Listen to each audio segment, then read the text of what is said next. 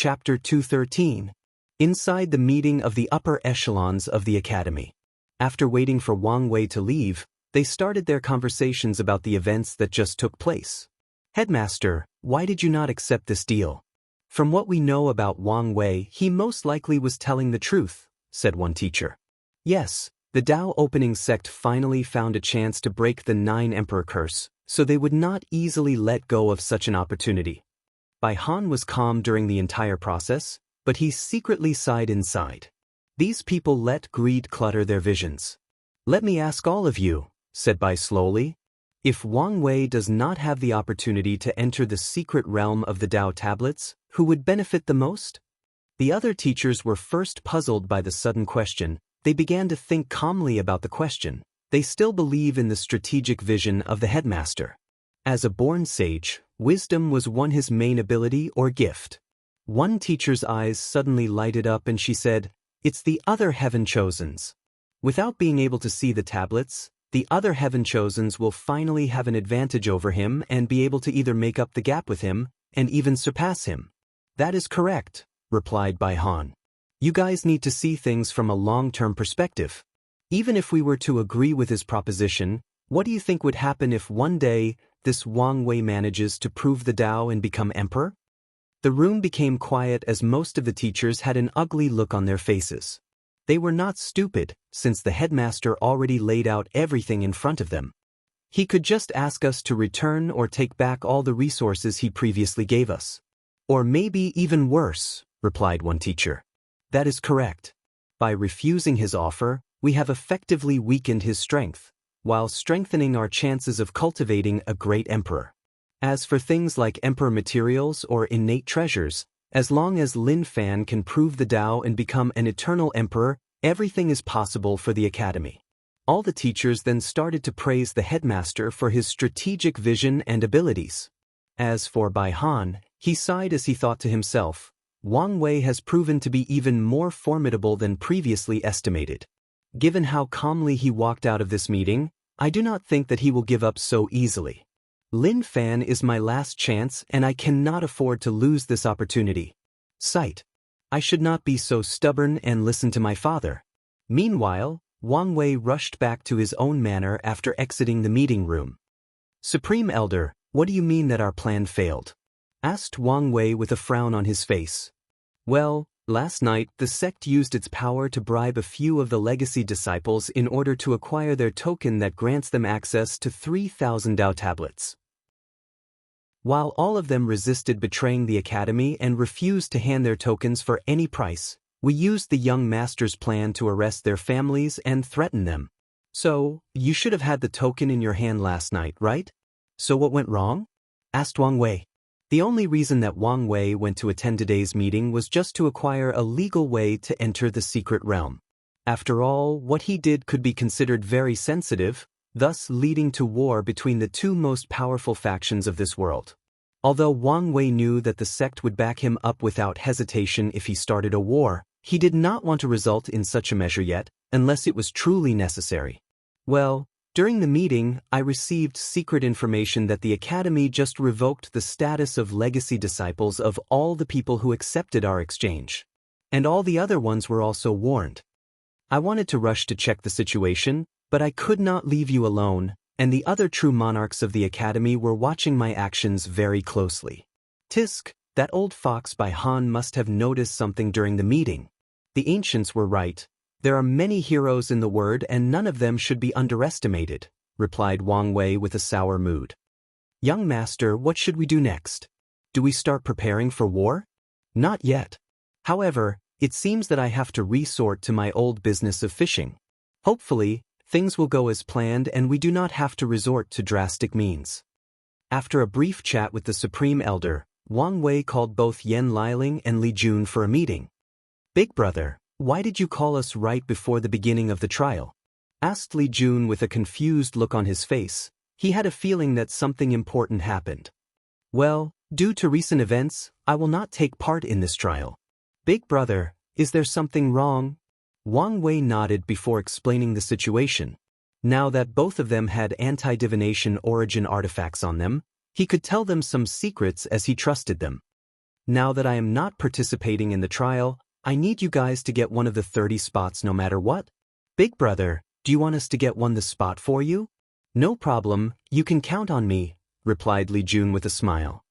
Big brother, you do not need to worry. According to the rules of the trial, 4 spots are dedicated to the champions of profession, whether it was alchemy, talisman, array, refinement. As long as a cultivator is the final winner in their competition category, he or she can automatically get a spot. With my talent in alchemy, I should be able to win easily, added Yan Liling.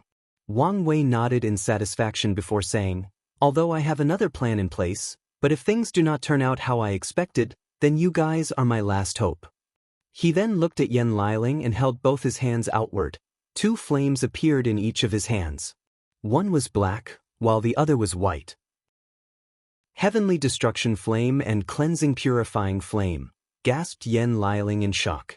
These 2 flames were powerful flames that existed between heaven and earth. She remembered that Wang Wei had to experience these 2 flames as a form of heavenly tribulations. Now, he seemed able to control them. Can any of these flames help you with your alchemy? The Heavenly Destruction Flame is only used for destruction, but the Cleansing Purifying Flame is different. It can not only purify sins from the soul and body, it can also purify materials for pill concocting, thus increasing the grade and quality of any pill. However, is there a problem? Asked Wang Wei. Well, the alchemy competition is 3 days from now, so it is impossible for me to refine such a powerful flame in such a short period of time. Wang Wei sighed out loud before saying, you are right. How could I forget something so simple? Yan Liling lowered her eyebrow. She has never seen her big brother so frustrated before, to the point of losing his demeanor. She could guess that it was because a lot of things happened in a short period of time, given him little time to truly calm down and think. No matter the reason, she did not like it. She did not like seeing him like that. After biting her lower lips for a brief moment, Yan Liling said, there may be a way. How? By using the same method that Big Brother used to temper his body during his heavenly tribulations. What do you mean by that? Asked Li Jun with a deep frown on his face. Instead of me just refining the fire, I will fuse it with my soul. Using a process of constant destruction and regeneration, I can rapidly fuse with the flame in just 1 day.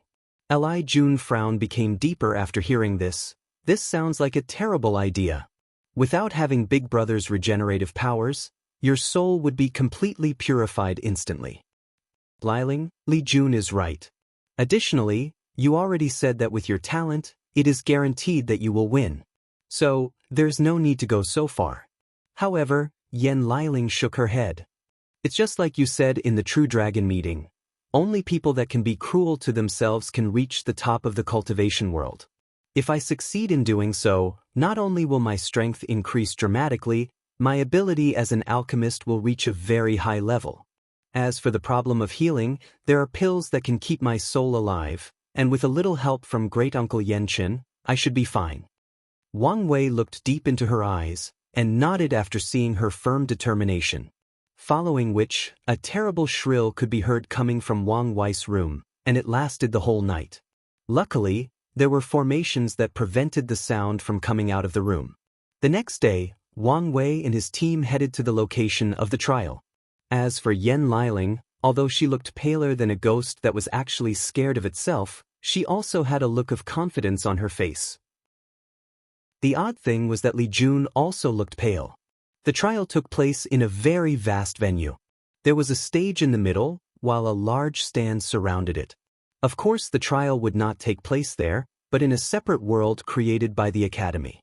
As for Wang Wei, he was sitting in the VIP section, which was in fact a booth that was floating in the air. And he was not the only one. There were many other booths floating in the air. Most of them looked like very well-decorated wooden houses with different ink brush drawings. Wu Hong was sitting next to Wang Wei after she was invited by him. After all the participants arrived on the stage, Headmaster Bai Han appeared somewhere in the sky to commence the trial. Ladies and gentlemen, the Academy has some very good news to announce.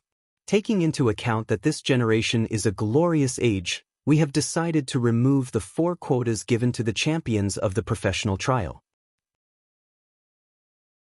Chapter 214.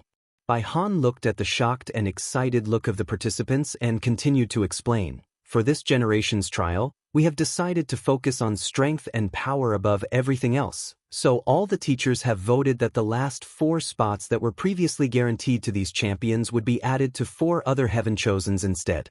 Although we are sorry for the 4 champions of this year's professional competition, the Academy will do its best to repay all of you. Many people became excited after hearing this, as this new rule increased the chance of them acquiring a spot. As for the alchemist and array master, they were all shocked and angered. They were always considered the most respected professions of this world. Everywhere they went, people always received them with the utmost respects.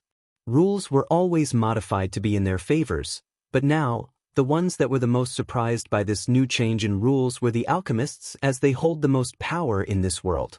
With the ability to create pills that can save people's lives, increased cultivation level, and even increased talents, they have received the utmost respect and adoration in society. However, now, the Emperor Enlightening Academy is telling them that their expertise was not needed in this generation, only strength and power is valued by them. So, they became angry out of shame, but they did not know what to do. It's not like they could challenge the Academy. Meanwhile, back in the floating booth that Wang Wei was in, he instantly pulverized the cup of tea that was in his hand after hearing what Bai Han said. Then he looked deeply at the headmaster. Even so far away, Bai Han felt a powerful gaze locking on his position.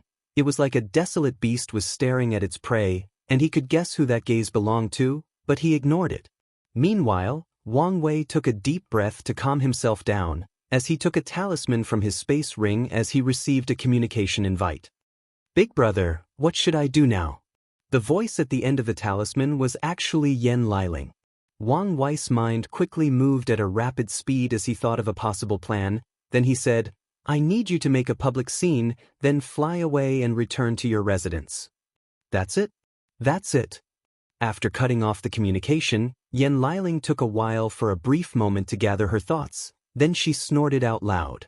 However, this was not just a regular snort, but one where she used her origin essence with. So, all the millions of people in the arena and the ones that were watching from formations heard her. To be precise, the majority of cultivators in the world heard her. More importantly, Yen Liling's snort actually interrupted Bai Han's speech, bringing everyone's attention to the person who interrupted the headmaster of the Enlightening Emperor Academy from speaking. When everyone's gaze was on Yen Liling, she did not show any panic or change of expression, well, at least not on the surface. She secretly regulated her breath before saying, "Since the Academy does not respect us professionals, then that means we are not welcome here, so I'll take my leave." Her voice was as loud if not louder than her previous snort. After expressing her opinions, Yen Liling flew away in front of countless cultivators watching her. She did not look back for even a moment. All the people were first baffled by her actions, but soon all the professionals' eyes lit up, and they followed her. One by one, they flew away and left the venue. All the cultivators attending the event watched as all the alchemists, talisman makers, array masters and refiners flew away one by one. Of course, not all of them left. The ones who stayed were the ones from a low background and needed the resources of this event to further their study. Meanwhile, Bai Hai tried very hard to control his facial expression as he knew that he was in public. However, the bulging vein on his forehead that was constantly throbbing proved that he was not as calm as he looked. He realized that he might have made a mistake to target the Dao opening sect by changing the rules, and he had a feeling that things were not going to end so easily. And he was right. After Yen Liling and all the other professionals left, Wang Wei looked at Bai Han that was floating in the air with a sneer on his mouth. Then he took out another talisman and contacted someone. "Father, I need you to use all the power of the shadow and spread a rumor throughout the entire myriad emperor world that the Enlightening Academy does not respect and value professionals, that they secretly look down on them. After that, try to use this event to unite the Alchemy Association, the Talisman Association and all the other professional association in the southern continent to boycott the Academy and cut off their resources. Also, you can also try to contact the herd-raising valley. They have always complained about the fact that beast taming was not a more respectable profession. Tell them that this might be their chance to raise their positions in front of the world. No problem, replied Wang Tian with an obvious joyous mood in his voice. After cutting off the communication, Wang Wei looked at the people of the academy that had an ugly look on their faces, then he sneered before muttering to himself, "The only reason your academy can hold the heaven-chosen selection trial every generation is because of that damn book, the tablets, and your reputation. Although I cannot do anything to the previous two, I can still ruin your reputation." After muttering these words, he took a deep and long breath, then removed the gloomy look on his face before putting a bright and sunny smile. He looked at the quiet Wu Hong next to him. "I apologize for my previous behavior. As you can see, I let my emotions get the base of me. There is no need to act so formal around me, that's not like you. However, aren't you afraid that your actions will start a war?" replied Wu Hong with her usual calm demeanor. "To be precise, I'm trying to prevent a war from happening," replied Wang Wei calmly. "What do you mean?" Ever since the Emperor Enlightening Academy cultivated their 8 great emperors, the Tao Opening sect has been pondering whether to start an Emperor Tao war. Many of the sleeping Tao ancestors and immortal venerables are in favor of starting a fight, and just need the perfect time and excuse. With me showing them hope of breaking the 9 Emperor curse and the recent events, it is the perfect opportunity to start a war to the death. Wu Hong nodded as she understood the reason behind such a decision. With only one less emperor before reaching their level, the Tao Opening sect will not let anyone easily challenge their status. Having 9 emperors is not just a symbol of being the most powerful sect of the world, but also brings a great deal of chi luck to the sect.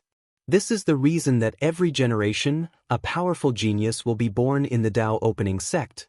It is a manifestation of their sect's luck or destiny. "That's very noble of you and all," replied Wu Hong. "But should you be telling me these kinds of secrets of your sect?" Wang Wei looked her straight in the eyes after hearing her question. "Look me in the eyes and tell me you did not already know such a thing." Wu Hong did not flinch or budge due to his intent gaze, nor did she evade it. "I did not know. Although I know many secrets, secrets that no one should know, but it does not mean that I am all-knowing." After gazing deep into her black eyes for a few seconds, Wang Wei nodded as he believed her. In the past few days, he also learned a few things about Wu Hong. For example, she does not seem to lie to him. When he asked her something of the sensitive nature, she would either not respond, or answer him in a vague or cryptic manner like the mumble of the prophets from his past life, even this life. However, she does not seem to lie to him. Of course, this could be her having the ability to even trick his powerful senses after all. Her mystery has proven that she may have such capability. Nevertheless, Wang Wei decided to trust her. Since he has decided to one day make her his Tao companion, he needs to have a certain level of faith, a certain level of trust. After all, love requires a certain level of blind trust. And if he is proven to be wrong about her, then Wang Wei will consider the experience a learning one. He will acknowledge that he judged the wrong person, and try to learn by experience, or maybe just shut his heart for the rest of his life. While he was lost in his thought, a powerful voice ringed throughout the entire arena. "Wang W, you coward." Chapter 215. Wang Wei removed his gaze from Wu Hong and looked at the person who called him out in front of trillions of people. As it turns out, it was Ji Song's doing. Well, this should be expected, thought Wang Wei to himself. The heaven-chosen selection trial was a very important event attended or watched by countless people. For example, there were approximately 15 billion people participating in the trial, and a few of them actually came from the lower realm. More importantly, most of the cultivators in the world are currently watching this event. That alone is a few trillions people. This is one of the reasons that many people actually wanted to participate in the trial: the opportunity for fame and glory, the opportunity to be worshipped by billions of people, the opportunity to display might and prowess to the world, to increase reputation. In the cultivating world, reputation is not just about being famous or having a certain credibility. Reputation can transform into influence. Influence will then transform into aura. Aura that can be used either in battle or to intimidate the opponent. aura that can increase chances of breaking through a cultivation bottleneck. More importantly, reputation can increase a person's chi luck or destiny.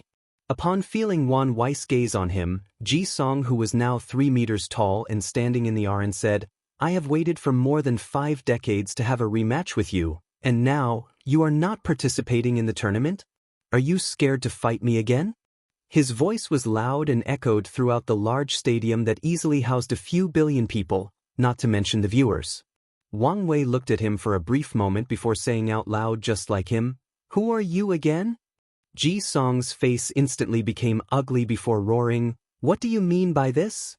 "Oh, sorry about that, I didn't mean to be rude, but I have a disease where I can never remember someone that has been utterly decimated by me more than once," replied Wang Wei with a very nonchalant look on his face. Meanwhile, many of the audience members gasped after hearing this, then they began to pay more attention. This is the reason that they decided to attend this kind of tournament, to watch these heaven chosens tear each other apart both physically and mentally. "Enough with your mockery," replied Ji Song.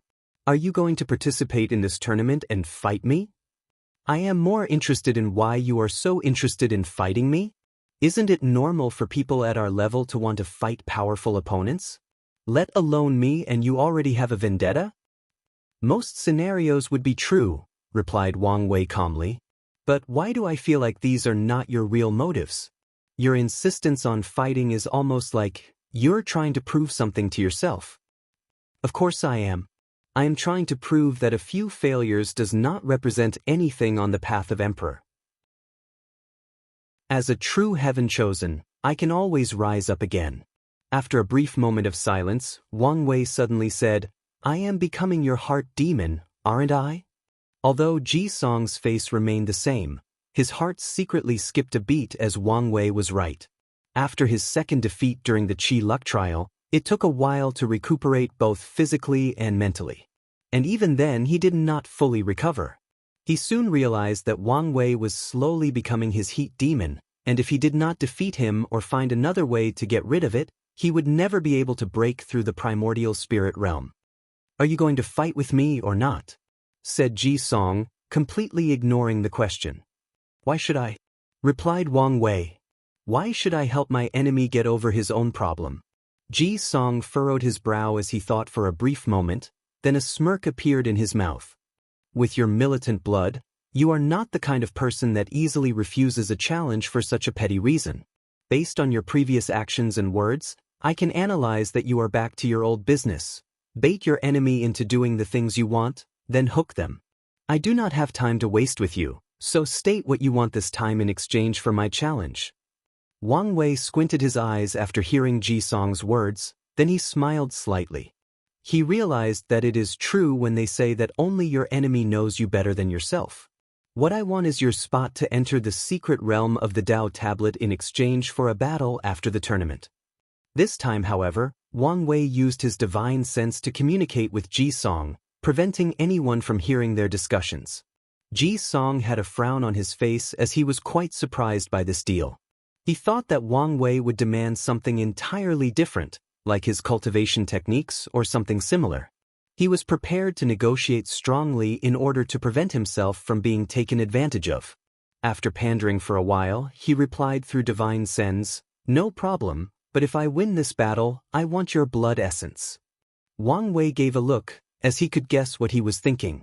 Ji Song probably wanted to use this opportunity to avenge what he did to him back in the Spirit Road trial, then also use his blood essence to increase his strength. "Deal," replied Wang Wei out loud. He was more than confident of his strength. Ji Song nodded, then closed his eyes to concentrate on the next tournament. Wang Wei was not his only enemy. Although the members of the audience did not know the exact conditions for their deals, they were just excited at the prospect of these two titans fighting. As for the people of the Emperor Enlightening Academy, some of them probably guessed the deal that Ji Song made, and they turned ugly. They have done so much to prevent him from gaining access to the Tao tablets, and now he might still have a chance. Things will not end so easily, secretly thought Headmaster Bai Han. Then he wanted to continue the opening ceremony. However, another person came to interrupt again.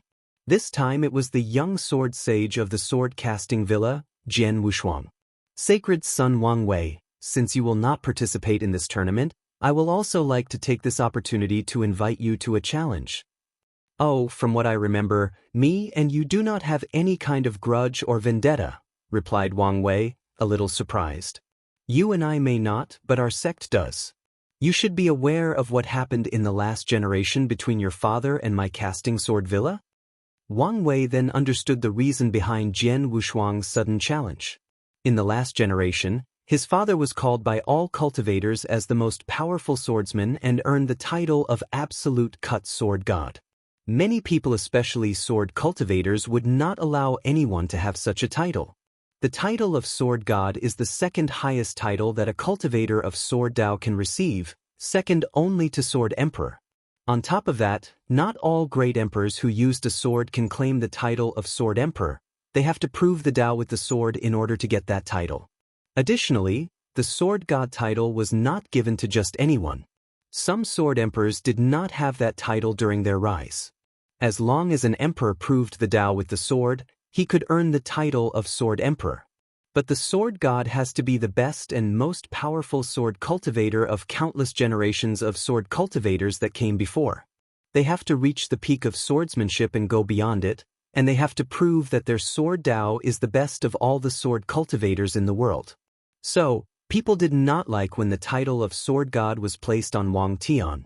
In order to prove these people wrong, Wang Tian left the sect to travel the world and challenge all the sword cultivators. He was unstoppable. No matter who challenged him, he would use his supreme Dao of absolute cut and defeat them. In the end, the sword-casting Vilhu is considered the holy place of sword cultivators in the myriad emperor word stepped in to stop Wang Tian. But they also failed even more miserably. Wang Tian traveled to the eastern Azure Dragon continent and fought with all the people of the villa and defeated them all on the way of the sword. That included Jian Wushuang's master. Jian Yi, who is the current leader of the sword-casting villa. What most people do not know was that after your father defeated my master in the way of the sword, he even challenged some of the sleeping ancestors and won. Although they were way more powerful than him in terms of cultivation, when it comes to how pure his sword will and Dao was, no one was his match. So, today I am issuing a challenge in order to restore their honor. Chapter 216. Wang Wei was a little surprised that Jian Wushuang would expose such secrets out loud in front of so many people. Usually, most sects would hide their embarrassment or dirty secrets to the world. But, after thinking about it for a while, he could guess the reason. Most sword cultivators are usually straightforward in their personality. They do not care about outsider perception of them. All they care about is the pursuit of the sword Dao and their honor. Although a major defeat at another swordsman can be considered dishonorable, it does not really matter if that person truly earned their respect, just like Wang Wei's father did. After a brief pause of contemplation, Wang Wei then said, "Young sword sage Jian Wushuang, I am afraid that I cannot accept your challenge." Jian Wushuang frowned after hearing this, then he continued, "Sacred son, if you need to place a bet with conditions like Crown Prince Jisong, I am more than happy to oblige." However, Wang Wei just shook his head before answering, "This is not about any conditions or bet. If you want to challenge me to a duel, I will be more than happy to battle with you. However, if you want to challenge me in the way of the sword, I am afraid I have to disappoint you as I am not a swordsman." Jian Wushuang's frown did ease after hearing this, as he could understand Wang Wei's meaning. Since he wanted to clear the shame from the last generation and get the sect's face back when it comes to the way of the sword, it does not make sense to win over a non-swordsman. Jian Wushuang's victory over Wang Wei would just be a victory of one heaven chosen to another, not the sword-casting villa's Dao of Sword over the Dao opening sect's Dao of Sword. While Jian Wushuang was thinking, one of his senior brothers in the divine body realm suddenly stepped up and screamed, "If you are scared to fight, then say so. Do not use any excuse." The entire arena once again went into shock as everyone quieted down and waited for something to happen, and they did not have to wait long. Wang Wei's gaze turned to the person who just spoke. Then, a powerful and terrifying aura enveloped the arena. This aura was like an ancient desolate beast or primordial god that roamed the world in ancient times. this primordial being used to hunt dragons and phoenixes for both his breakfast and dinner. He used the stars as his snack and heaven and earth as his dessert. He was a predator at the top of the food chain. After that aura enveloped that senior brother, he coughed up a big mouthful of blood, then he fell to the ground and passed out. If it was not Jian Wushuang who used his sword intent to protect him, this guy would have died on the spot. Jian Wushuang looked at his senior brother on the ground and sighed. He knew that many of the disciples of the sword-casting villa were indoctrinated to treat the Dao opening sect as their enemy in this generation. This was a way to motivate them to train properly in order to regain the sect's face from what happened in the last generation. So, many of them have developed deep hatred for the people of the Dao opening sect, and Jian Wushuang was aware of this. Nevertheless, he always warned them to treat Wang Wei with the proper respect, as he was a truly powerful heaven chosen and deserved such a thing. Fearing that something similar might happen back in the True Dragon Inn, he warned his fellow disciples to be on their best behavior. However, this particular one always tried to contradict him and refused to listen to him. This was the reason he did not bring him to the True Dragon Inn meeting. After using his divine sense to check that this person was all right, Jian Wushuang ignored him before asking, "Sacred son, how do you suppose we deal with our contradictions?" "Simple," replied Wang Wei. "Wait until you reach the same realm as my father, then go challenge him. That way, he cannot use the excuse that you are a member of the younger generation to refuse your challenge." If anyone could see Wang Wei's face right now, they would see a gleeful smirk and a sneer. Of course, the reason for that was that he did not want to deal with the trouble that his father caused. He knew that his father had probably offended a lot of people in his generation. His actions were telling these people that do not come with me with your problems, but go directly to the source. Wu Hong chuckled after seeing the face that Wang Wei was making, reminding him that he was not alone in the room. Although he was a little embarrassed that the girl he was trying to court saw this particular nasty side of him, his face was thick enough to ignore such a thing and pretend that nothing actually happened. Meanwhile, back in the sect, Wang Tian had veins popping up his forehead as his mouth kept twitching. He cannot believe that his son sold him out like that. He remembered that in his generation, he had to deal with some of his father's enemies that tried to go after him for revenge. Wang Tian sighed after watching what his son did. What made more angry was not his actions, but the fact that he did not think of such a method during his time. It would have saved him a lot of trouble. He then looked at his wife, who was laughing herself out to the point of being uncontrollable. "What are you laughing at?" said Wang Tian. "His message is for your enemies as well. Unlike you, most if not all my enemies have already taken a vacation to Samsara, so I have nothing to worry about," replied Yu Yen after taking a great deal of effort to calm herself down. Back to the Emperor Enlightening Academy, Jian Wushuang nodded to Wang Wei to acknowledge his idea, then did not say anything else besides telling another of his fellow disciples to take care of the person that was injured. Meanwhile, most of the audiences were still shocked by that powerful aura that emanated from Wang Wei's body. That aura actually came from his fleshly body. After all, the purpose of the ancient desolate body refining scripture is to imitate the ancient primordial god that is sleeping in the blood-earth forbidden land. Headmaster Bai Han, who saw that there were no further disruption, continued the entrance ceremony, thus waking everyone from the dread most of them felt from Wang Wei's aura. Inside his booth, Wang Wei suddenly coughed a big mouthful of blood all over the table in front of him. He looked at the blood and frowned, then he went to clean up the trace on the corner of his mouth. However, Wu Hong was ahead of him and took out a silk piece of rag and wiped it for him. "You need to ease up on the gravity training," she said while helping him clean up. The reason she said these words was because in order to train his internal organs, Wang Wei had a powerful gravity array placed on his clothes, thus always being in a state of cultivation. This has started ever since his battle with Han Li. I can't help it. Recently, I realized that I have been a little too arrogant and started to take things easy on myself, replied Wang Wei. Is it because of Di Tian? Wang Wei was silent for a while, then he answered, yes. After meeting him, I have a feeling that if I do not push myself beyond my limits and get more powerful as soon as possible, then I will be in serious danger even before the heaven will battle. It is good to push yourself, but you also have to know when to stop. Don't worry, I have a very powerful regenerative ability. I do not need to warn you that if you push yourself too much, then your healing ability will start absorbing your lifespan to make up for it. Wang Wei knew about this, but his plan was to use an abundance of resources that provide life force to continue his training. After Wu Hong said these words, she placed her hand on Wang Wei's back, then countless runes appeared from her hand and entered his body. Immediately afterwards, he felt all his pain were gone. He felt refreshed and rejuvenated. After taking a deep moment to feel the changes in his body, he realized what Wu Hong had done. She had sealed away all his pain and injuries, then removed them. Worthy of Empress Wu's Sealing Sutra, a technique said to be able to seal everything between heaven and earth, secretly thought Wang Wei. Then his eyes lit up and he said, "Maybe you can help me with my current problem." Chapter 217, Nan. Help? How can I help you? Asked Wu Hong. I have been trying to find a way to create a way to refine divine punishment thunder, but it has proven to be quite difficult.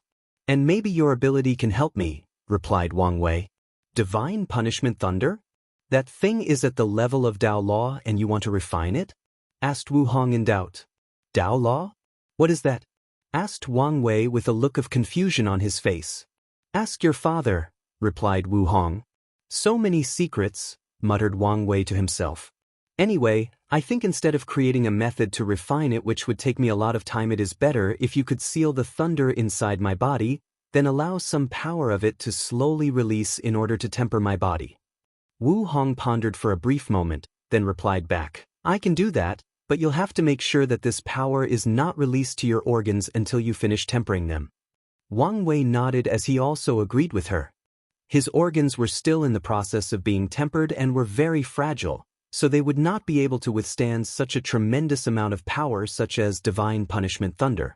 After making this plan, both Wang Wei and Wu Hong secretly left, deciding to not further waste their time with the trial/tournament. Meanwhile, inside the D family booth that was also floating in the air around the stadium, Di Tian was holding a crescent-shaped broken jade pendant in his hand. He looked at it with love, remembrance, and sadness. Then, a firm determination could be seen in his eyes. While being distracted by the jade, someone knocked on the door. With a wave of his thought, the pendant disappeared from his hand, then he said with a harsh and cold voice, "Come in." Soon, a beautiful lady entered the room. She had long black hair, had a blue hanfuan and no makeup on. Her natural lip was petite, but also red and luscious, making any man fascinated with and woman very envious. This girl's name was Di Jia and she was Di Tian's shadow. After entering the room, Di Tian took a talisman from her, but he did not even give a single glance. It was as if to him, it did not matter how beautiful a woman was, they were all skeletons with flesh. Di Jia sighed after seeing this, but she was used to it after so many years. She has long accepted her fate. As for Di Tian, he read the information he just received, which was about Wang Wei. Through this new information, he learned that Wang Wei had planned to participate in the tournament for a long time, but suddenly changed his mind 2 days ago. In the information he received, he even knew that the reason that Wang Wei changed his mind was because of his feelings towards the Heavenly Tao Protection Book. Instinctive fear or rejection of Heavenly Tao, plus his cultivation of the Tao of Fate, secretly thought Di Tian. Could he be an outlaw? If that is the case, my plan can be slightly modified, and I will not have to worry about him so much. However, after reviewing the information and modify his plan, he looked in the direction of the Tao opening sex booth, sneered before muttering, "No one can stop me this time. No matter what, I will be the one proving the Tao in this generation." After that, he finally looked at Di Jia and asked, "Any information about this Wu Hong?" "No, young master," replied Di Jia hurriedly. Except for the rumor that she was either the descendant of Empress Wu or her reincarnation, no news can be found. Di Tian frowned as he started to think. Even the sleepers could not find any information about her. I did not feel any power of reincarnation from her, so unless her power is so great that she can even hide from me, this theory is unlikely.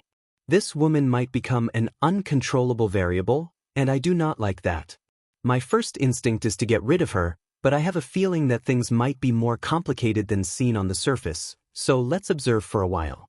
After waking up from his thoughts, Di Tian waved to dismiss Di Jia and focused on watching the tournament. Although he did not place any of these people in his eyes except for Wang Wei that he considered a minor nuisance, he will still watch them in order to better learn about their powers and abilities. He did not like variables outside his calculations.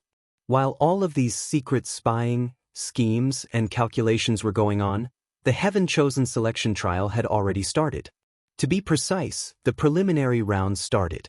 The preliminary rounds or elimination round is simply a slaughter fest. All the 10 billion participants will be teleported to a world belonging to the Emperor Enlightening Academy. In this world, there are a few cities scattered around, and the participants have to defend against Slaughter Devil Beast. These beasts are somewhat similar to demonic beasts, but more feasts. For once, they did not originate from the Myriad Emperor world, but from the 9 Devil God world which once invaded this world and created the Devil era. These beasts have no emotions, no fears, and no intelligence. All they know is endless slaughter. In the first round of the elimination round, the participants have to survive rounds after rounds of attack against hordes of these beasts. The number of them was essentially endless as the Academy just used that world to breed them. When the number of participants dropped from 10 billion to 500 million, then the second round began. In the second round, the participants are allowed to kill each other. The second will not stop until there are only 100,000 participants, then the third round. In the third round, all the Heaven Chosens who were on the list released by the Heaven Mystery Pavilion can begin to participate.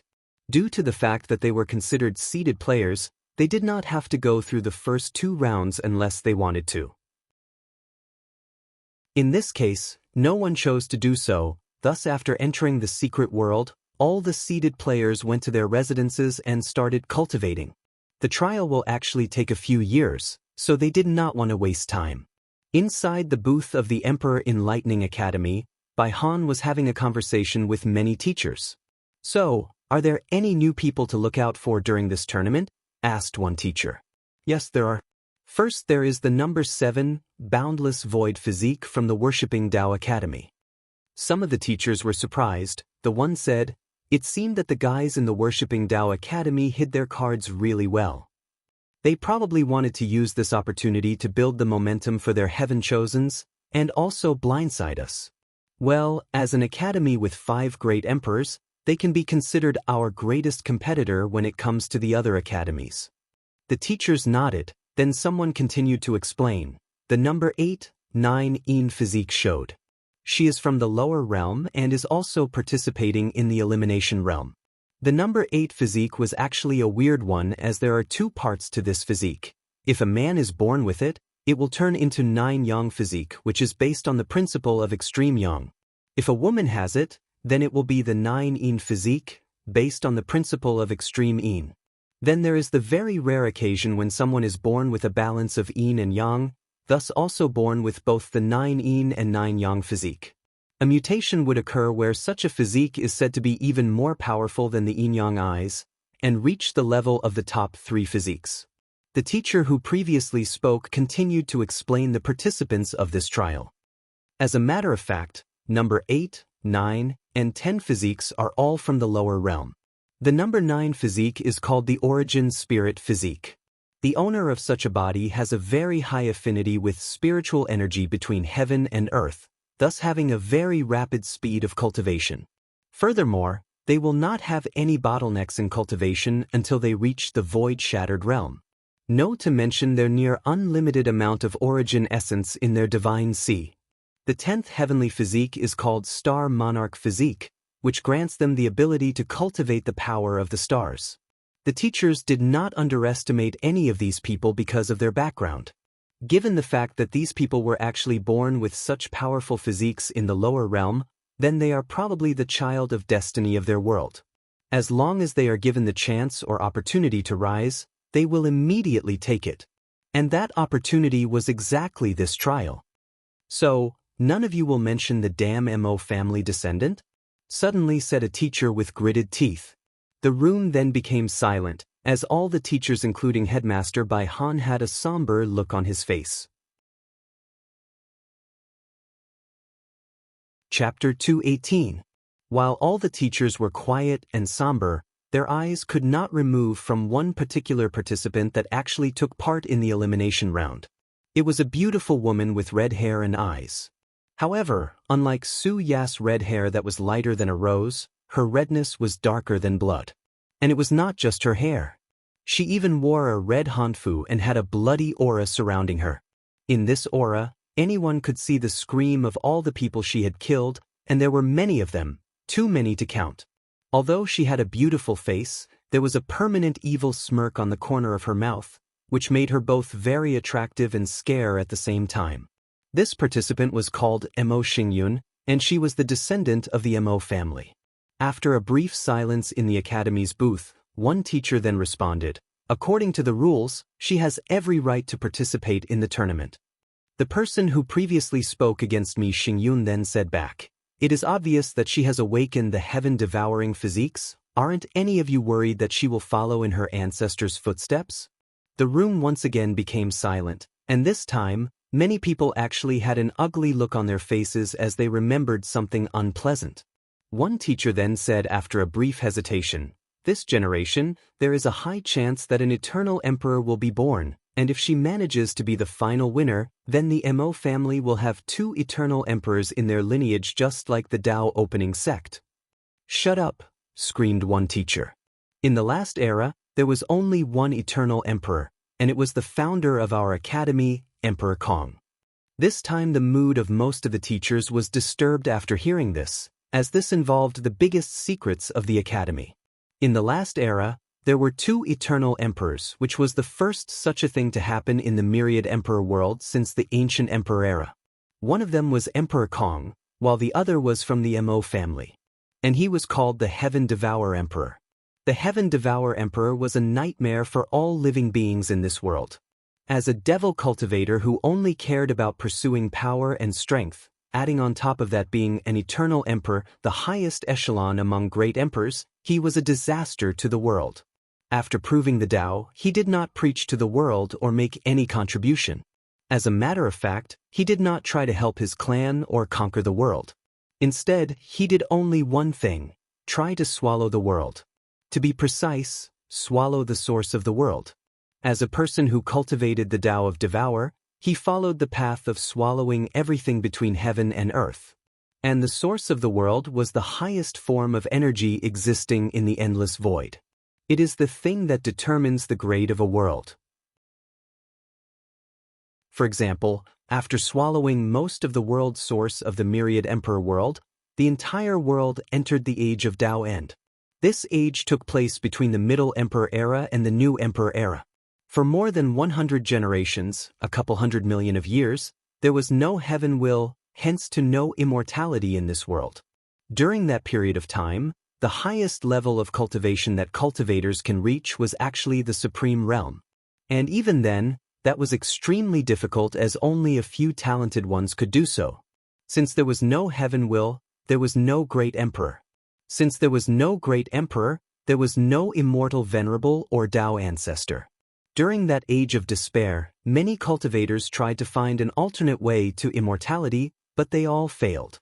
In the end, many of them were forced to leave for another world community in an attempt to fight for the heaven will battle there. However, no one ever returned even as a great emperor. Other people sealed themselves in bloodstones in order to wake up in another generation when the heaven will appeared again.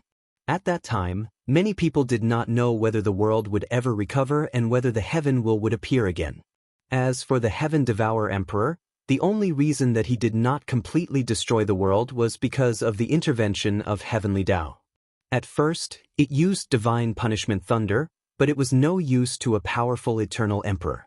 Then, both the Human Preservation Array and the Demon Preservation Array were activated by both Heavenly Tao and all the sleeping immortal venerable and Dai ancestors.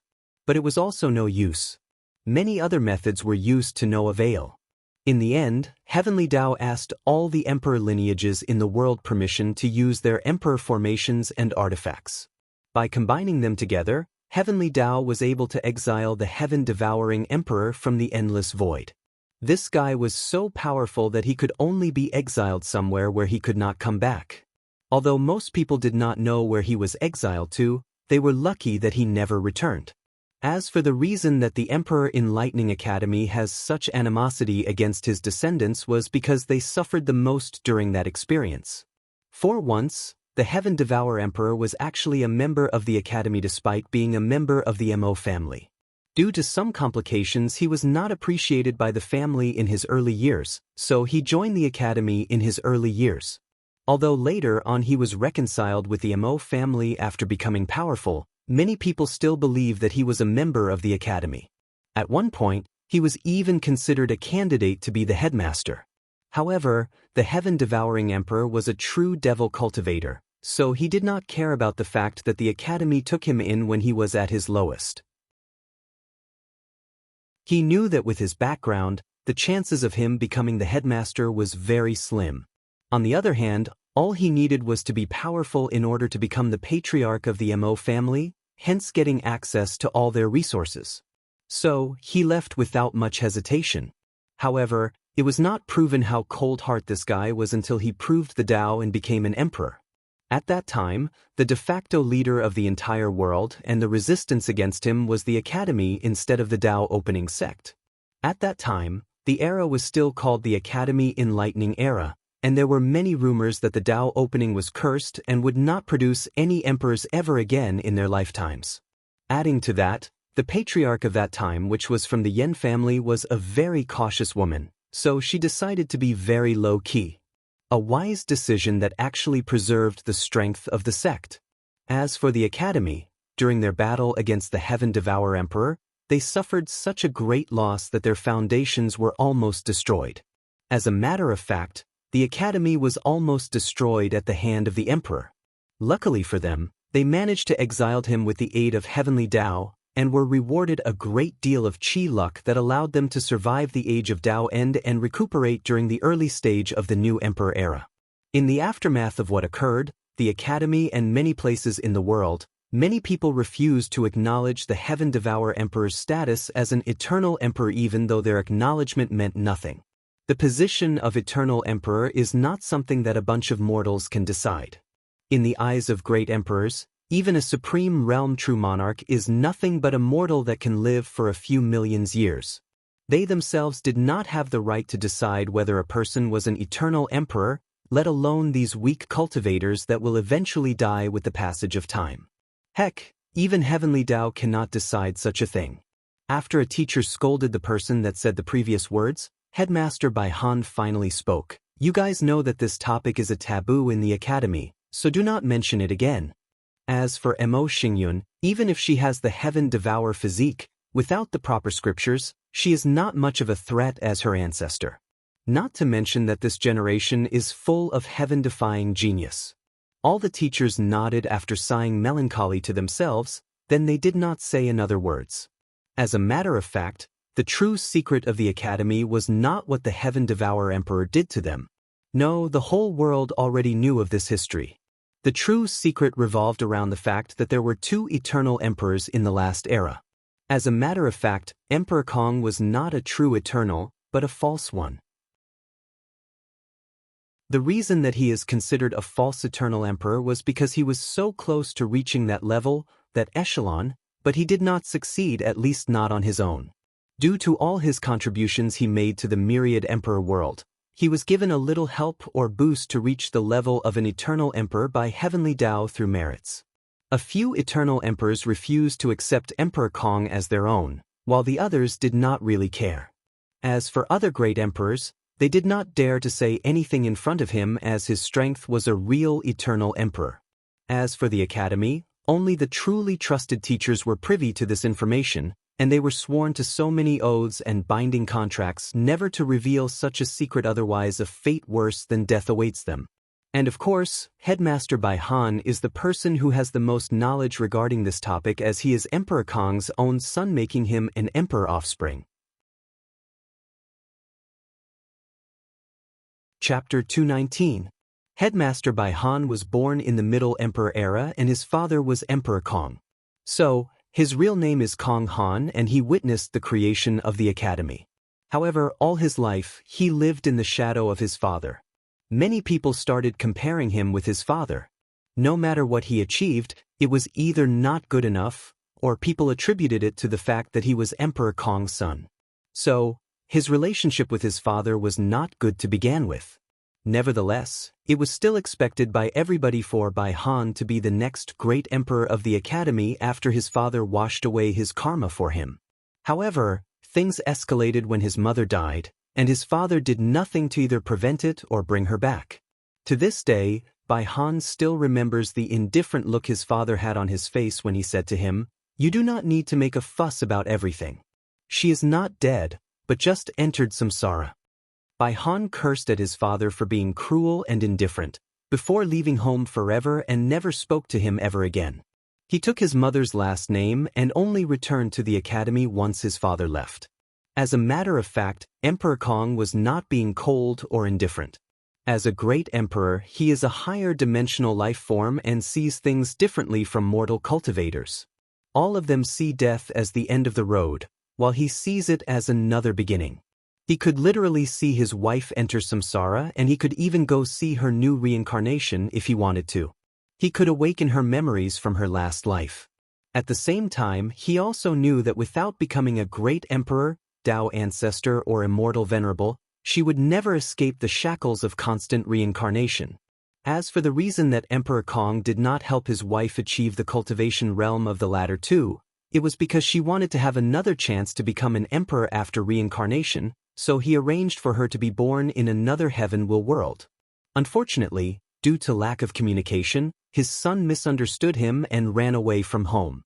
After wandering around the world for many years, he returned to the Emperor Enlightening Academy as he felt that it was the home that his mother helped create.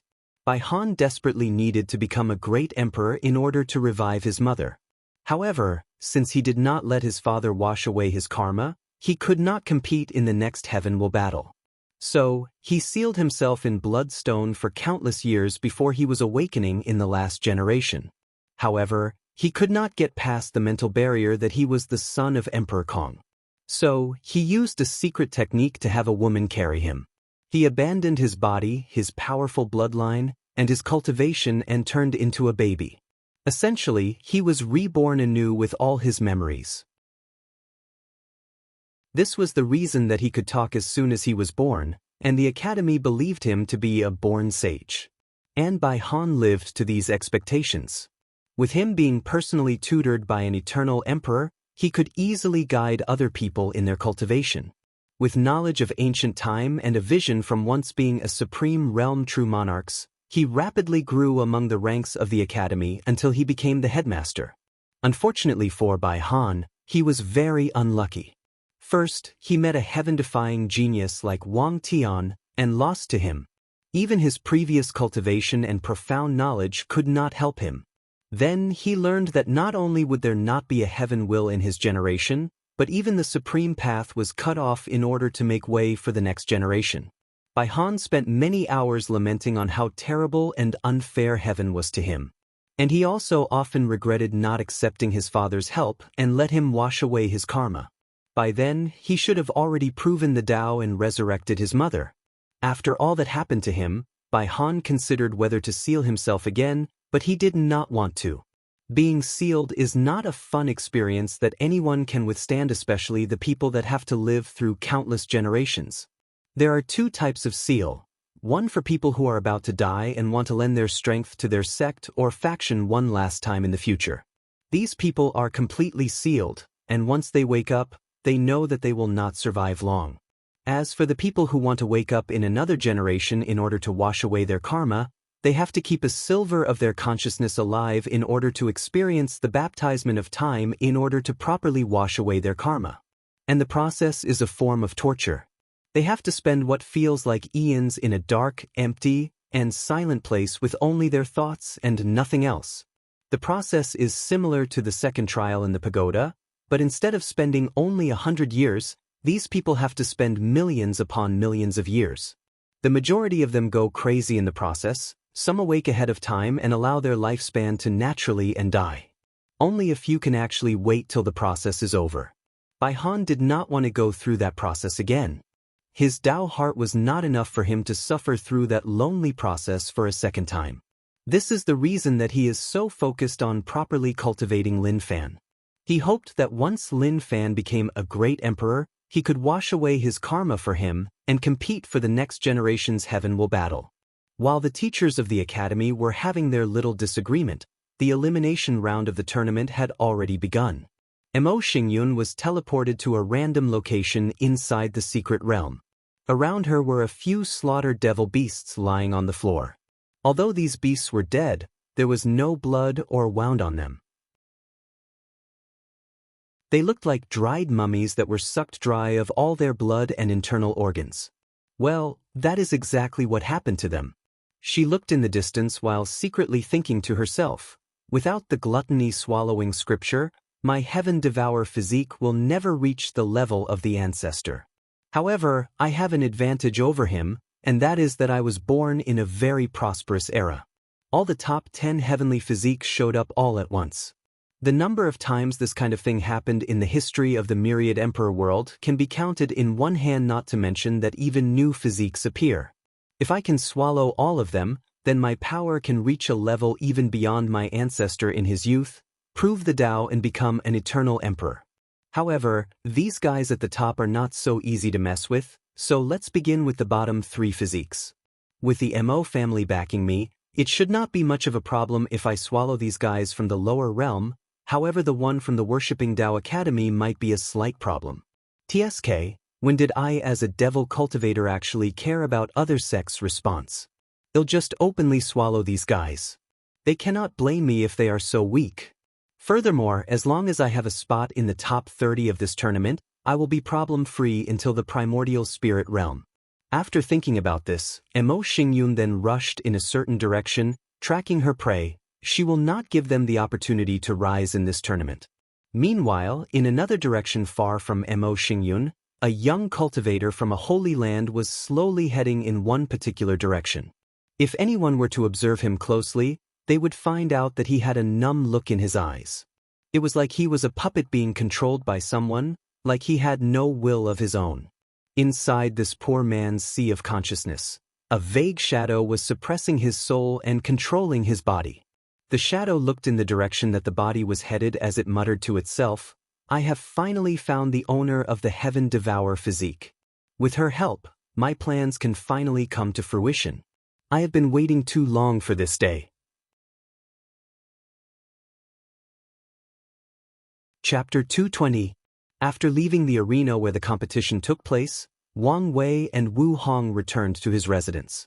After activating the formation to prevent anyone from spying, Wang Wei took out something from his space ring. It was actually the room that housed the divine punishment thunder.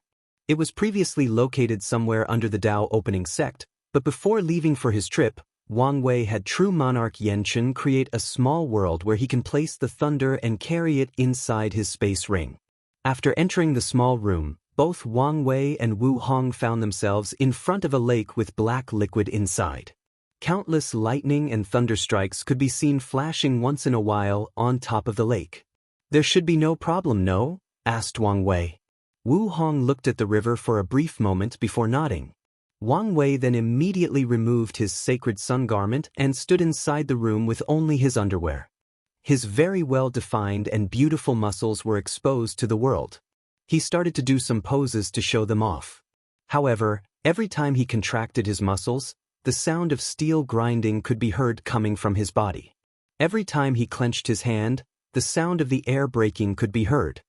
His vitality and blood was so exuberant that the temperature around could be raised by him just by the blood flowing throughout his body.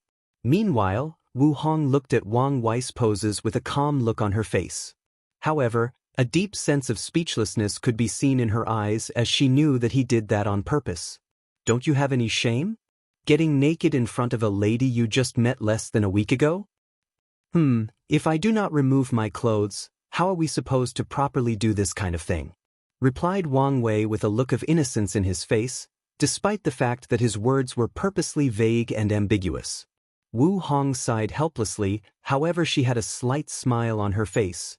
It was as if she was very amused. "All right, let's begin," she ordered sternly. Wang Wei nodded before sitting cross-legged in front of the lake. Suddenly, Wu Hong's eyes lit up white, then with a wave of her hand, countless runes appeared in the room. There were 4 of them and were circular in shape. Then, with a wave of her other hand, all the black water or divine punishment thunder in the lake floated into the air. The 4 runes surrounded the water in the shape of a box. Wu Hong clenched her white and smooth hand, then the black thunder started to condense and decrease in both size and volume. Meanwhile, Wang Wei was watching the entire process in awe. He did not feel any aura from Wu Hong, nor did he understand the meaning of these runes that she made. Forget understanding them, he did not even recognize them.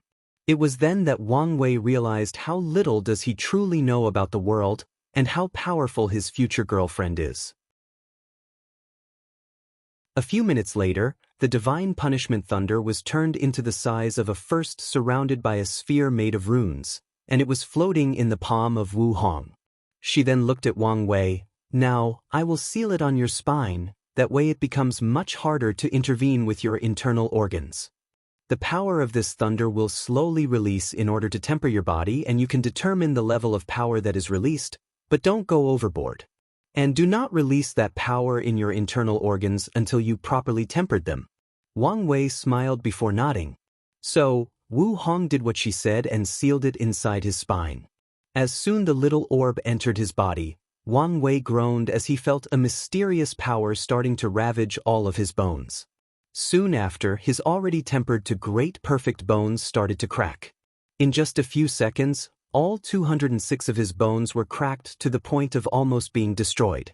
However, his regeneration ability kicked in and his bones were back to normal. Unfortunately for Wang Wei, this process did stop after only one time, but a few 100,000 times. In just a few hours, he experienced his bones being repeatedly cracked and repaired. The worst part was that the pain was even more severe when he used heavenly tribulation to temper his body. Half a day later, the process stopped as his bones were no longer cracking. However, Wang Wei had an ugly look on his face. The power he was using to temper his body was not even 1/1000th of the divine punishment thunder, yet it had such power. After taking a deep breath to calm himself down, he started the process again. This time it was his skin that went through that torture. So, he spent another half day feeling the pain of his skin being ruptured and being repaired again and again. Meanwhile, Wu Hong was looking at all of this with a calm look on her face. She knew what it took to become a true powerhouse, so she did not help him, not even to remove his pain. She knew that if Wang Wei could not bear such little suffering, then his chances of becoming a great emperor would be close to 0. As for their relationship, unfortunately, without becoming a great emperor, she will have to witness him entering the cycle of samsara again and again until he finds a way to reach immortality. It is just like Wang Wei said during the True Dragon in meeting. As a future companion, he has to be able to pull his weight in the relationship, otherwise he would become a burden that Wu Hong has to carry by herself. Although Wu Hong would not mind such a thing, she knew that Wang Wei's pride would never allow him to become a burden to her. So, she did not try to appease him as she knew that he did not need it. She knew that he had the will and spirit to do what it takes to reach the top, and accompany her along the way for eternity. If they want to establish a true companionship, then they have to have similar status, strength, and starting line. Meanwhile, after finishing retempering his skin, Wang Wei then directed the black thunder to his muscles. However, this time he dramatically reduced the power. His muscles have not been tempered to great perfection yet, so he did not want to take any risks. After doing that, Wang Wei stood up from the ground, clenched his hand, then threw a punch. Boom! A powerful explosion ringed out in the room, following which, a space crack appeared where his fist landed. However, after a few seconds, the space crack closed and everything returned to normal.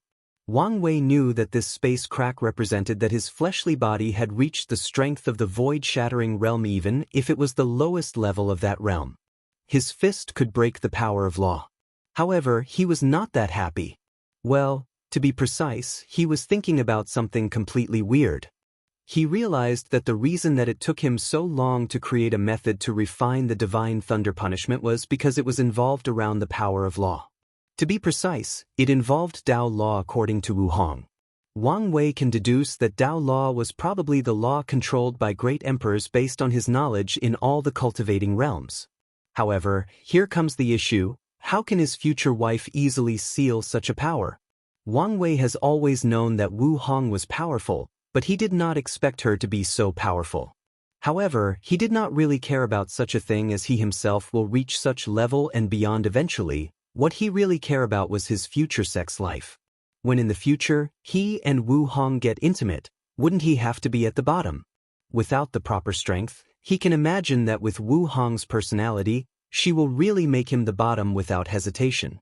Well, as a modern person, he does not really care about this, but he still has his macho side and would like to be on top. Wang Wei sighed as he realized that for a great while, his sex life will be quite miserable until he has the strength that is. Then he will take his revenge. Hopefully. You were thinking weird again, weren't you? Suddenly asked Wu Hong with a smirk on her face. I do not know what you are talking about, replied Wang Wei calmly while putting his clothes on. Wu Hong smiled before walking up to him. She then caressed his gray hair slowly before saying, Don't worry, I will take your ego into account and let you be on top once in a while. Wang Wei had a shocked look on his face as his eyes bulged and his mouth opened wide. He was genuinely shocked. Then he backed away from her with vigilance. Can you read my mind? You do not have to worry about that, replied Wu Hong calmly. Wang Wei still had the vigilance on his face. Although he could accept her being more powerful than him, more knowledgeable and even have many secrets, but he will never accept if she could read his mind. Wu Hong noticed the vigilance in his eyes, but she did not mind as he knew him better than himself. You do not need to worry. With your soul, no one can read your mind without you even knowing, not even me.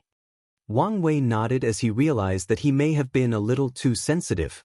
However, an idea suddenly appeared in his mind and he asked, Do you know about my soul? About paragons? Wu Hong pondered for a brief moment before responding, Well. Chapter 221.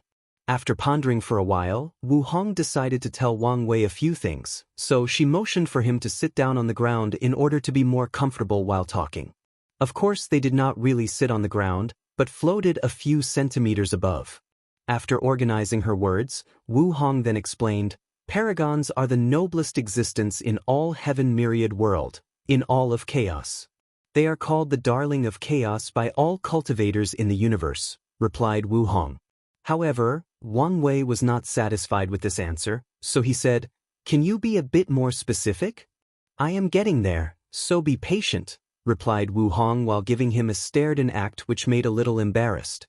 Paragon is both a title and a cultivation realm. To be precise, it is the last cultivation realm possible for great emperors. Once you reach that realm, you can be considered as having reached the end of the Tao, the end of the cultivation path, as there are no more roads ahead. Wang Wei started thinking about all the information he just learned. For one, according to Wu Hong's words, one has to become a great emperor first before becoming a paragon, so it must be a realm after great emperor. However, it seems that paragons are not that simple given a title like Darling of Chaos. Now, the question that Wang Wei is wondering is, how could his soul be so powerful? Could it be because of all the blue lights that he absorbed after being swallowed by the space crack back on Earth? After reining in his thoughts, Wang Wei then asked, If I have a paragon soul like you said, shouldn't I be more awesome? For example, I should be able to easily comprehend the Tao laws in the divine punishment thunder, or I should be completely unaffected by things like illusion, spiritual guidance, etc., but I am not. Wu Hong looked at Wang Wei with a speechless look on her face. This guy's narcissistic nature can sometimes pop up out of nowhere. For one, that is because your soul only has the quality of paragon, but not the quantity. Second, most paragons have been baptized by the power of Tao law, but your case is very rare where your soul quality reached their level without any Tao law. You do not even have the power of ordinary law. More importantly, you do not know how to properly use the power of your soul.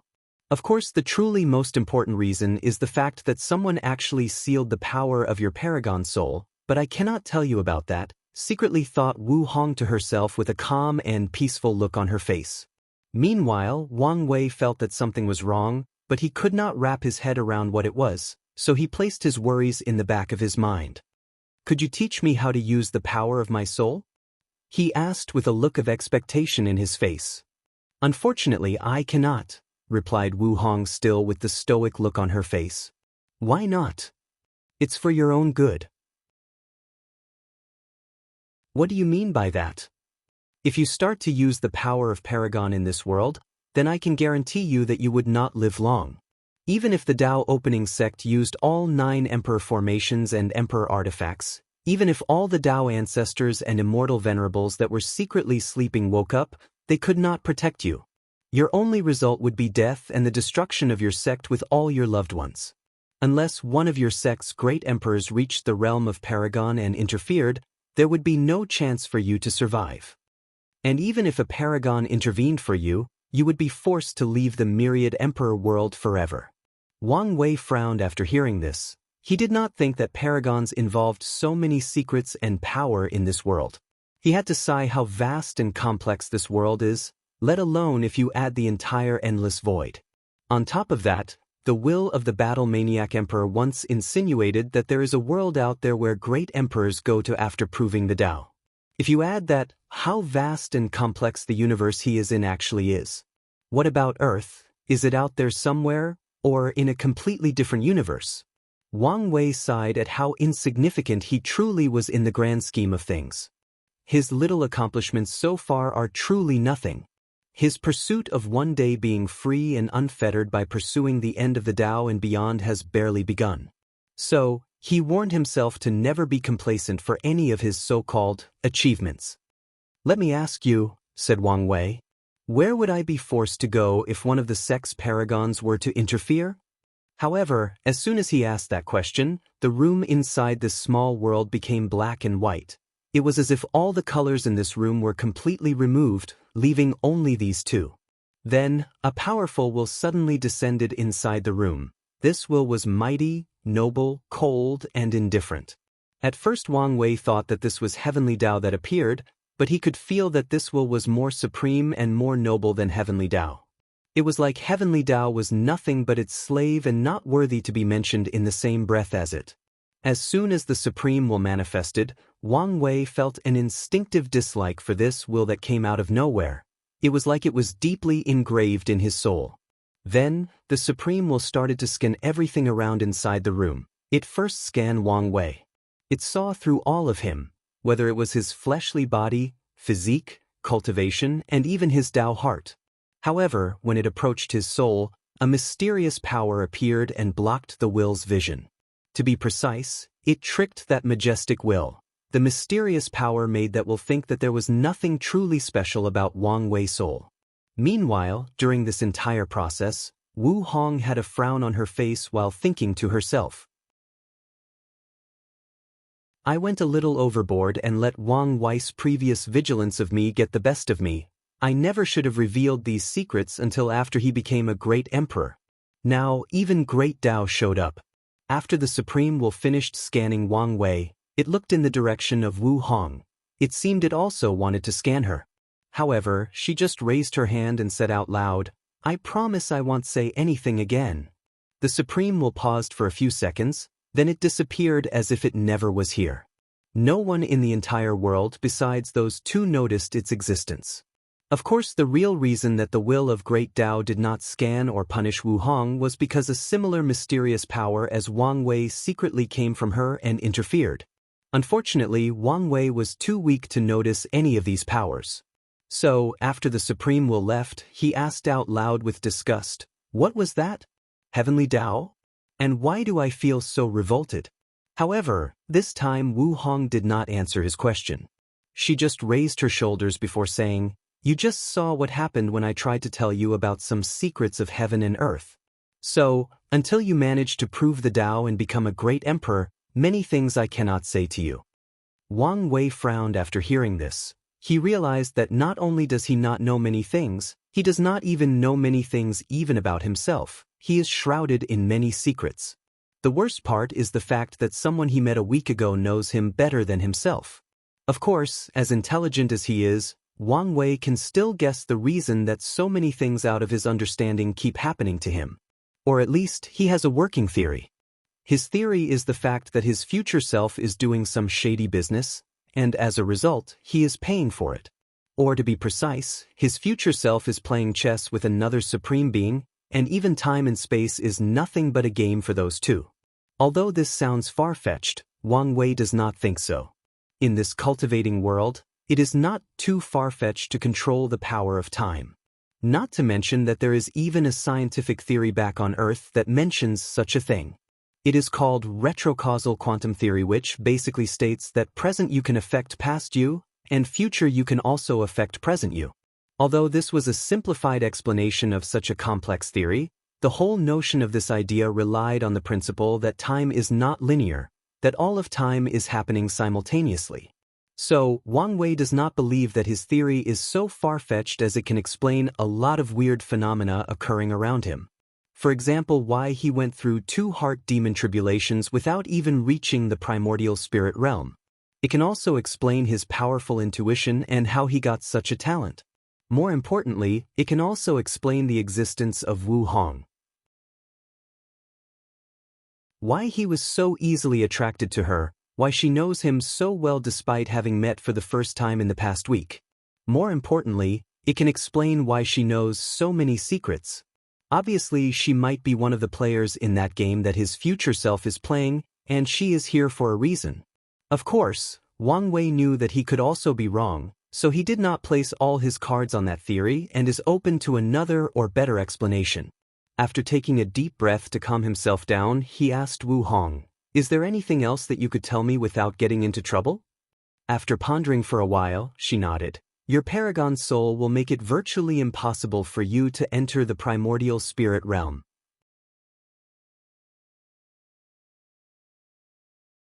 Chapter 222. After hearing this information, Wang Wei had a frown on his face as he pondered. Although he could roughly understand her meaning, he still asked, "What do you mean?" After saying that, Wang Wei took out some of the leftovers from the Saint Realm golden rock meat and ate them in order to replenish his energy. Too many things happened to him in just a day. Of course, he also set a plate for Wu Hong, however she did not seem that hungry. "What do you know about breaking through the primordial spirit realm?" asked Wu Hong instead of answering directly. "Well, to put it simply, after a cultivator uses their good fortune flame to refine a divine body for them that can withstand the power of law, they enter the divine body realm. Then, they have to use the same good fortune flame to refine their soul into a primordial spirit which is necessary to be able to wield the power of law." After saying that, Wang Wei stopped with a deep frown on his face. He was thinking deeply this time. It took him a while to wake up. "So you have already figured it out?" asked Wu Hong. "With how powerful your paragon soul is, it is impossible for your good fortune flame to actually refine it into a primordial spirit unless you abandon the paragon quality soul." Of course, Wang Wei would never do such a thing. Even if this paragon soul is nothing but a pain in his arse so far, he knew that he would benefit from it greatly in the future as long as he can get through the troubles it brings. After thinking for a brief moment, Wang Wei waved his hand, then his good fortune flame appeared in the palm of his hand. "My good fortune flame is different from the normal one. Are you sure it will not be enough?" he asked. Even the best of good fortune flame has only 12 colors, but he had an extra color, signifying his transcendence. After looking at the 13-colored good fortune flame, Wu Hong stared at it for a while before muttering, 9 is the extreme, and 12 is perfection. 13 is detachment." Wang Wei had heard of this saying before, but not the last part of it. He wanted to ask what detachment was, but he learned from his mistake and decided to shut his mouth. He was already under a lot of psychological pressure from all the things he learned in one day, so he did not need any more. Plus, he knew that Wu Hong would not answer him this time. "So, does my good fortune flame make it possible for me to break through the primordial spirit realm?" asked Wang Wei. "Well," replied Wu Hong after waking up from her momentary daze, "it only increases your chances, but that's all." On its own, it is still impossible for you to make a breakthrough. Well, what should I do now? Any idea? Asked Wang Wei. Unfortunately, no, replied Wu Hong. Plus, you do not need my help. I am sure that during our conversation, you have thought of a few methods to solve the problem. She had a bright smile on her face when she said that. Wang Wei nodded in acknowledgement, as he did indeed have a few plans. Although he did not know whether they would work, he still has a few hundred if not thousand of years before he has to worry about breaking through the primordial spirit realm. So, he was not that worried, as he had plenty of time to come up with other and better solutions. However, he was worried about something.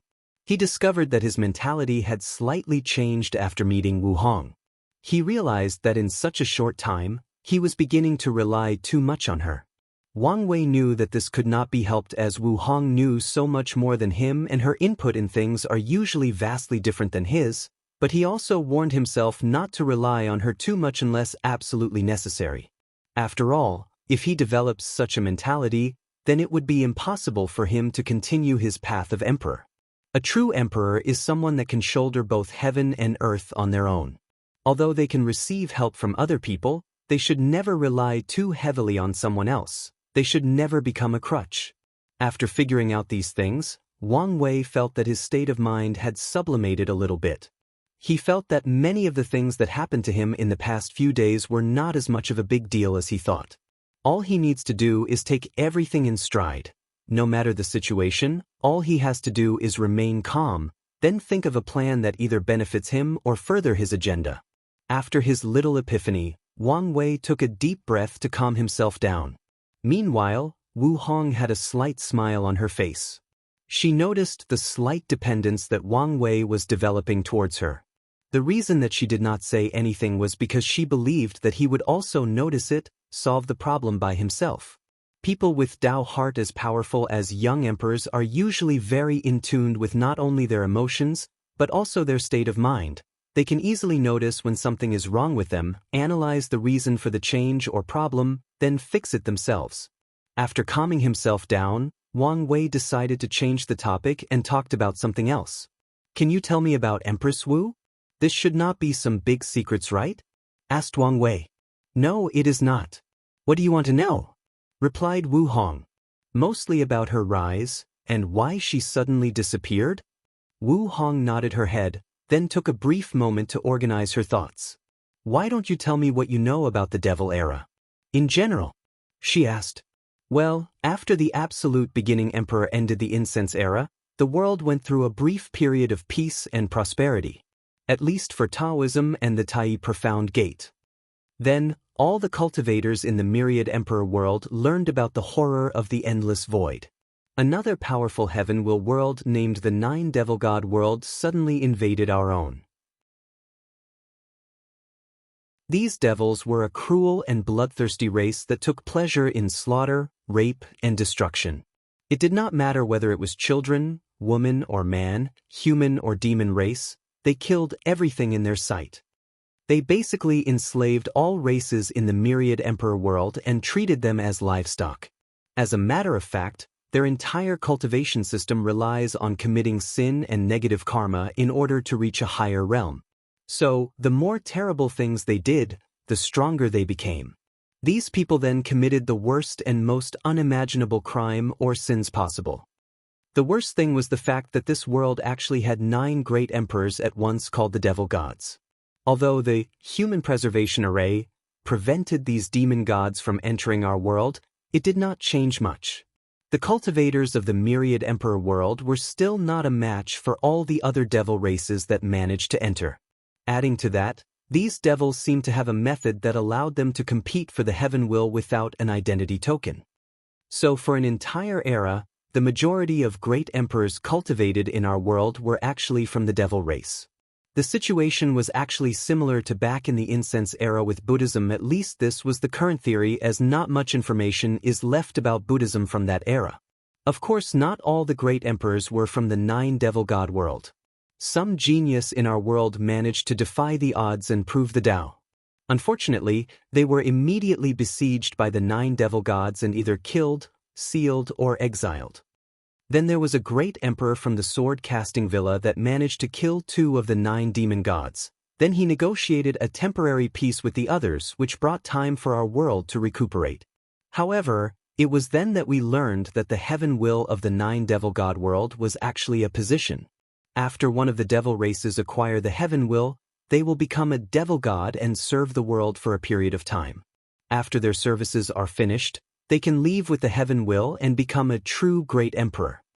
And one way that these devil gods figured out to reduce their long sentences in that position was to actually invade other worlds, then sacrifice either the entire world or the heaven will of that world to the heavenly Tao of their own world. Then they can be free. The devil era lasted quite some time until Empress Wu appeared and ended it. That's the general summary of that time.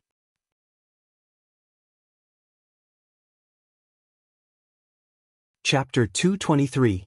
Wu Hong nodded as this was the broad and general description of the historical events that occurred during that era. After reorganizing her thoughts, she started to narrate. Well, Empress Wu was born in a very small village in the mortal world. As you can imagine, back then, the lives of mortals was even worse than cultivators as they did not even have the strength or the will to resist the devil race. According to the law back then, every time a mortal kingdom, city or village reached a certain level of population, 90% of the people would be selected as food, slaves, or plaything for the devil race. As for the remaining 10%, they would be left alive in order to repopulate before the next selection. Right after Empress Wu was born, her parents were selected and she was raised by the old uncle in the village. When she was 18, she had grown into a beautiful young woman which caught the attention of a human noble. Wang Wei frowned after hearing this, so he asked, "There was still human nobility back then? In such a terrible era?" Wu Hong nodded before explaining. The so-called human nobles were actually traitors of the human race. Most of them betrayed their own race and submitted to the devil race and became their running dog. The devil race, which reveled in sins, truly liked seeing those traitors and used them as a way to control the other human race. As a matter of fact, some of them even inserted the devil race bloodline inside their bodies in order to become closer to their enslaver. Wang Wei nodded as he could foresee this happen. The human race is a very complex one, and it is not unaccepted that they would betray their own kind. Even the demon race that has the concept of tribe and bloodline connection embedded deep in their souls has traitors among them, let alone the human race that is easily divided amongst each other. However, Wang Wei still had a question, so he asked, "There are rumors that devil cultivators originated from the devil race, is that true?" "Indeed," replied Wu Hong. The early devil cultivators were actually normal cultivators that took the cultivation path of the devil race and studied it. Then, they combined it with the origin path in an attempt to become stronger and end the 9 devil god worlds' occupation of our world. In some ways, they were successful as many devil emperors were born in that era, and they all fought against the devil race to their deaths. This is the reason that even though many cultivators do not like the devil cultivators, they are still allowed to occupy the Western White Tiger continent. It was all thanks to their merits during the devil era that even Heavenly Tao acknowledged their contributions to the world. Wu Hong paused for a brief moment, and seeing that Wang Wei had no more questions, she continued her narration. The human noble did not want Empress Wu for himself, but to be handed to a devil prince. Well, devil princes were actually inheritors to the devil god position. Once one of the 9 devil gods left their positions and became true great emperors, the devil princes would battle it out and the winner would become the next devil god. Knowing what her fate would be like if she was caught by the human noble, the empress ran away from the village. It was then that she had a fortunate encounter and started on the path of cultivation.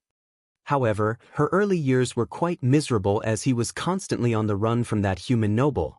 Things got even worse when that devil prince became aware of her existence and desired her. He even promised the human race alliance that if they sent her to him, he would negotiate with the other devil princes to ease the suffering of the humans in the world. As that devil prince was a genius that appeared once every thousands of generations in the devil race, and given the fact that he was the most powerful one, the human alliance believed his words.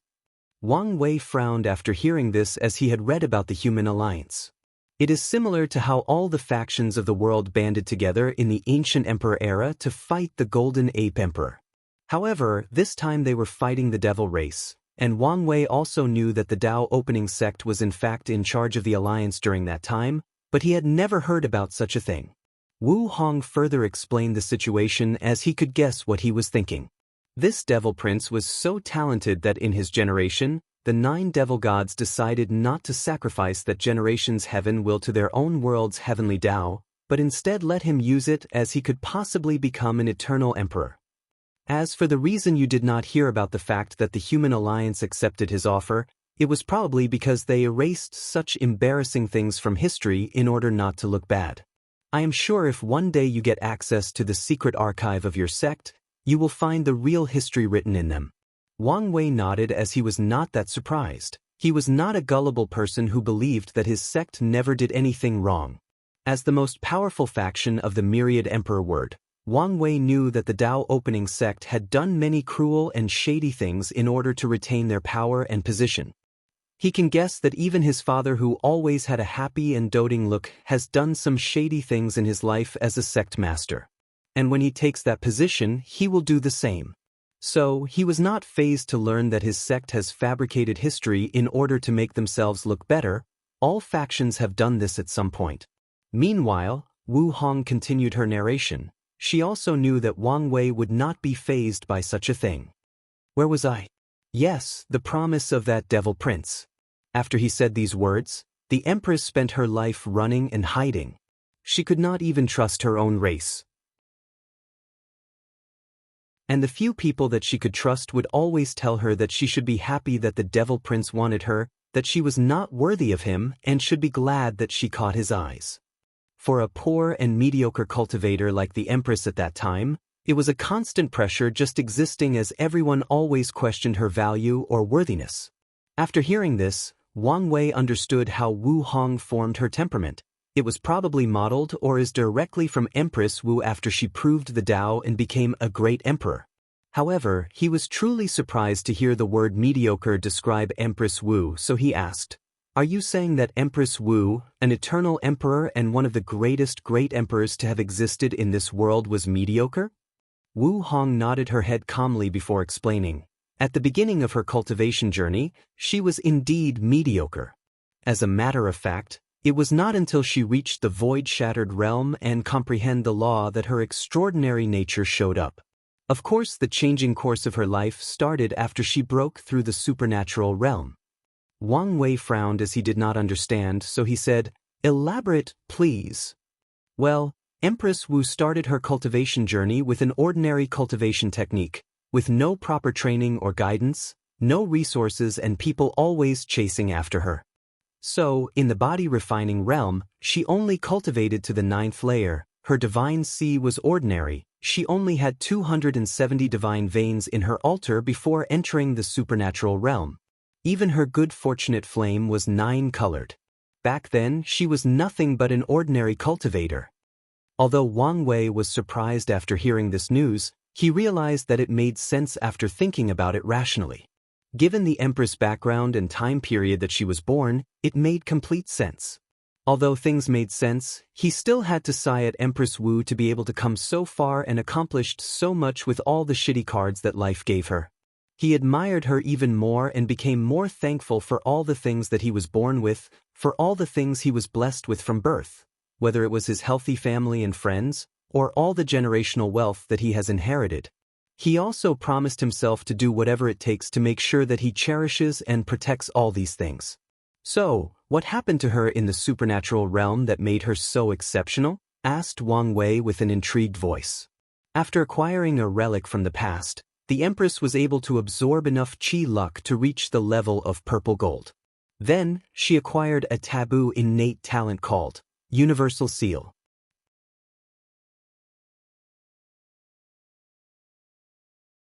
Chapter 224. After a brief pause, Wu Hong continued to explain. The Universal Seal is the ability to seal anything between heaven and earth / whether it was existing or non-existing things, physical and non-physical things, spiritual and non-spiritual, even existing concepts like life, death, and even fate. In summarization, she can literally seal anything in the universe. Wang Wei nodded as this was indeed a terrifying ability. However, since it was a taboo talent, there must be a price or restriction. So, what was the restriction? He asked. She could only use it once in her life, replied Wu Hong with a calm face, and Wang Wei nodded. So, how did this talent help her?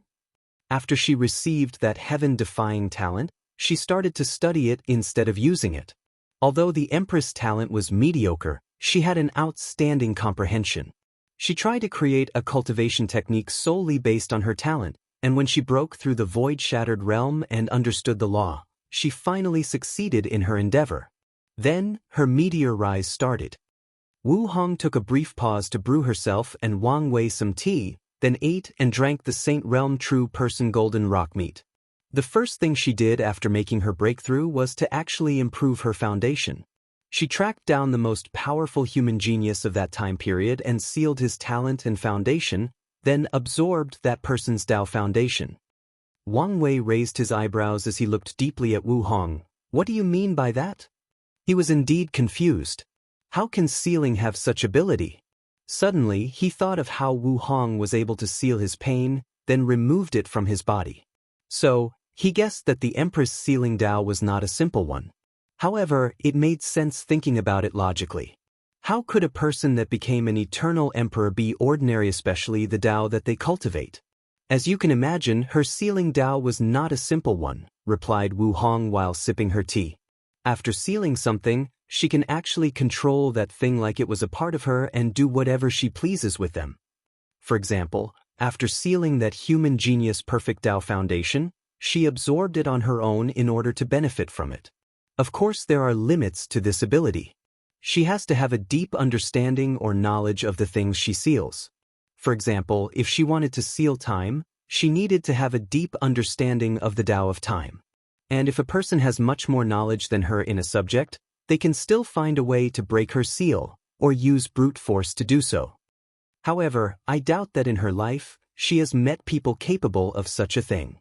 And if she did, they were few in numbers. Wang Wei nodded as he expected such a powerful Tao to have its limitations. One thing that he has noticed throughout his short years of cultivating was that there was nothing truly perfect in the cultivating world. Everything and everyone had flaws or limitations. As a matter of fact, most cultivators are chasing perfection. With each breakthrough in cultivating realms, they get closer to becoming perfect. As such, many cultivators believe that great emperors are the only perfect beings in existence. However, this seems to be far from the truth. From what Wang Wei learned today, maybe only paragons are the truly perfect beings in existence, and even that may not be 100% truth. After reining in his thoughts, he asked, "You said that she absorbed the perfect Tao foundation from that human genius. From what I know, only the origin path scripture of my Tao opening sect can allow a person to cultivate a perfect Tao foundation, so was this human genius from my sect?" "That is correct," replied Wu Hong.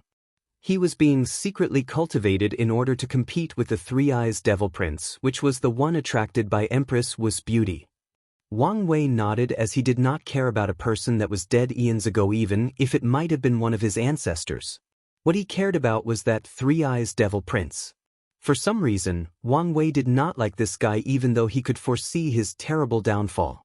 The idea of, "How dare you have eyes for my woman," kept appearing in his mind, and he was having trouble removing them. He wanted to travel back in time and slap that guy in his face. Although there was no evidence to suggest that Wu Hong was Empress Wu, he had a feeling that they were the same, or at least deeply related. "So, what happened afterwards?" asked Wang Wei, trying to remove the distracting thoughts in his mind. Wu Hong gave him a deep look, smirked slightly to herself before continuing. "Well, the story is pretty much as you expected. After her change in ability, Empress Wu was able to easily hide herself from being hunted down. However, using her concealment ability, she started attacking and destroying many sects or groups of the devil race. At first, the upper echelons of the devil race did not care due to the fact that she only killed or destroyed the low-level devil races in the void-shattered realm and below, Adding to that was the fact that the mindset of their entire race is based on survival of the strong, but they soon had to take action as the number of clans or tribes she killed reached a certain number. So, they increased their search for her, but it was to no avail. So, the devil race threatened to make the human race pay for her actions if she did not stop. So, the Empress stopped and disappeared after that. She only showed up on the day of Heaven Will Battle. Then she and the Three-Eyes Devil Prince had a magnificent battle. It was truly one of a kind when it comes to Heaven Will Battle. Although Empress Wu had the advantage at first, the other 9 devil gods secretly interfered with the battle. They somehow managed to render the heavenly Tao of our world completely useless, then secretly helped their prince. Unfortunately, this was not enough. The Empress was way more powerful and became victorious in that battle. She proved to the world and to herself that she was worthy of anything she desired, whether it was power, beauty, strength, and even the worship of all living beings. Wang Wei sighed as he tried to imagine what such a battle would be like. With these 2 heaven-defying geniuses born only after countless generations, it must have been magnificent. So, what happened afterwards? How did she end up disappearing? After the battle, she did not kill the Three-Eyed Devil Prince, but sealed him and took all his talents and strength. Then, she proved the Tao and became an eternal emperor. Despite the way that the human race treated her, she did not hold any form of grudges as she understood the situation that they were in. So, after proving the Tao, she prevented the 9 devil gods from entering the myriad emperor world. Then she started a devastating attack on the devil race. She single-handedly annihilated all the devil races that were in the myriad emperor world.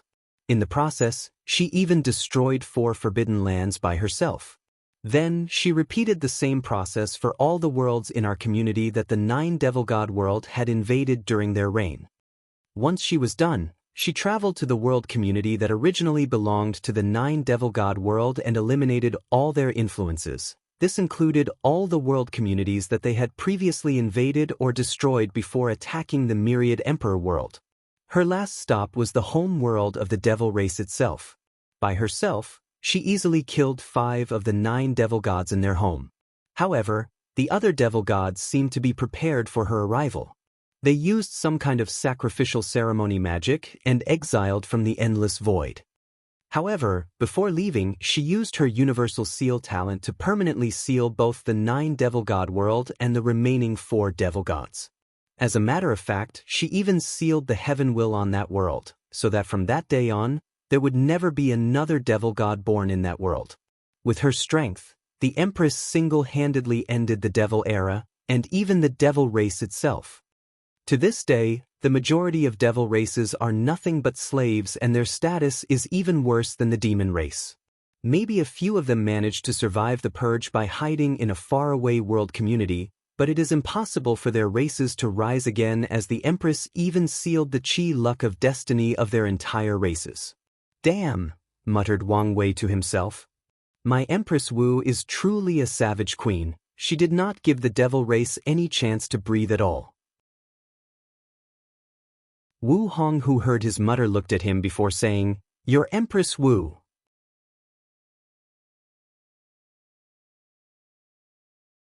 Chapter 225. I do not know what you are talking about, replied Wang Wei with a calm look on his face. In the past few days, he has learned how to do with Wu Hong's ability to see through him. All he had to do was be thick-skinned or as shameless as possible. After Wu Hong finished explaining the life of Empress Wu, the two of them had a long chat about many things over tea and dinner. Then they separated to do their own things. Wu Hong returned to her own residence, while Wang Wei stayed in the small world created by true monarch Yan Qin to continue his training. He first headed to a place where a large and vast ocean was located in this small world. Then he took out his clothes and started refining them. In addition to the powerful gravity that would temper his organs, he added an array that would send a powerful vibration throughout his entire body, including his organs, in order to help him temper them. And that was not all. During the refining process, Wang Wei started to eat pills like they were candies. These pills included things like Viscera Strengthening Pill, Golden Muscle Pill, Dragon PLR Bone Pill, and many more. All these pills were Saint-Tier and very rare and expensive due to the fact that they are used by cultivators to increase the strength of their fleshly body. Although the origin path system is mostly based on martial art and chi cultivation, the martial art aspect is mostly in the early stages, while the chi aspect is more prominent in the middle and late stages. So, cultivators usually stopped paying attention to their bodies after the divine body realm. So, to make up for it, they invented many precious pills to boost themselves. However, Wang Wei used these pills to increase the strength of his fleshly body. Of course, the reason that he could take such high-level pills was because of how strong his flesh already was, so he could withstand all the medical powers of these saint pills. However, taking in so much had disastrous consequences. The powerful medical energy of all these pills destroyed Wang Wei's fleshly body as they competed with one another. Nevertheless, he was counting on this happening. He allowed these pills to destroy his body, then when his regenerative ability kicked in, he could strengthen his body through the process of constant destruction and rebirth. Furthermore, he could easily mix all these pills that have different properties and effects, thus increasing the benefit he gets out of these pills. Of course, one could imagine how painful this process was, but by now, he was used to pain. Of course, his pain innate talent grew rapidly during this time. After finishing refining his clothes, Wang Wei put them on before diving deep into the ocean. After traveling about 10,000 meters deep, the pressure was too much for him to handle, so he stopped temporarily. So, with gravity, vibration, medical energy, and underwater pressure, Wang Wei started to temper his fleshly body and the origin essence inside his divine sea beyond his limits. He tried to temper his soul and divine sense, but it was no use, so he gave up. Just like that, Wang Wei entered a cultivation seclusion, and could only get access to information in the outside world through communication talismans. Of course, during that time, he did not stop talking to Wu Hong through talisman as well. A few months passed. Inside the secret realm of the Emperor Enlightening Academy's trial, Emo Xingyun was standing proudly opposite another beautiful lady with her red hair dancing with the blowing wind. As for the person opposite her, she had skin as pale as the snow, black hair and eyes, and a temperament as pure as an angel. However, the blood dripping down the corner of her mouth and her tattered blue garment somewhat ruined her pure and holy temperament.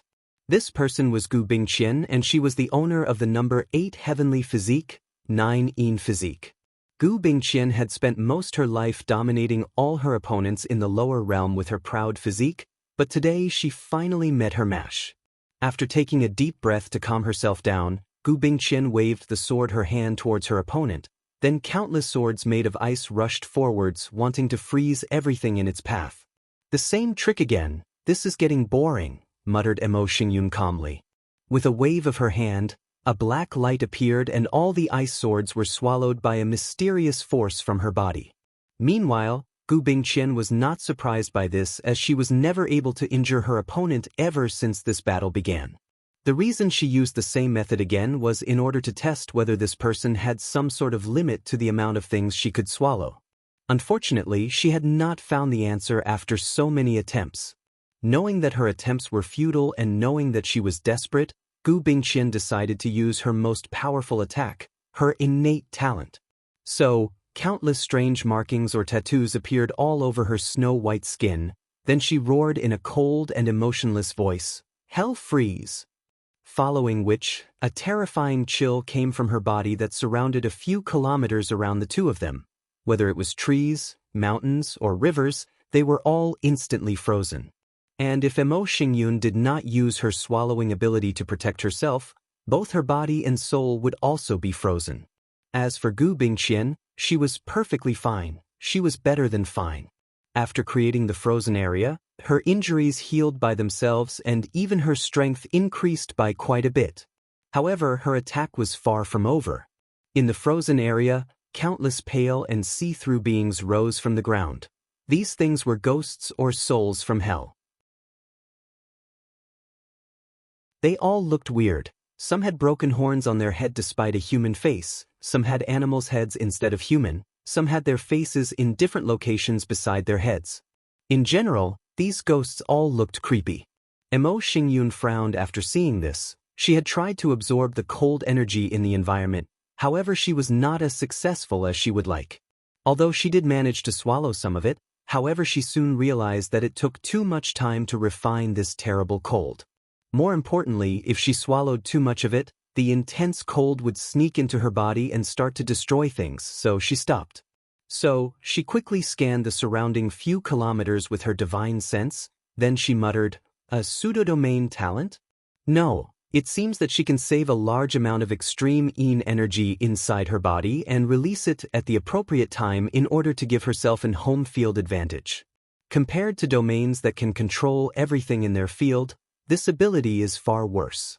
However, you want to play soul with a devil cultivator, girl, you are too tender."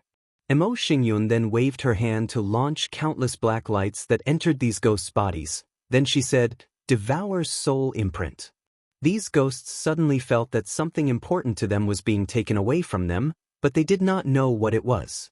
Well, until they realized that they no longer listened to their owner Gu Bingqian but were now controlled by Emo Xingyun. Then, under the order of their new owner, they started attacking Gu Bingqian, who was horrified by the fact. She tried to regain control over her summon, but it was to no avail. So, Gu Bingqian started destroying these ghosts by launching all kinds of powerful ice or Yin-related attacks on them. Unfortunately for her, one of the abilities of these ghosts was the fact that they were immortal as long as they stayed in the frozen area. Even if they were destroyed, they would just reconstruct themselves and continue to battle. At first this was a great advantage for her, but now it was being used against her. Meanwhile, Emo Xingyun was looking at the struggling Gu Bingqian with very calm eyes. She was waiting for her counterattack, however she soon shook her head in disappointment. She thought that this 9-Yin physique had cultivated some kind of yang cultivation technique to balance herself.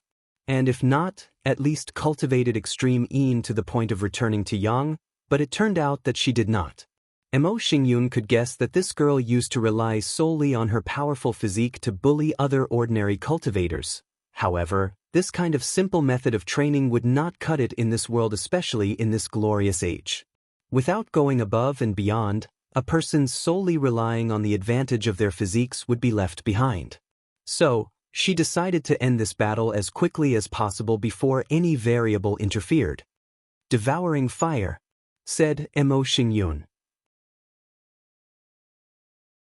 Then, brownish flames enveloped the entire area that the Frozen Hell ability covered. In just a few seconds, all extreme Yin cold in the surrounding area was completely gone. Gu Bingqian's face became very ugly after seeing this. One of her trump cards was the ability to use the frozen area to teleport herself in short distances. She was waiting for the perfect opportunity to sneak attack her opponent. This should be enough to buy her enough time to run away. Now, her chances are gone. Emo Xingyun sneered after seeing her face. Although she did not know what exactly Gu Bingqian was planning, she had enough experience to know to always destroy the field advantage of any of her opponents. So, after struggling for quite some time, and even going as far as using her good fortune flame, Gu Bingqian the number 8-9-Yin physique was killed. As for Emo Xingyun, after killing her opponent, she walked over to the body, placed her hand on top of her head. A black light covered Gu Bingqian's body, then she was swallowed without leaving anything behind, not even a single drop of blood. As for Emo Xingyun, she closed her eyes and felt the power running through her blood. She stretched out her hand, then a powerful cold came out and froze the ground a few meters ahead of her. While she was testing out her new power, suddenly a voice came out of nowhere startling her, "Worthy of the Heaven Devour physique, said to be able to steal the heavenly physique of others." "Who?" screamed Emo Xingyun as she looked around for the speaker.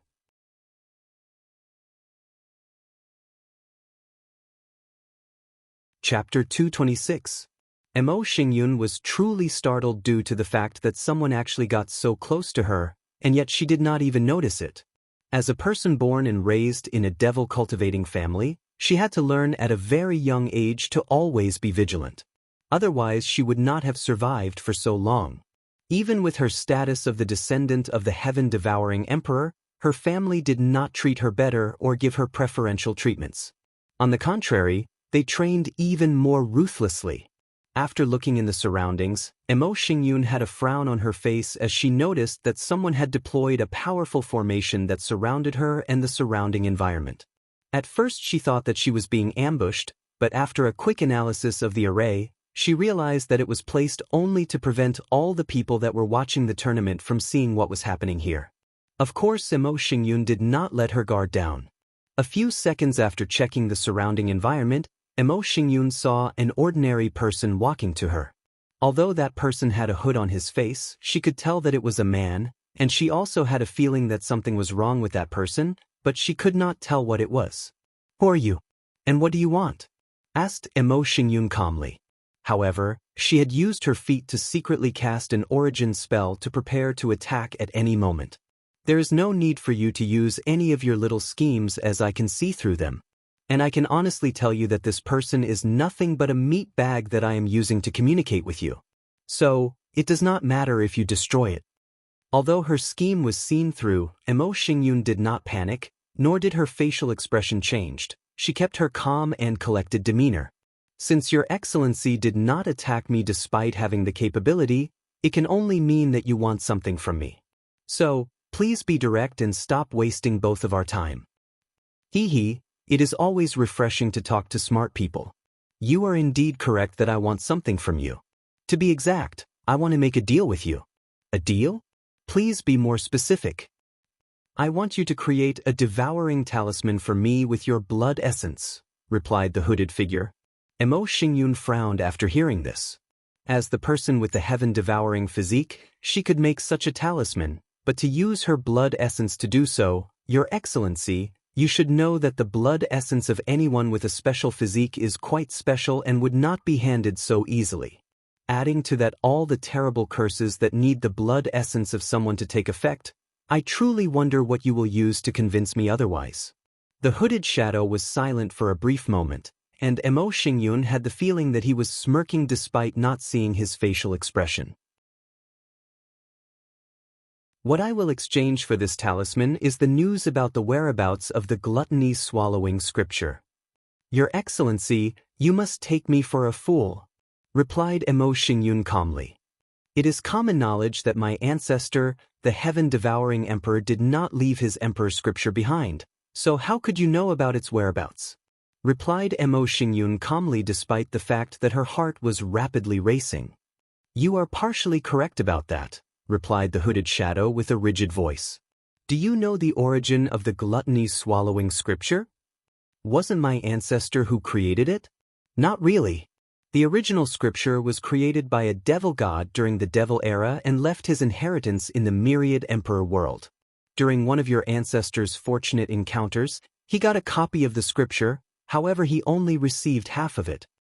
Later, after your ancestor got his hand on one of the 12 ancestral talismans, created by the talisman ancestor, he combined his understanding of it to finish the second half of the scripture and even created the Heaven Devour physique, which you inherited. Although the Heaven Devour physique was not acknowledged by Heavenly Tao, it was still a powerful acquired physique that could compare to the top 3 heavenly physique. And the gluttony-swallowing scripture he created eventually became even more powerful than the original." Emo Xingyun had a frown on her face as her thoughts began to run rapidly. She remembered hearing rumors that her ancestor had indeed acquired the swallowing talisman in his youth, which was one of the 12 ancestral talismans that the talisman ancestor left in the myriad emperor world after proving the Tao back in the ancient emperor era. However, there was no evidence to prove otherwise, and anyone who truly knew the truth was probably already killed. After reining in her thoughts, Emo Xingyun then said, "So what you are offering is not the scripture created by my ancestor?" "So what?" replied the hooded shadow. "You should be aware of your situation. Although your physique is powerful, you cannot properly use it without the right cultivating method.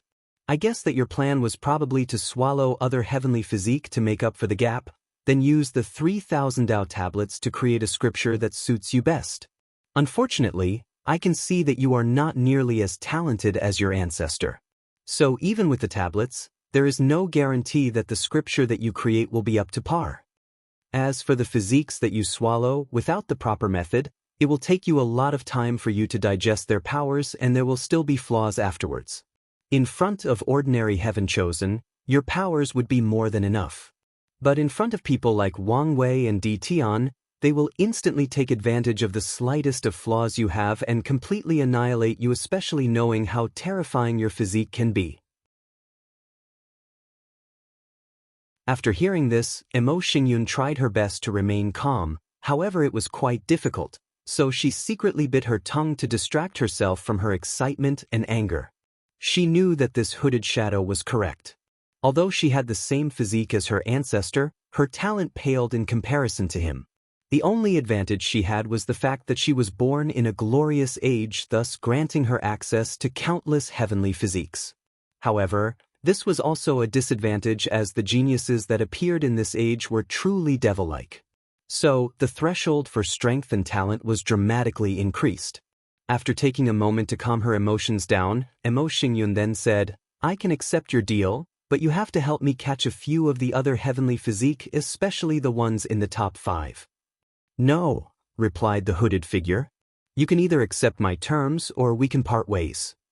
Emo Xingyun frowned after hearing this, as she could not tell whether this deal was very important to that person. "Before I give my answer, I have one last question. If you know the whereabouts of the gluttony-swallowing scripture, why not take it for yourself?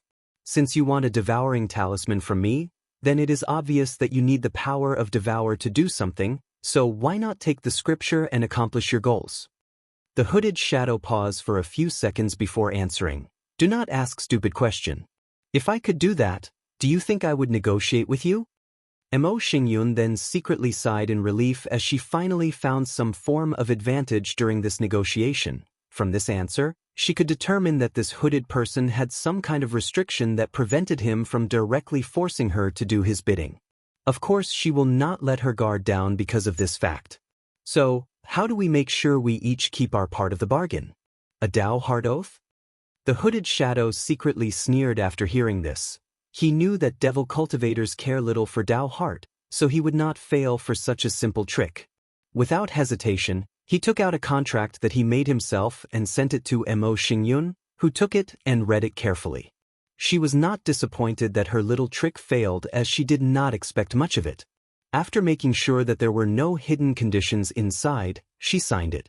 If it was any other time, Emo Xingyun would never sign some random contract made by someone else. She would use her own instead.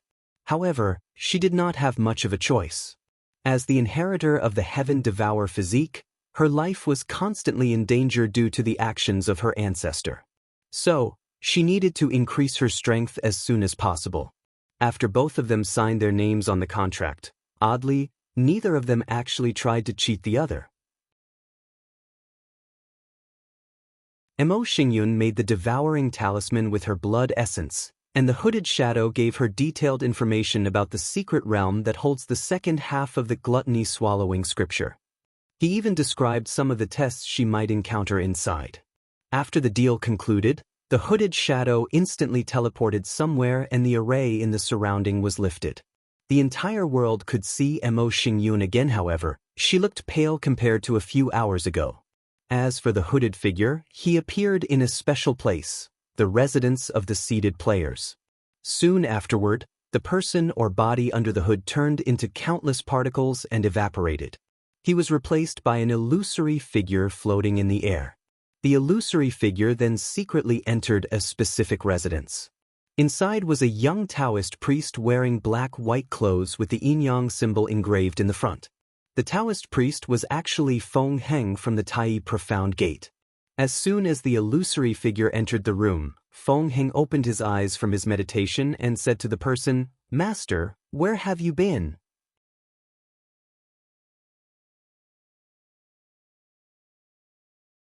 Chapter 227. Feng Heng was used to his master always mysteriously disappearing, so he figured out that it had something to do with how he kept his primordial spirit in good shape.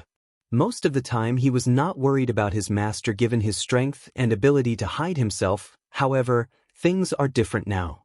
They were currently in a tournament which was being watched by trillions of people all over the world, so the chances of being caught are very high. You do not need to worry about me as I was doing something very important this time, and I took the necessary precaution, replied Shifuyu. Important? Master, can you tell me about it? Asked Feng Heng with a little excitement in his voice.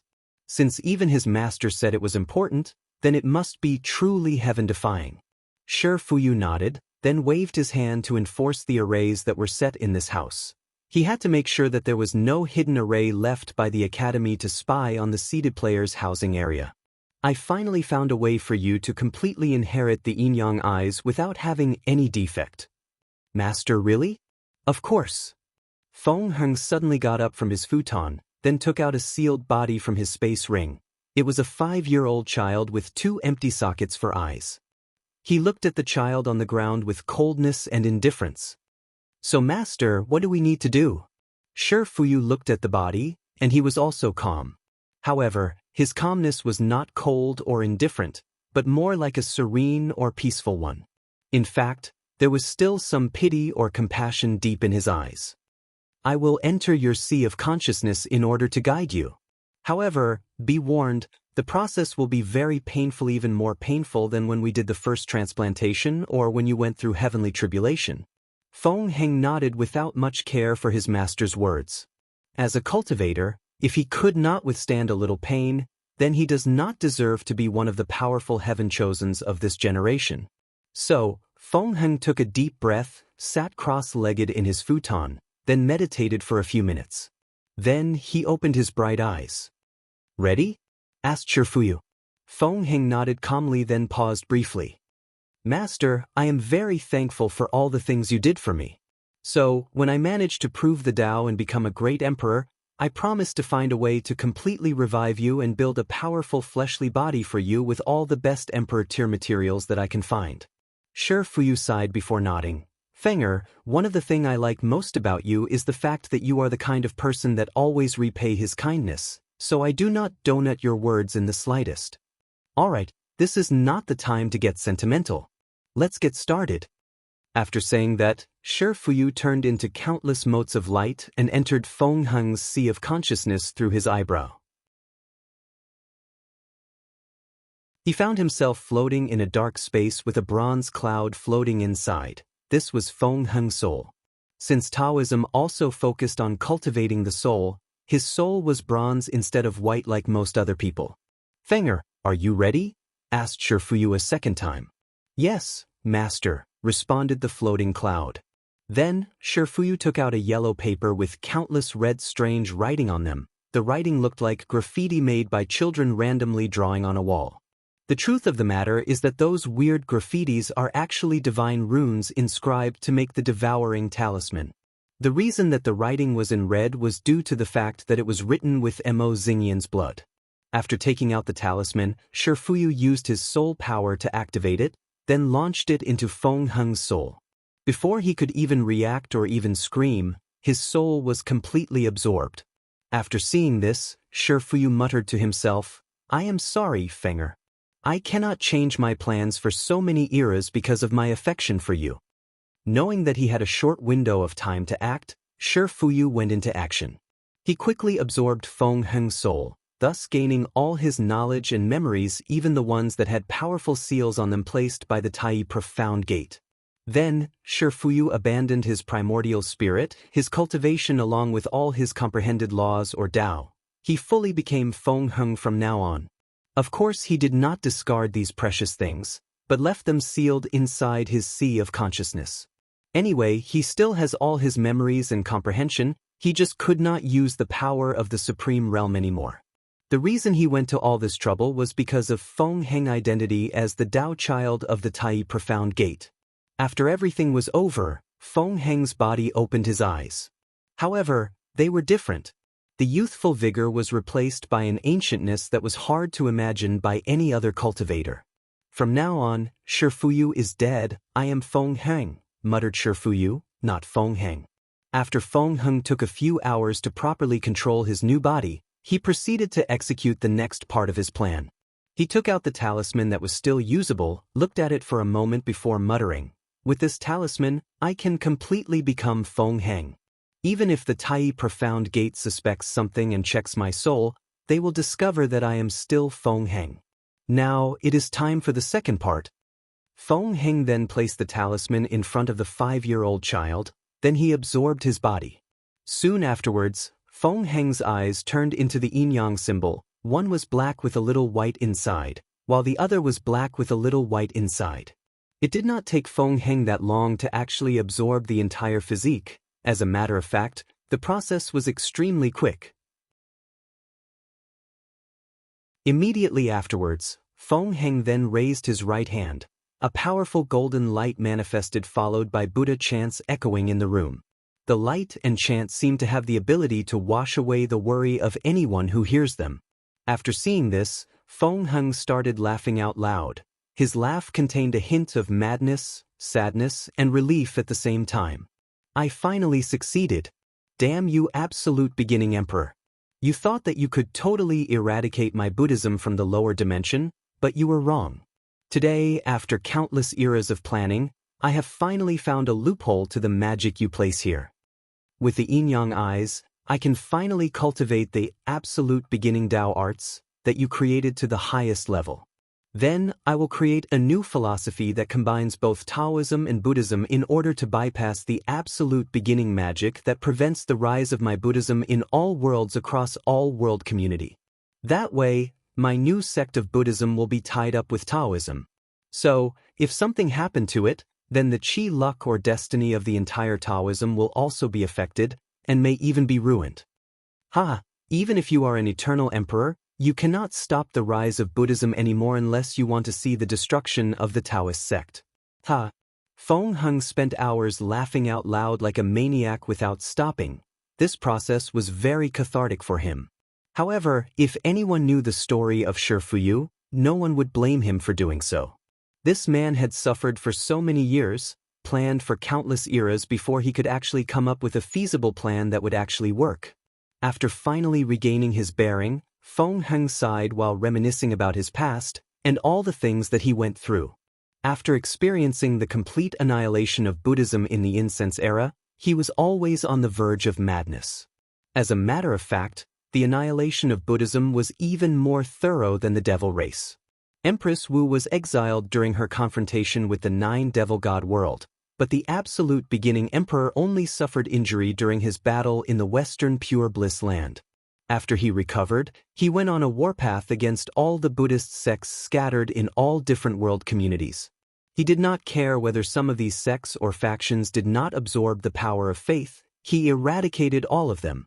On top of that, he used a powerful divine ability that cut off the origin or beginning of Buddhism, thus preventing them from ever rising again in any world in the endless void. It was similar to how Empress Wu sealed the devil race's destiny or chi luck to prevent them from rising again. But the absolute beginning emperor was more thorough. Without a beginning, it was as if Buddhism never existed in this world.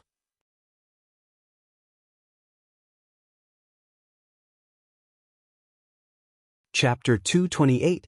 During the destruction of Buddhism at the end of the incense era, the high-level monks of the Buddhist sect created a desperate plan for the future of their religion. While one ground supervised the ceremony to call a higher being inside the western pure bliss land and lure the absolute beginning emperor inside, another group had another plan or mission. The upper echelon of Buddhism knew that as an eternal emperor, the absolute beginning emperor would not die at the hand of the higher being. However, being severely injured was more than enough for them. Taking the short breathing that they had, they hatched a hasty plan. They chose someone to survive this calamity and one day revive Buddhism. However, in such a short time, no one actually had a real or feasible plan, so the upper echelons decided to find a way for a person to live long enough to accomplish. By combining their power together, they created a formation that allows them to place all the hopes or wishes of Buddhism in one person. Shi Fuyu. At that time, Shi Fuyu was one of the most talented monks of that period, and he was known for his vast wisdom, so he was chosen.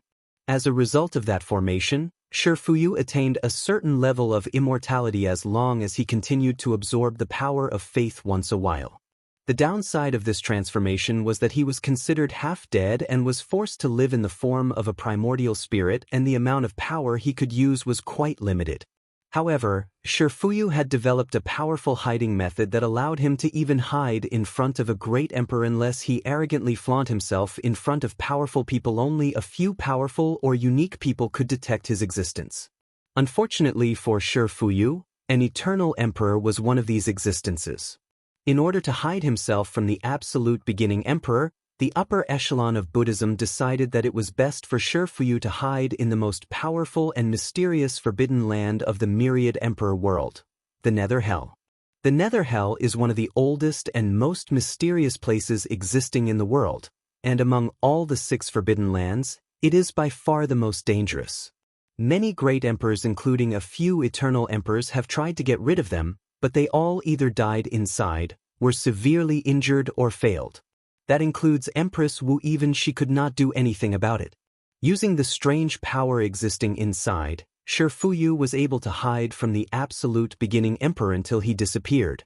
After that, while traveling the world like a wandering ghost, he tried to find different ways to revive Buddhism.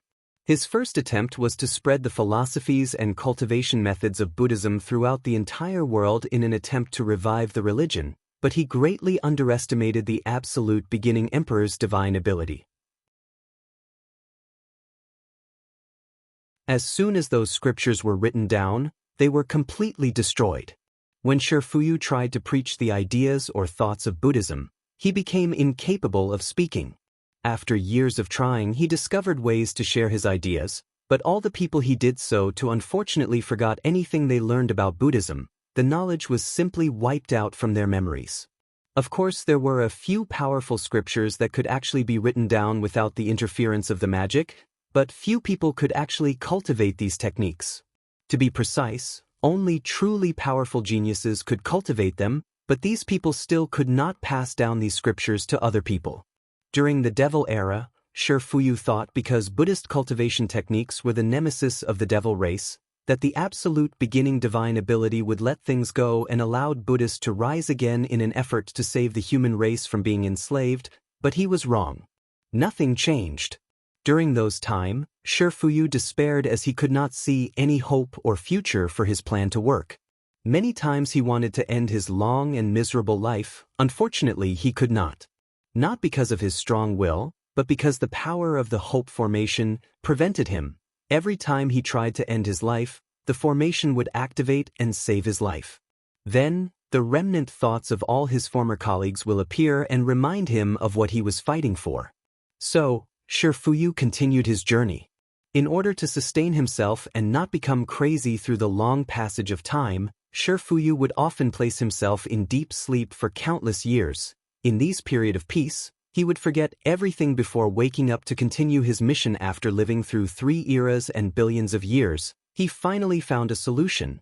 By cultivating the absolute beginning Tao art to the highest level, he could trace back the beginning or origin of Buddhist that the absolute beginning emperor had erased. Of course, he would not just change the erasure.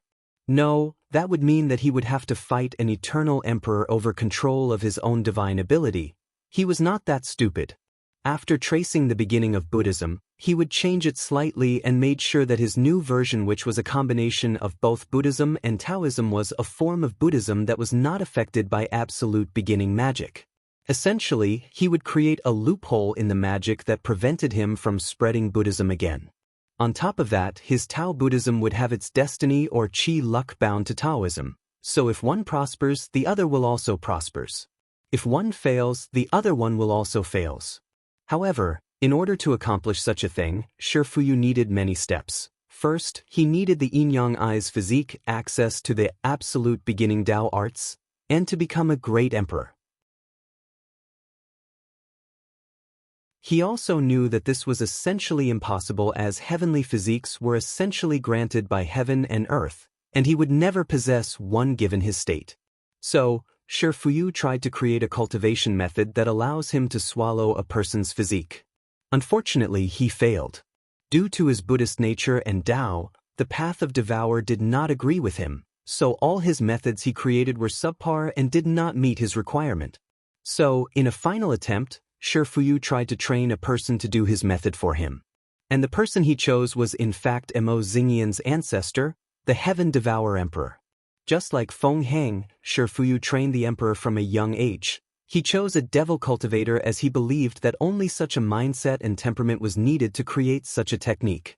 So, he led the young Heaven Devourer Emperor to gain access to the gluttony-swallowing scripture. He guided him to one of the 12 ancestral talisman and showed him how to create and acquire physique like the Heaven Devourer physique. According to Shifuyu's agreement with the young Heaven Devourer Emperor, after he proved the Tao, he would help him acquire both the Yin-Yang eyes and the absolute beginning Tao arts. In order to accomplish his goals, unfortunately, he was betrayed. Once the Heaven Devourer Emperor reached a certain level of strength, he tried to swallow Shifuyu's primordial spirit. Luckily for him, he was an old fox and quickly recognized the action of his disciples, so he ran away beforehand. Knowing that his disciples had a great chance at becoming an eternal emperor, Shifuyu went to hide again inside the Nether Hell Forbidden Land. He only came out once his disciple was exiled. After that, he tried to find the Yin-Yang eyes by himself. Shifuyu knew that without it, it was impossible to be granted access to the absolute beginning Tao art from the Tai Profound Gate. However, it was no use as he could not predict when this physique would appear. And when it did, it was already too late as the person was already taken by other powerful factions. Not to mention that he still needed a way to swallow that physique. For his plan to succeed, he needed the perfect time where both the Yin-Yang eyes and the Heaven Devourer physique appeared at the same time. Shifuyu was losing patience as he had lived too long and his Tao heart was not firm enough to continue like this. Even the hope formation began to be incapable of keeping him alive. So, he made a final gamble. He infiltrated the Heaven Mystery Pavilion and sacrificed his pseudo-immortality in order to divine the exact time that both these physiques would appear, who would have them, and where they were located. Then he deep slept again until the right time. After that, he chose Feng Heng to infiltrate the Tai Profound Gate. The reason was that Feng Heng had an innate talent referred to as Taoist mind, meaning he was perfectly suited for Taoism cultivating methods. Then he stole the Yin-Yang eyes from its owner before anyone would notice his talent. One of the conditions to be allowed to cultivate the absolute beginning Tao art is to have a very high understanding of Taoist philosophy. So, Shifuyu spent countless eras studying Taoism, so he was not worried about it. He also taught Feng Heng a lot about Taoism, thus one of the reasons he was able to acquire the position of Tao Child. Now, all his plans have come to fruition, so he was planning for the future.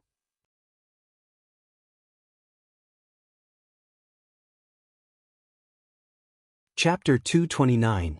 Now that all his plans had come to fruition, Feng Heng was thinking about his future plans. Like every other heaven chosens, he wanted to sit on the supreme throne and become a great emperor, so he began to plan ahead. Now that I have become Feng Heng, the next step in my plan can begin. However, I need to consider my future opponents in this generation's heaven will battle. With my talent, experience, and future strength after acquiring the absolute beginning Tao art, few of these so-called heaven chosens will be my match. At least for now. However, those three are different. Well, I can eliminate Wang Wei. As an outlaw that is trying to take control of one of the 5 hidden supreme Taos, he will not live very long. So, as long as I wait long enough, he will not be a problem. Then there is that Wu Hong. This woman looked too much like Empress Wu. Beside her temperament that is more cheery and joyful, she is the exact copy of the Empress. So her secrets are probably no less than mine. As such, she will be a very troublesome opponent. Lastly, it's that Di Tian. I have this feeling that I have met him before, but I can't put my finger on where. Given that he was born with the power of reincarnation, could he be the reincarnation of some old monsters that I have met before? No matter the truth, he will be a problem, so I need to watch him closely. No matter what, this generation's throne will belong to me, and a new era of Buddhism will be started by my hand. After taking a few minutes to think to himself, Feng Heng took out a talisman and contacted the sect master of the Tai Profound Gate. "Little Feng, what is it?" asked a calm and soothing voice. On the other side of the talisman was an old man with long white hair and beard, wearing a Taoist garment. Despite his old age appearance, this person was actually in the same generation as sect master Wang Tian. "Celestial Master, I have awakened the yin-yang eyes." After saying that, Feng Heng activated his new physique, then his eyes turned black and white. The Celestial Master of the Tai Profound Gate frowned after hearing and seeing Feng Heng's eyes. Normally, heavenly physiques are granted by heaven and earth, so most people are actually born with them. So after birth, their physique can be discovered. However, there are rare occasions when someone actually awakened an heavenly physique during the later years of their life. Nevertheless, such a thing is extremely rare throughout the history of the myriad emperor world. This would explain why Feng Heng's soul lamp was momentarily extinguished, thought the Celestial Master. According to speculations, all the top 10 heavenly physiques should appear in this glorious age, but for so many years, it was nowhere to be seen. Our profound gate have spent so many resources searching for it to no avail. Now, it seems that it is because it woke up a little late. So, what are you going to do now? Asked the Celestial Master with a happy smile on his face. Their Tai Profound Gate finally have a true heaven chosen that can represent them on the heavens will battle. "I want to cultivate the absolute beginning Tao art," replied Feng Heng calmly, but with a determined voice. "Are you sure about this? You have spent so many years cultivating the yin-yang reversal manual, and your foundation has already been set.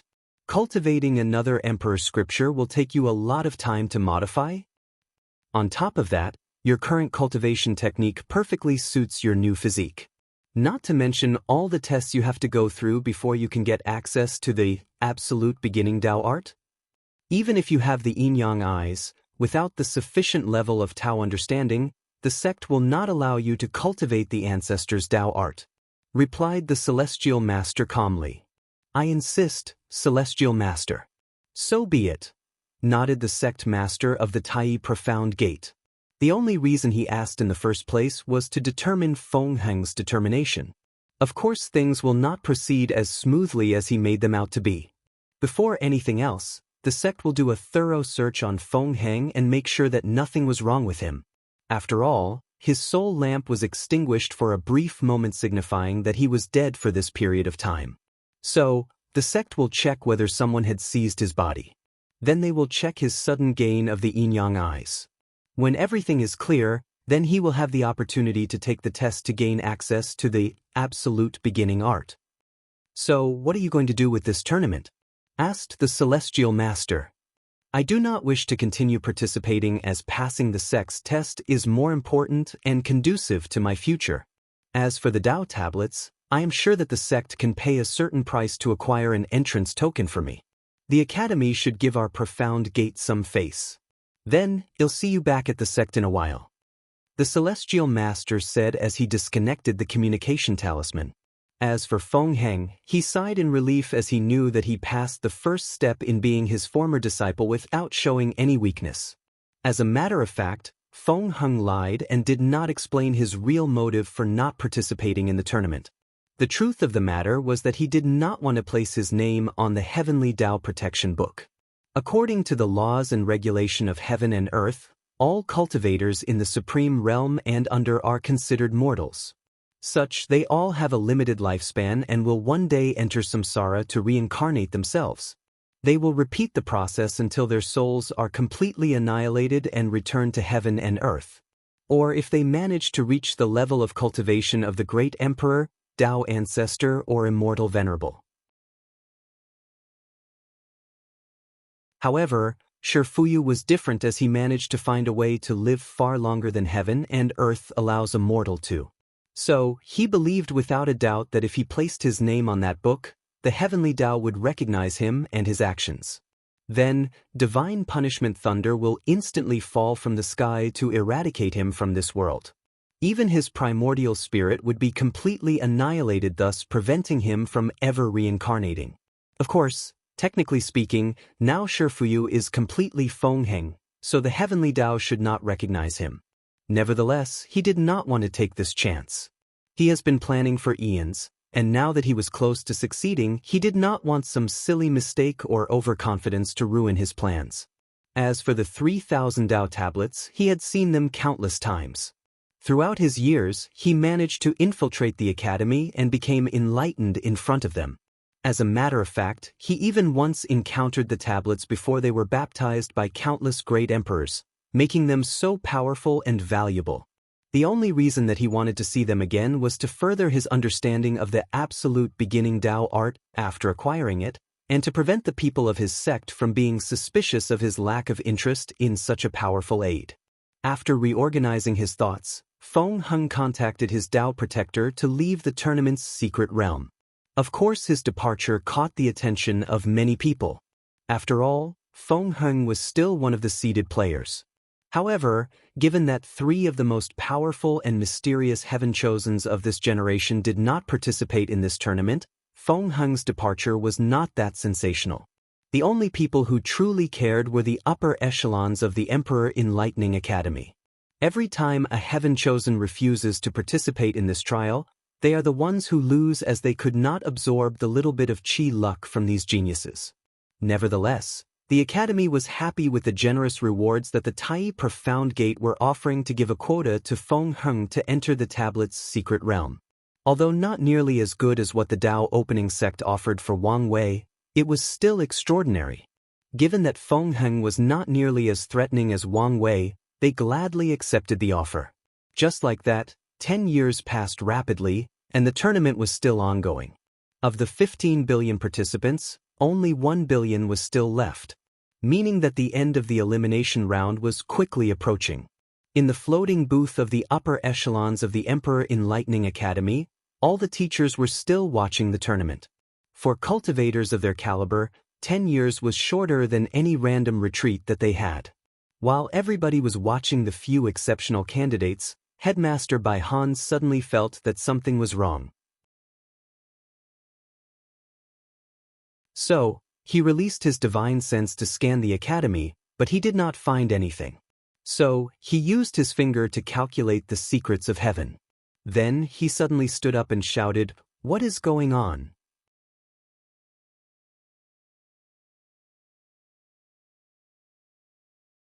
Chapter 230. All the teachers were surprised by the sudden outburst of the headmaster. Usually, Bai Han always had a calm and ethereal temperament to him. He always remained calm in every situation. So why was he acting in such a way? "Headmaster, what's wrong? Did something happen?" asked one of the teachers. Bai Hai then took a deep breath to calm himself down before explaining. "I just calculated the secrets of heaven and discovered that the chi luck of our entire academy has been reduced by 5%. All the teachers gasped out loud after hearing this. With how powerful the chi luck of the Emperor Enlightening Academy is, even if 0.1% is lost, it is a sign for concern. A 1% lost would make the academy on the highest alert. But now, 5% is gone and no one even noticed it happening.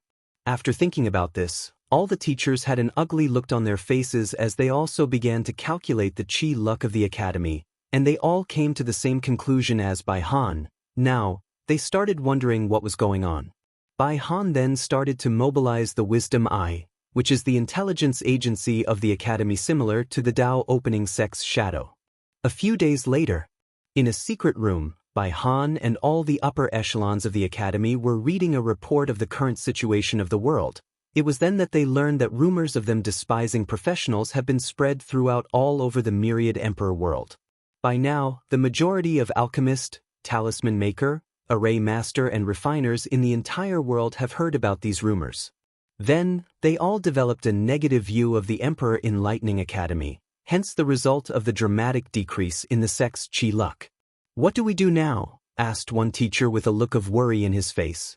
He knew well how much power and influence these professionals have in this world. There is a reason they are considered very noble and have high status in this world, especially alchemists. There are no cultivators that will not need the help of pills in his life.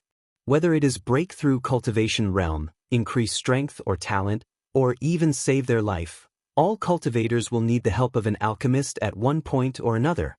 "Maybe things are not as bad as we imagine," replied one female teacher.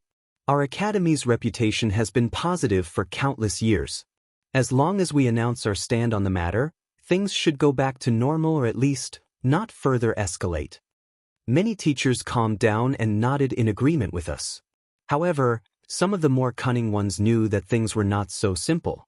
Your words may have been right if this was actually an accident. However, given how fast this news traveled around the world, do you think that this was a coincidence? You mean someone is purposely attacking us? But who dares go against our academy? Isn't it obvious? Suddenly said Headmaster Bai Han. Who did we have any conflict with in the last few years? Headmaster, you mean Sacred Son Wang Wei? Asked one teacher with an incredible look on his face. Then he suddenly thought of Yen Liling's strange behavior during the opening ceremony. Are you saying that he planned the whole thing more than 10 years ago? Bai Han just nodded calmly, however his clenched hands inside his robe betrayed his actual mood. So what do we do now? Asked one teacher.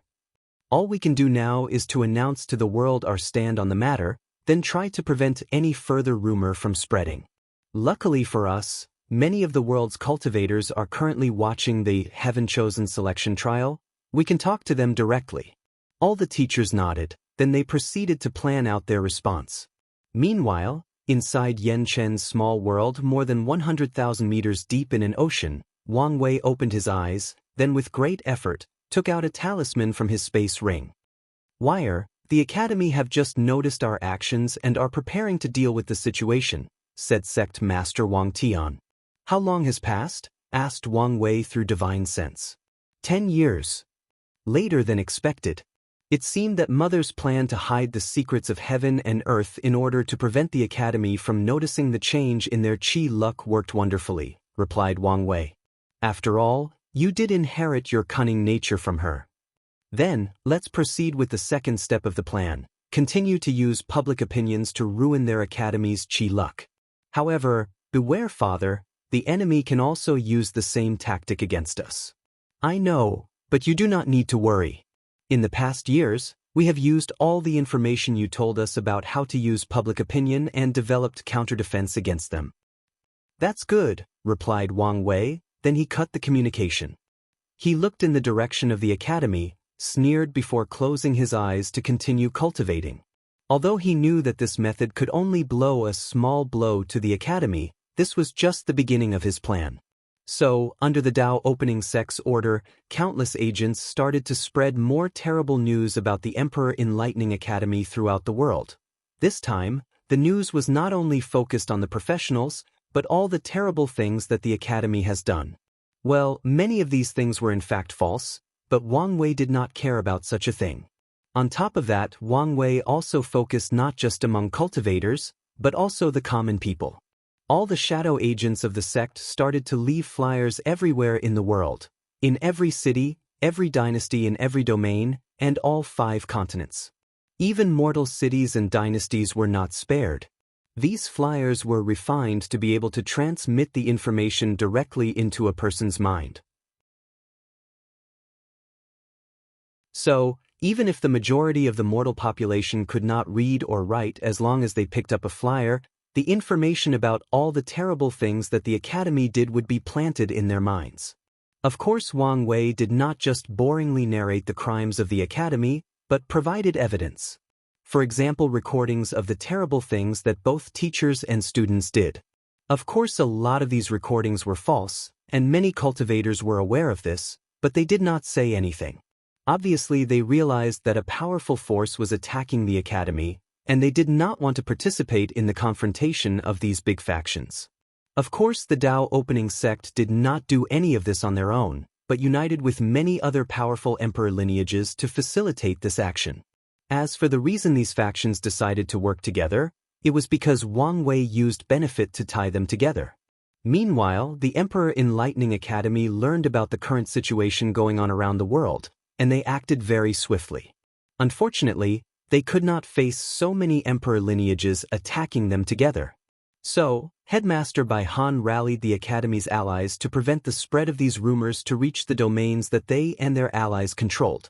It did not change the fact that in just a few days, another 3% of their chi luck was gone, and the declining process did not seem to be stopping. Knowing that things were urgent, Bai Han decided to make a public announcement to the people still watching the tournament. So, The majority of cultivators were aware of the current situation of the world, so they were not that surprised when they saw Headmaster Bai Han appearing in front of them to make a speech. Fellow cultivators all over the world, I would like to take this opportunity to say a few words. I know that there are many terrible rumors going around the world about the Academy. But I would like to say, his words stopped midway as he realized that something had gone wrong. The formation that should be broadcasting his speech suddenly changed and started broadcasting something else. It was the image of the upper echelon of the Academy. He was sitting in a private room with many guards around, surrounded by many beautiful women. His rosy face indicated his inebriated state of mind. Then he started talking. Bai Han felt that something was wrong, so he ordered through divine sense for someone to shut down the formation, but it was no use. It was as if the formation was no longer under the Academy's control.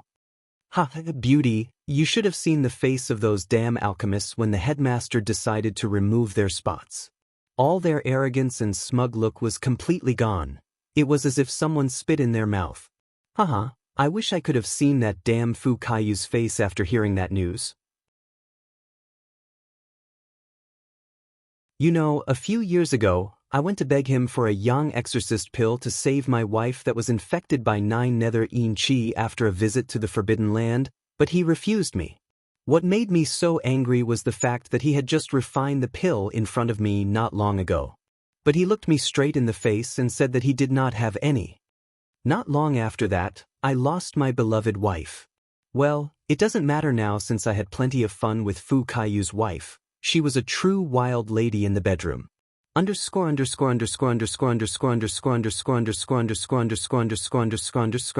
anyone is wondering, Wang Wei is now 145 years old.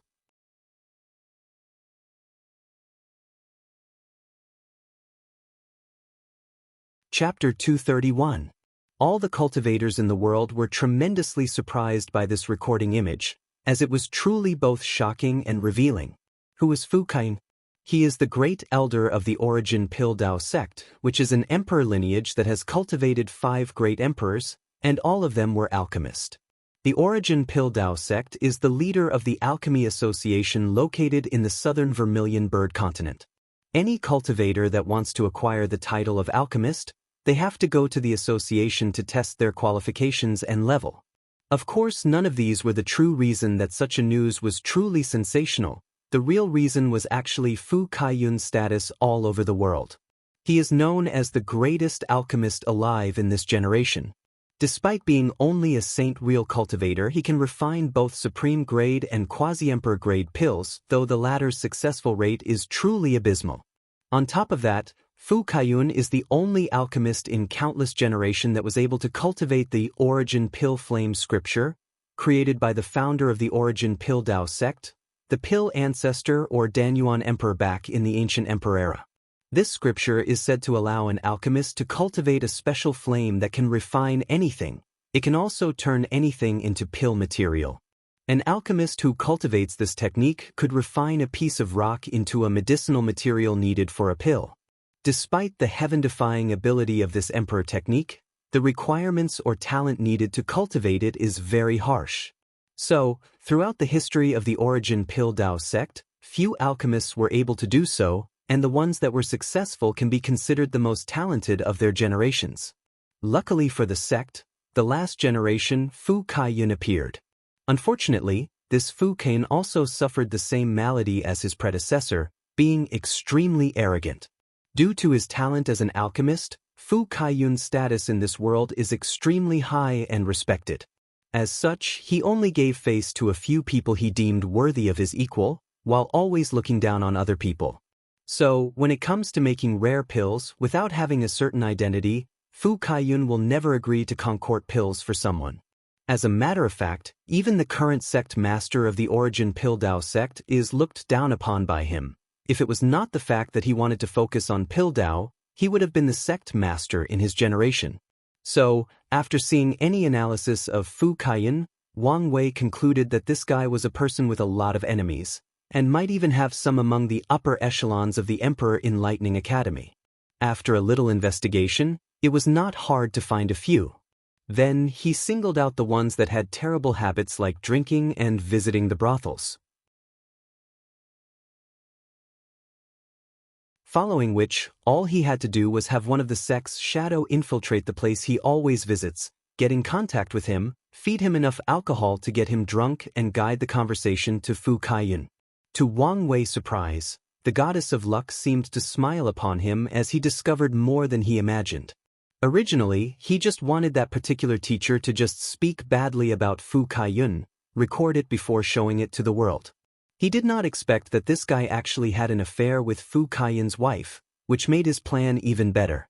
So, after this recorded image was shown in front of trillions of people, the entire myriad emperor world started to boil.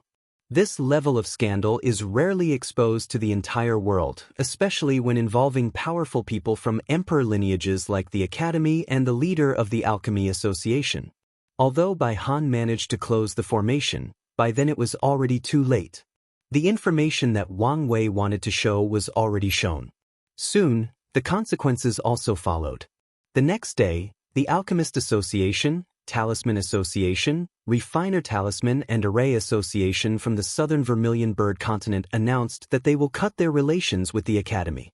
As such, they will no longer grant them access to their resources such as precious pills, ores, and talismans. On top of that, all the professionals cultivated by the Academy or have any relationship with them will not be able to take their tests in these associations and gain their official title or position. Meaning no alchemist or talisman maker trained by the Academy will be officially acknowledged by any of these associations, so all the benefits, powers, status and rights these professionals are granted throughout the world will not be available to them. Of course, as a powerful emperor lineage, the Academy can be truly self-sufficient without the need for outside resources. Except for a few very rare and precious ones that they need an outside source to get, these sanctions on them did not matter much except ruining their reputations. Inside a secret room, the upper echelons of the Academy were having another emergency meeting to try to save the situation. Bai Han, who suddenly looked much older, was caressing his beard as he asked, "So, what were our losses in the past few days?" The room was quiet for a few moments before one person started to report, "Well, as you know, sir, our Academy is divided into the inner and outer members.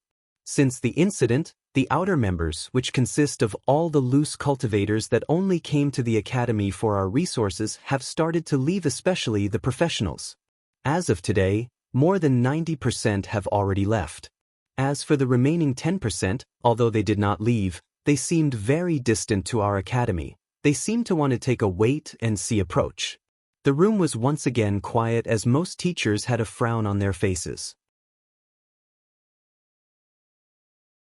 Then someone asked, "It does not make sense. I understand why the professionals left, but why did the ordinary cultivators leave? Didn't they come to the Academy to get access to better techniques and resources?" "They went to the Worshipping Tao Academy," responded the person who was reporting the previous information. The teacher who asked the question had a frown on his face as he could not understand why they would leave their better academy for a worse one. Although the Worshipping Tao Academy is also a emperor lineage, compared to their enlightening emperor academy, it was far worse. Not to mention that most cultivators are selfish by nature and only care about their own benefit.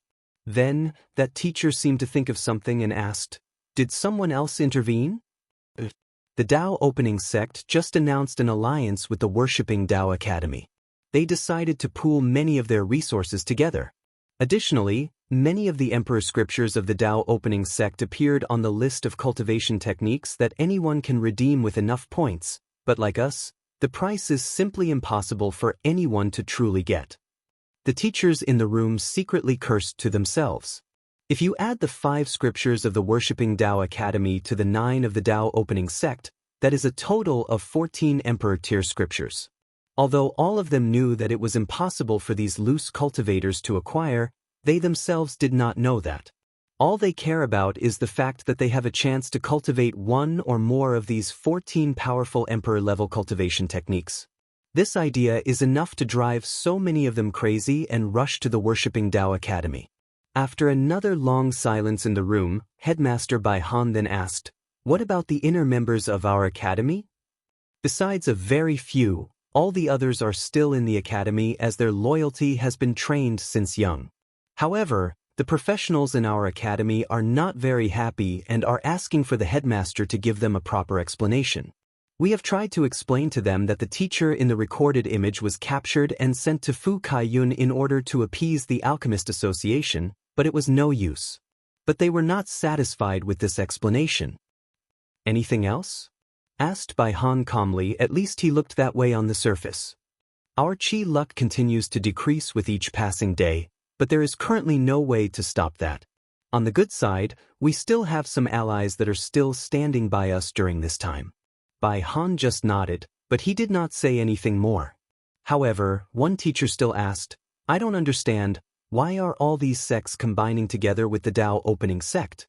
Do they want them to remain the most powerful sect in the world? Wouldn't it be better if they supported us instead of them? It makes no sense.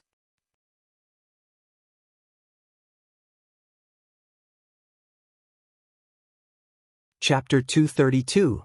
This was indeed something that puzzled many of them, but they did not have the answer, so they looked at Headmaster Bai Han hoping he could provide them with the answer. After a brief pause, Bai Han then explained, there are many reasons for this. The first being the fact that the Tao opening sect's reputation among the cultivators of the world has always been very good. They rarely flaunt their power and prestige as the most powerful sect to the world unless necessary. Well, to be honest, they did not have much opportunity to do so anyway. They only cultivated their 9th emperor during the Devil Era, which was a time where the entire world was on the brink of being enslaved.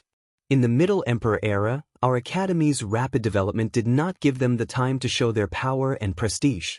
By this era, the Tao opening sect had not cultivated a great emperor for so long that they were more focused on themselves than showing to the world their strength. The teachers had a pensive look on their faces as they realized that the headmaster was right. As a matter of fact, compared to their academy, the amount of time that the Tao opening sect had shown his might and prestige to the world was quite small. As such, reputation-wise, they were considered way better than the Emperor Enlightening Academy. This could not be the only reason, right? Asked one teacher.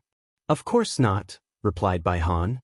The second reason is the fact that many powerful factions considered our academy a new power.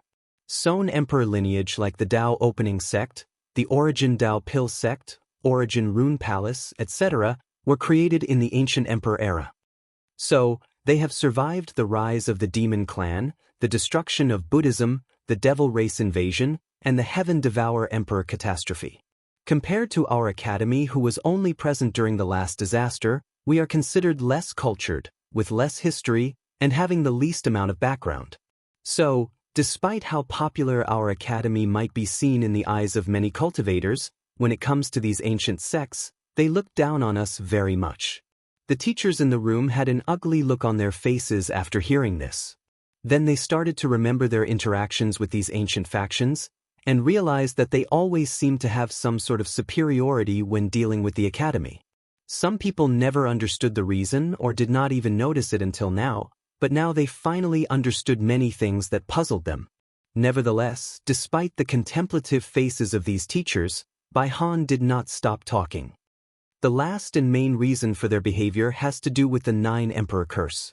Many of these factions believe that they will one day cultivate 9 emperors like the Tao opening sect.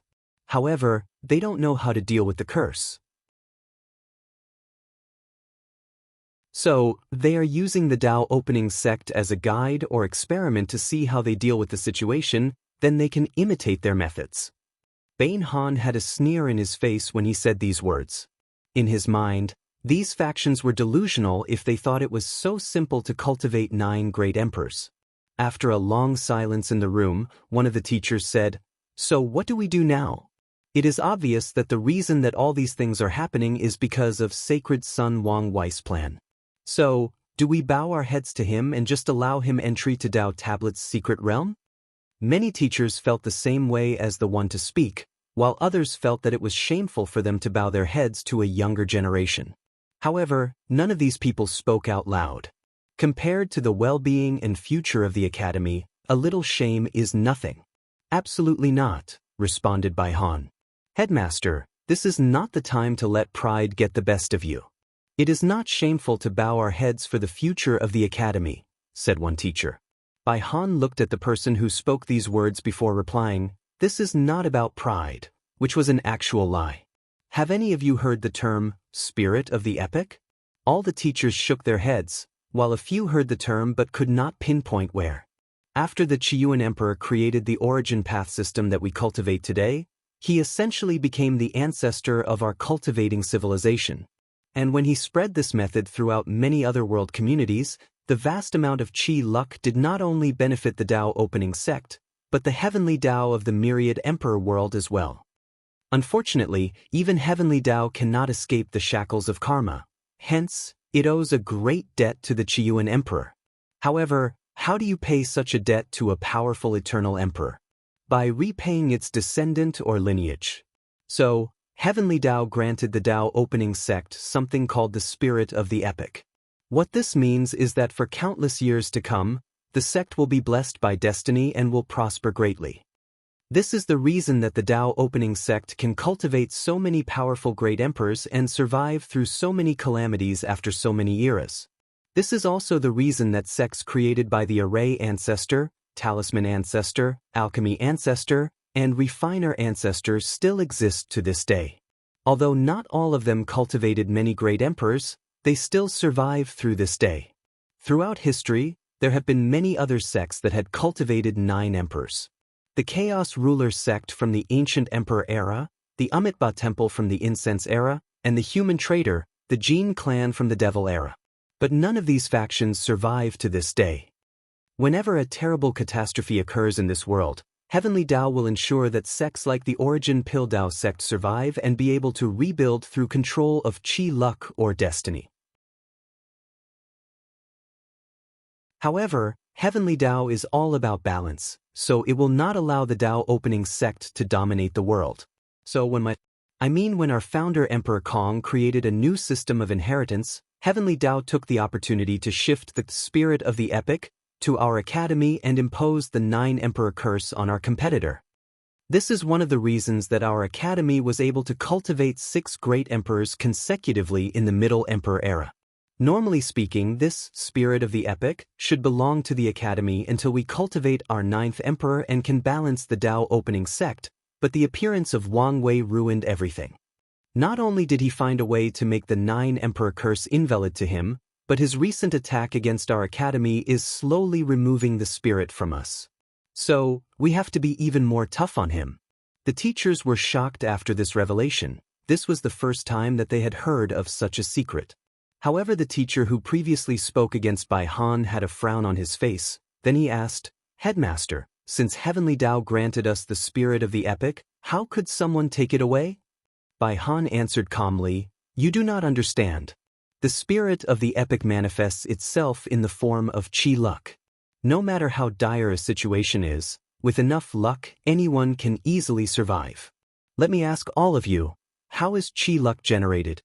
4 dynasties, as long as the territory is vast and the people are happy and healthy, the dynasty's Qi luck will be prosperous.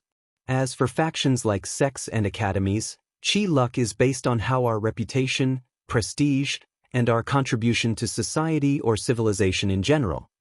Now, with all the cultivators and mortals in the world thinking that our Emperor Enlightening Academy is a terrible place full of sins and depravity, do you think we will have any reputation and prestige left? Do you think that the spirit of the epic will be left to us? After saying that, Bai Han sighed before saying, "In order to accomplish such a feat, this sacred son Wang Wei should have a very deep understanding of Qi luck and be privy to many secrets of heaven and earth. So, how could he know so much?" Little did he know that when Wang Wei's Qi luck turned from black back to gold, he acquired a very deep understanding of how Qi luck works between heaven and earth. As for the spirit of the epic, it was Wu Hong who told him about it. So after asking his father to check the records in the sect, he learned all the information about it. At first he just wanted to have his revenge on the academy for what they did, but once he read about it, he developed a step-by-step plan to take down, well, at the very least, weaken them.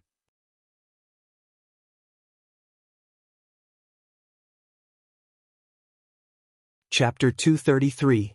"So, what do we do now, headmaster?" asked one teacher, while all the others also looked at him.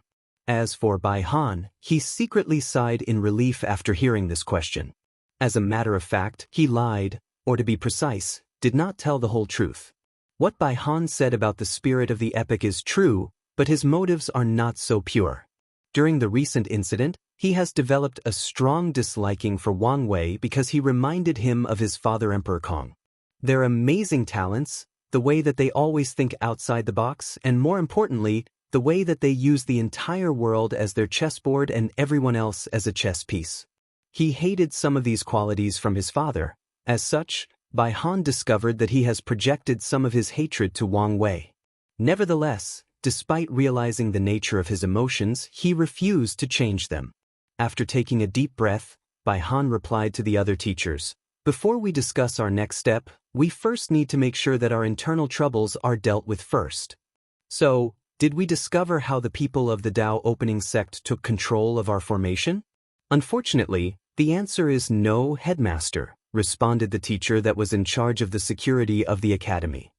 After the incident, I investigated the person in charge of the formation, but they were completely clean.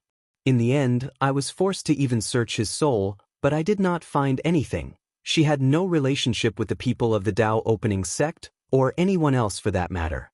We did not even find her contacting anyone strange. Bai Han had a frown on his face as he realized that this should be a problem that they placed their emphasis on. Then he said, "In that case, let's talk about our countermeasure for this situation. First, we have to ensure that these terrible rumors about us do not reach the domains controlled by our academy. These places are the foundation of our academy, and nothing can happen to these places no matter what. Second, since we could not get access to certain precious resources from the different associations in the south, we have to use outside help. Luckily, our recent ally, the Association of Chamber Commerce, has agreed to provide us with some of the rare resources. However, their conditions are that the price will be more than 100 times than before, and they will not publicly support us." "Tisk," said one of the teachers. "Before Shiguan was begging us and even sending his daughter to us, but now that we are in trouble, he wants to turn his face over? You cannot blame him.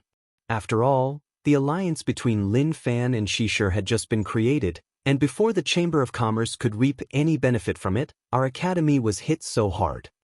We should be satisfied that they were willing to keep the alliance given the circumstances. As for the increase in price, it should be expected given that they are merchants. Making profit is their fundamental nature," replied one teacher. Bai Han nodded in agreement with her. Then he said, "Our third step is to counterattack. Since the Dao opening sect can use public opinions to attack us, we can do the same to deal with them." Of course, Bai Han knew that this particular endeavor would probably be useless. With Wang Wei's cunningness, he should have anticipated such a response and prepared beforehand for it. Nevertheless, the academy still has to try to show its stands that it is willing to fight for its honor and glory. Lastly, we need to do whatever it takes to prevent Wang Wei from gaining access to the 3,000 Dao tablets. According to my analysis, since his fate puppeteer physique is a brand new one, he does not have a cultivation technique perfectly suited to him that allows him to play all the advantages of his physique. Hence the reason that he wants access to the tablets. So, we must stop him by all means. How do we do that, headmaster? First, we must prevent Li Jun from entering the top 30 of this tournament. With his strength, it is only a matter of time before he acquires a spot in the top 30. As long as he gets a token, he will not hesitate to hand it over to Wang Wei. So, we must deal with this situation first. All the teachers had pensive looks on their faces. Then one person said, "Couldn't we just make a rule that the person who got the token can only use it for themselves?" Another teacher shook his head before saying, "That will not work. Everybody knows that the rule previously stated that a person can do whatever they want with the token.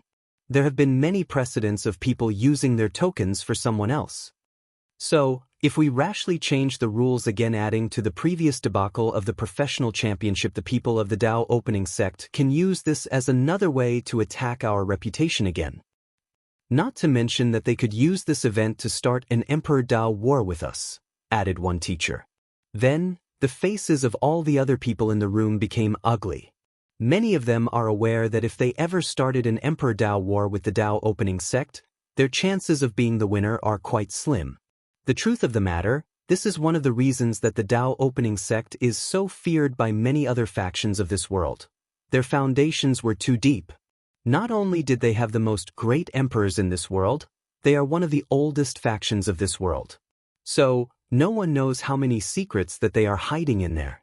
Bai Han coughed lightly to wake up everyone from their dread. Then he said, "We do not need to change the rules, just make sure that he is disqualified with a publicly believable method."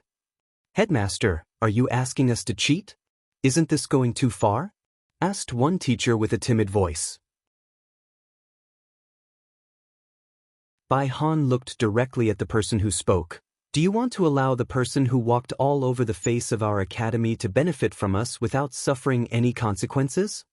All the other teachers, including the one who asked that question, lowered their heads and did not say anything else. Thinking about what Wang Wei did to them, he really should not be allowed to get any benefit from them. Bai Han secretly nodded before continuing, "Plus, we will not be cheating, just giving Li Jun's opponent a little advantage, that's all." Although many teachers did not like such behavior, they knew that this was for the greater good of the academy, so they did not say anything. "The last thing we need to deal with is Crown Prince Ji Song," said Bai Han calmly. Many teachers had a look that said, "What does Ji Song have to do with this?" Although they did not say anything, Bai Han could easily read their minds based on their facial expression. Only a few savvy ones could guess the answer. Bai Han sighed before giving the answer. "All of you heard their discussion during the opening ceremony. Although no one heard what they bet on for their battle, based on Wang Wei's past behavior, it is obvious that he bait Ji Song into battling with him in order to acquire his token to enter the secret realm of the Dao tablets." Many people suddenly understood many things after hearing this, then they realized how scary Wang Wei truly was. They guessed that he had already created many backup plans for himself after asking the academy to give him a token in exchange for resources. It was as if he expected his failure from the very beginning, then planned for every possible outcome to reach his goals. "What's next, Headmaster?" "In all honesty, I do not see a scenario where Ji Song becomes victorious in this battle. This Wang Wei seemed like a very scary person. I cannot believe that he is a member of the younger generation. From his actions, he seems like an old fox that has lived for many years." "Well, given who his mother is, it is not that surprising that he is so cunning," replied another teacher. Many teachers winced after hearing those words, including Headmaster Bai Han. It seemed that many of them had suffered at the hands of Yu Yen during their generation. Bai Han took a deep breath to calm himself down and removed some terrible memories from his mind that he would rather forget. Then he said calmly, "We need to give Ji Song some help. We will give him the demon god bone."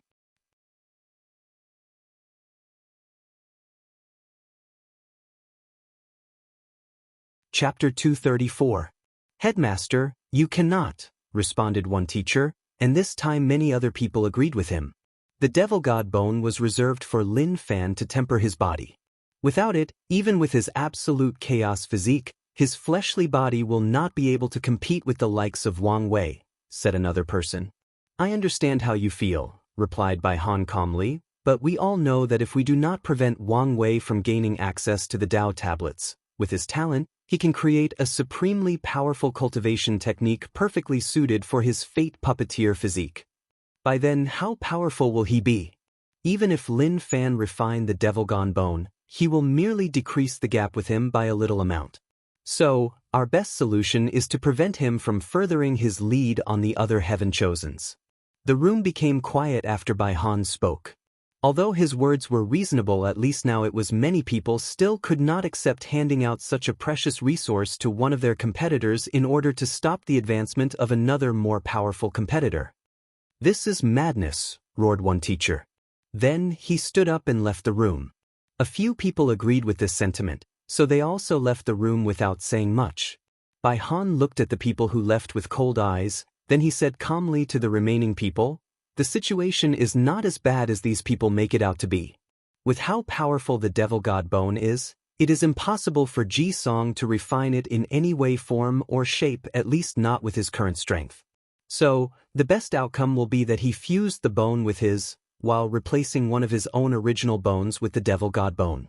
So, as long as Lin Fan can defeat him in a battle in the future, he can still recapture it for his own use. This is a good way, thought many of the remaining teachers. It is proven that Ji Song is the kind of person that is easily provoked. As long as Lin Fan uses the same method as Wang Wei, he could probably get him to fight with him with the bone as a bet. Of course, some of the more wise teachers in the academy knew that things would not be so simple, but they did not say anything. Only the future can tell who is right and wrong in this situation. Dao Opening Sect, Tianwei Peak. Inside a secret room, Sect Master Wang Tian was sitting cross-legged with a formation in front of him. In this formation, countless people were shown sitting cross-legged. These people ranged from young women to old one, from middle-aged men to young people in their 20s, to old men that looked like they were about to die. Nevertheless, despite the different appearance of these people, they were all from the same generation and were similar in ages. However, the physical appearance of these people does not really matter. What's important is the status or identity of these people. In this meeting was the leader of all the professional associations in the southern Vermilion Bird continent, the sect master of the Eternal Dream sect, which was one of the young beautiful women. From the eastern Azure Dragon continent, there was Jian Yi, the sword sage of the sword-casting villa and Jian Wushuang's master. There was also the previous generation saintess of the Yin Moon Palace who was the master of Suya. Finally was the worshipping Dao Academy. From the western White Tiger continent was the head of the Di family, the head of the divine Dao League who was Feng Lijuan's father, accompanied by the top divine clan of the League. From the central Qilin continent was sect master Wang Tian, sovereign Ji Wen the father of Crown Prince Ji Song. Sovereign All-Wisdom who was the sovereign of the Great Wu Imperial Dynasty and the father of Sun Jiaolong. Finally, the Herd Master of Herd Raising Valley, the Celestial Master of the Tai Profound Gate and the Dao Priest of the Five Element Palace. The Five Element Palace has 6 great emperors and is the sect that the number 6 physique, the 5 elements balance physique, Zhen Biu belongs to. Technically speaking, the 5 Element Palace is located in the eastern continent. However, they used to live in the central continent, but left after losing a dispute with the Tai Profound Gate. Back to this meeting that took place, all the factions mentioned were just the most powerful ones. Other emperor lineages with 1 or 2 great emperors were also present. For example, Wang Wei's mother, Yu Yan, represented the Yu family.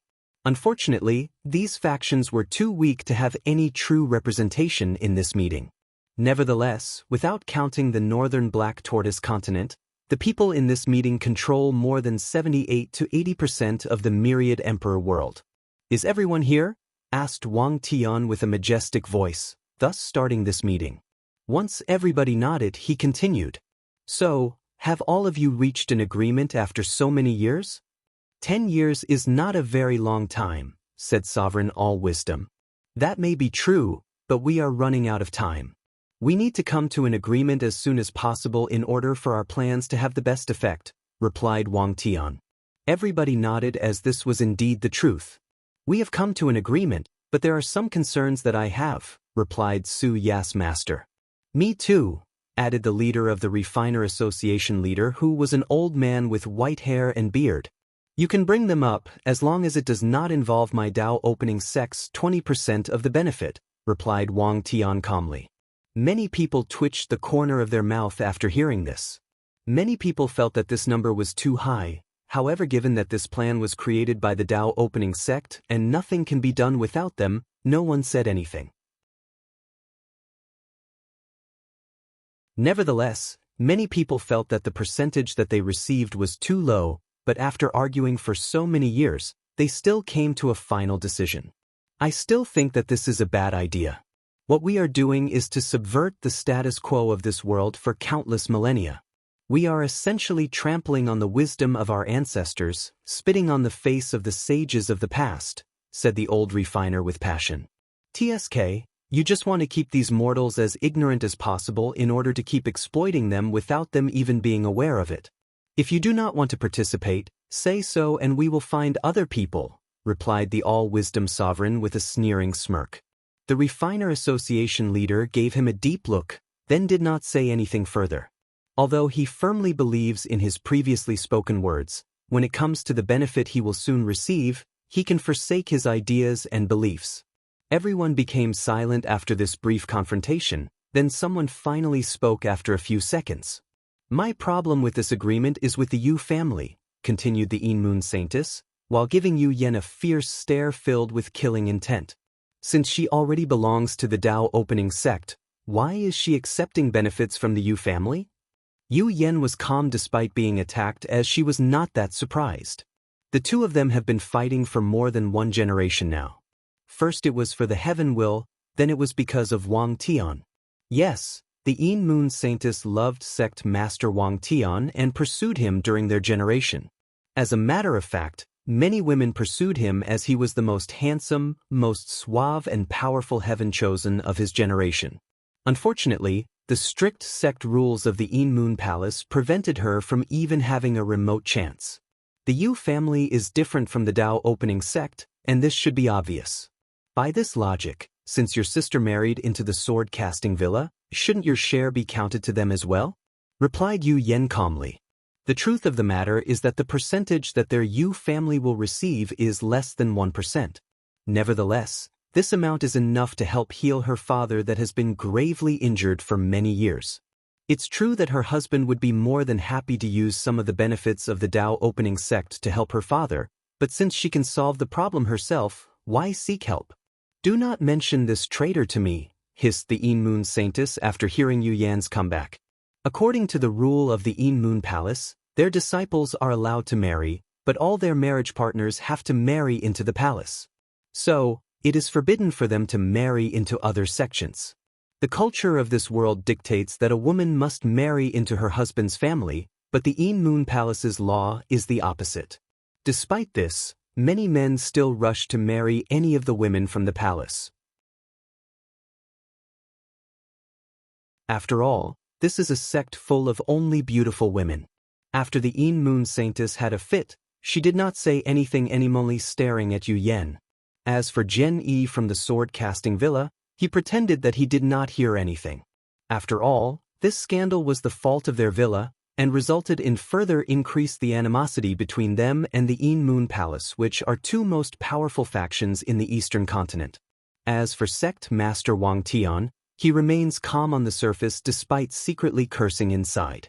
He knew his wife the best, so he can predict that she will blame him for what happened today despite not doing anything. I guess I will be sleeping in my own cultivation room in the next few days, or months. Maybe Wire can help me. I'm crazy for thinking this brat would help me. It would be a miracle if he did not add more chaos to the situation, secretly thought Wang Tian to himself. Well, since everybody has agreed, then we can sign the contract. Following which, the highest binding contract of this world was signed between all these powerful factions. After the meeting was over, Wang Tian contacted his son, who was still deep underwater. How was everything? Asked Wang Wei. Everything went according to your plan, replied Wang Tian with a smile on his face.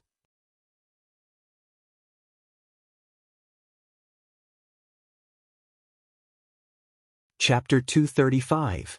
Emperor Enlightening Academy. Inside the D clan floating booth, D Tian has spent the past decade watching the entire tournament without missing a single bit, all because he wanted to assess the potential threat that each participant was to his future path of emperor. Although he strongly believes that he will be the final winner, that even Wang Wei was not that much of a threat to him, he still wanted to make sure that he did not overlook anyone.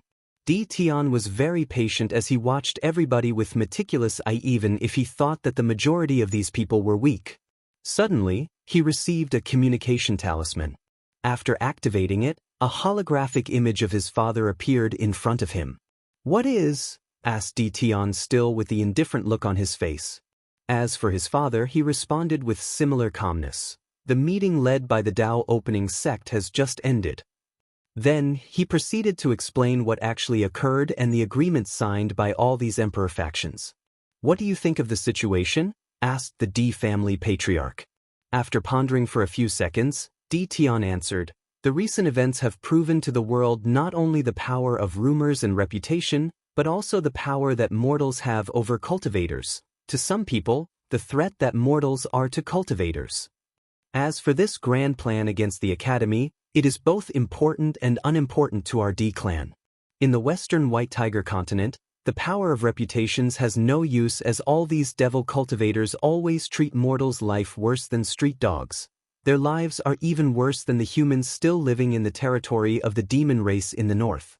As for our D family, since the mortals living in the domains controlled by us have been well protected, our reputation is very good.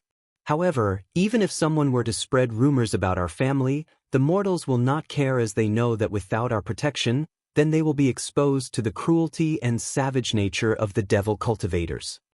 The D clan patriarch nodded calmly as he also came to a similar conclusion. Then he asked, "According to our analysis, this plan was probably created by Wang Wei. With his intelligence, he has proven to be a bigger threat than anticipated. Do you have a plan to deal with him?" Di Tian frowned after hearing this. He started thinking to himself, "This Wang Wei reminds me of some people throughout history. Although these people were not sons of destiny, their luck was similar to them. It was almost like they were the protagonist of a novel, making them extremely difficult to kill. I originally thought that Heavenly Tao would deal with him given his outlaw status, and I would just make sure that nothing unexpected happened during the process. But now, it seems that I have to be more proactive. With his intelligence, it is not too far-fetched to find a way to survive. So, I have to help Heavenly Tao and ensure that he is completely annihilated without any chance of surviving." After a few minutes of silence, Di Tian said, "I have a plan. Do you need the D clan to intervene? If so, how severe do you expect things to be?" asked the D clan patriarch. "Yes, the clan will need to intervene. As for how severe the situation will be? Well, best case scenario, we might have to mobilize a few if not all our supreme elders. Worst case scenario, the sleeping ancestors might have to intervene, thus breaking the Immortal Avenue Pact." The patriarch nodded calmly before saying, "You do not need to worry about the pact. Since the Tao opening sect broke the pact 100 years ago, we can use that to justify our actions." After that, he directly cut off the communication. As for Di Tian, with the same cold and indifferent face, he did not have any change in his expression. After the communication ended, Di Tian looked into the sky. His eyes seemed to be able to penetrate countless space and time, pass through countless Daos to reach the core of the world. There he saw a powerful will residing. After looking at the will for long, it started to look like a giant eye that was close. After looking at it for a moment, Di Tian muttered to himself, "Although I hate you to very core of my existence for all the pain and suffering you made me go through, I am willing to work with you in order to reach my goals." The gigantic eye seemed to have heard him, then it opened slightly before closing again. It was as if it was acknowledging his words. Despite all of this, no one was aware of what happened. There was no vision or change in the environment. It was as if everything was nothing but a dream or illusion. Afterwards, Di Tian continued to watch the tournament. Meanwhile, inside the small world, deep under the ocean, Wang Wei was having a similar conversation with his own father. So, they finally signed the agreement? It was faster than expected. Were there any people who objected? He asked. Some of these old fogies were arguing that what we were doing was breaking traditions, but they still signed it in the end, replied Wang Tian with a smirk on his face. However, he did not mention the dispute between his wife and the Een Moon Saintess. Wang Wei sneered after hearing this as he expected this outcome. As a matter of fact, most factions would usually disagree with his plan as it might infringe on their rights and benefits. However, Wang Wei knew these emperor lineages the best, so he used even better benefits for them to agree with this plan. He simply offered them something irresistible, so they rapidly changed their minds. The previous meeting might look like one designed to attack the Emperor Enlightening Academy, but it was not. It was a way for all these factions to divide unimaginable benefits.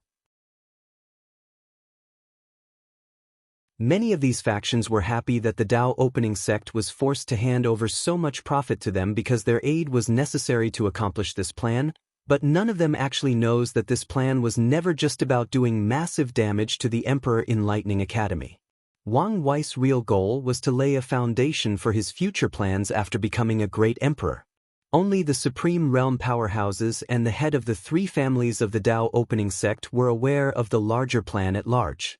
Even the sectarian faction did not know about this, as they could not be totally trusted after Long Boss' recent betrayal.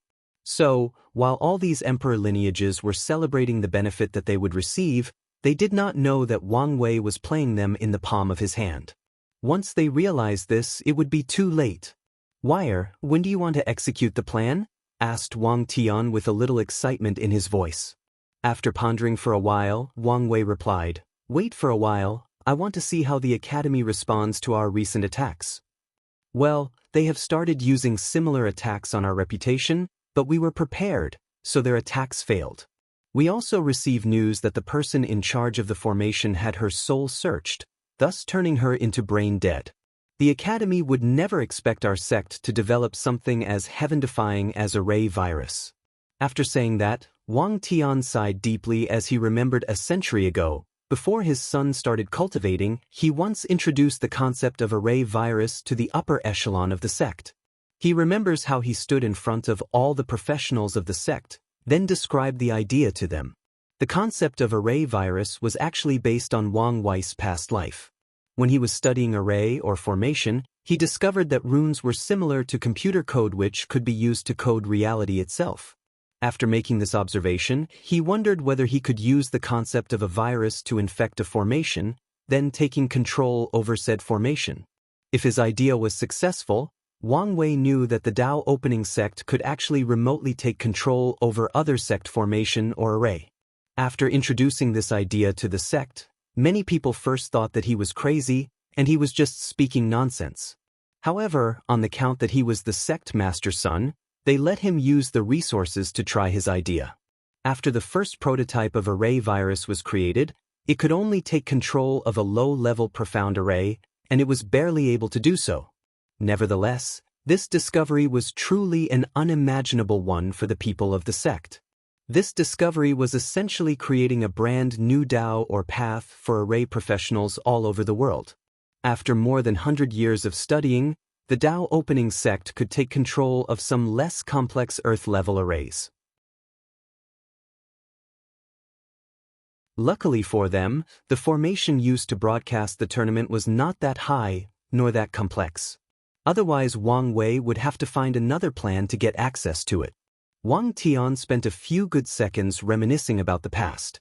Then he took a deep breath to regain his bearing while secretly thinking to himself, "I wonder what kind of world Wang Wei lived in his past life. What kind of civilization was it to have such an existing idea or concept? Maybe one day, when he is ready, he could tell us or even show us." Wang Tian then looked at his son before saying, "Well, that should be everything for today, so..."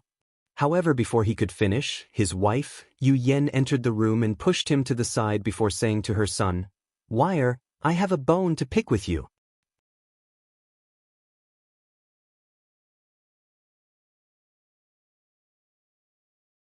Chapter 236. Wang Wei was looking at his mother with his heart racing, wondering what he did wrong this time. He did not want to be on the other hand of his mother's punishment like his father. Meanwhile, Yu Yan started playing and took out a card that was actually a talisman. After activating it, the voice of two people talking could be heard. However, a bunch of terrible profanities were coming out of these people. Some of these things said were so vile that it would turn even the holiest of saints into devil worshippers or sinners. This card was actually one of the many ones that Wang Wei created in order to damage the Academy's reputation and prestige. Many people who received these cards believed that these conversations were real recordings of teachers of the Academy speaking with another. After the recording ended, Ian looked at Wang Wei and asked, "From what I remember, I raised you properly like an aristocrat, so where did you learn such vulgarity?" Sweat started falling down Wang Wei's back despite the fact that he was a couple 100,000 meters deep under the ocean as he pondered what to say in this situation. He could not tell her that he was raised in online culture in his life, and that compared to the foul things people in modern day say on the web, these conversations were actually nothing, especially compared to the more conservative values and ideas of this world. Knowing that he might get in trouble, Wang Wei's mind ran very fast as he thought on how to explain this situation. Finally, he said with a calm face, "Mother, this has nothing to do with me. It was all Li Jun. He told me that he spent a lot of time around the sect's disciples and learned many foul things, so I consulted him when it was time to make the cards. And it was not just him. There was also Tai Gang. He told me before he became a king in the lower realm, he was in a gang and was once a bandit, so I consulted him on the issue."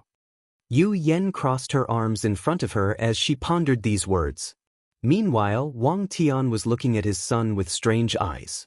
It was obvious that he was the one who wrote these things by himself. Why was he blaming others now? However, when he wanted to say something, he saw a deep, ferocious look in his son's eyes. He knew that if he said something, then Wang Wei could just blame it on him. No matter whether his wife believed it, he would still be in trouble. So, he just nodded in agreement. Meanwhile, after a few seconds of pondering, Yu Yen nodded before muttering to herself, "It seems that I have to talk to little Li Jun's mother about who he is hanging with. As for Tai Gang, I will warn him not to bring these things around my son." No matter how intelligent Yu Yen was, she was still a mother, and thus very biased against her own son. She did not want to believe that he was capable of such a thing, so she totally believed his lie that was full of loopholes. After that, Yu Yen looked at Wang Wei before saying, "Well, be careful who you hang out with in the future. I do not want them to influence you. Having a pure and peaceful mind is very beneficial to your path of cultivation." "I know, mother," replied Wang Wei with a look of innocence in his face. Yu Yen nodded before looking at her husband. "You can look for your own accommodation for the next 2 weeks, sect master. Now, I am off to a tea meeting with my future daughter-in-law." Then she left with a happy smile on her face, while Wang Tian's mouth kept twitching non-stop. Nevertheless, he was happy that it was just for 2 weeks and not longer. As for Wang Wei, he was just relieved that his mother bought his lie. As for throwing Li Jun under the bus, well, he has been doing this ever since they were young. By now, Li Jun was not only used to it, but knows how to cooperate to take the blame. Anyways, this guy has used him as a shield countless times as well. Every time he becomes a womanizer, he will use his name to justify his action to Yen Liling, and Wang Wei always covers for him. After seeing the defeated look on his father's face, Wang Wei said, "Since you cover for me so well, I will talk to her for you, but I can probably reduce your sentence by only a week." Wang Tian's eyes lit up after hearing this. Things are always better when his son intervened for him despite the fact that this rarely occurs.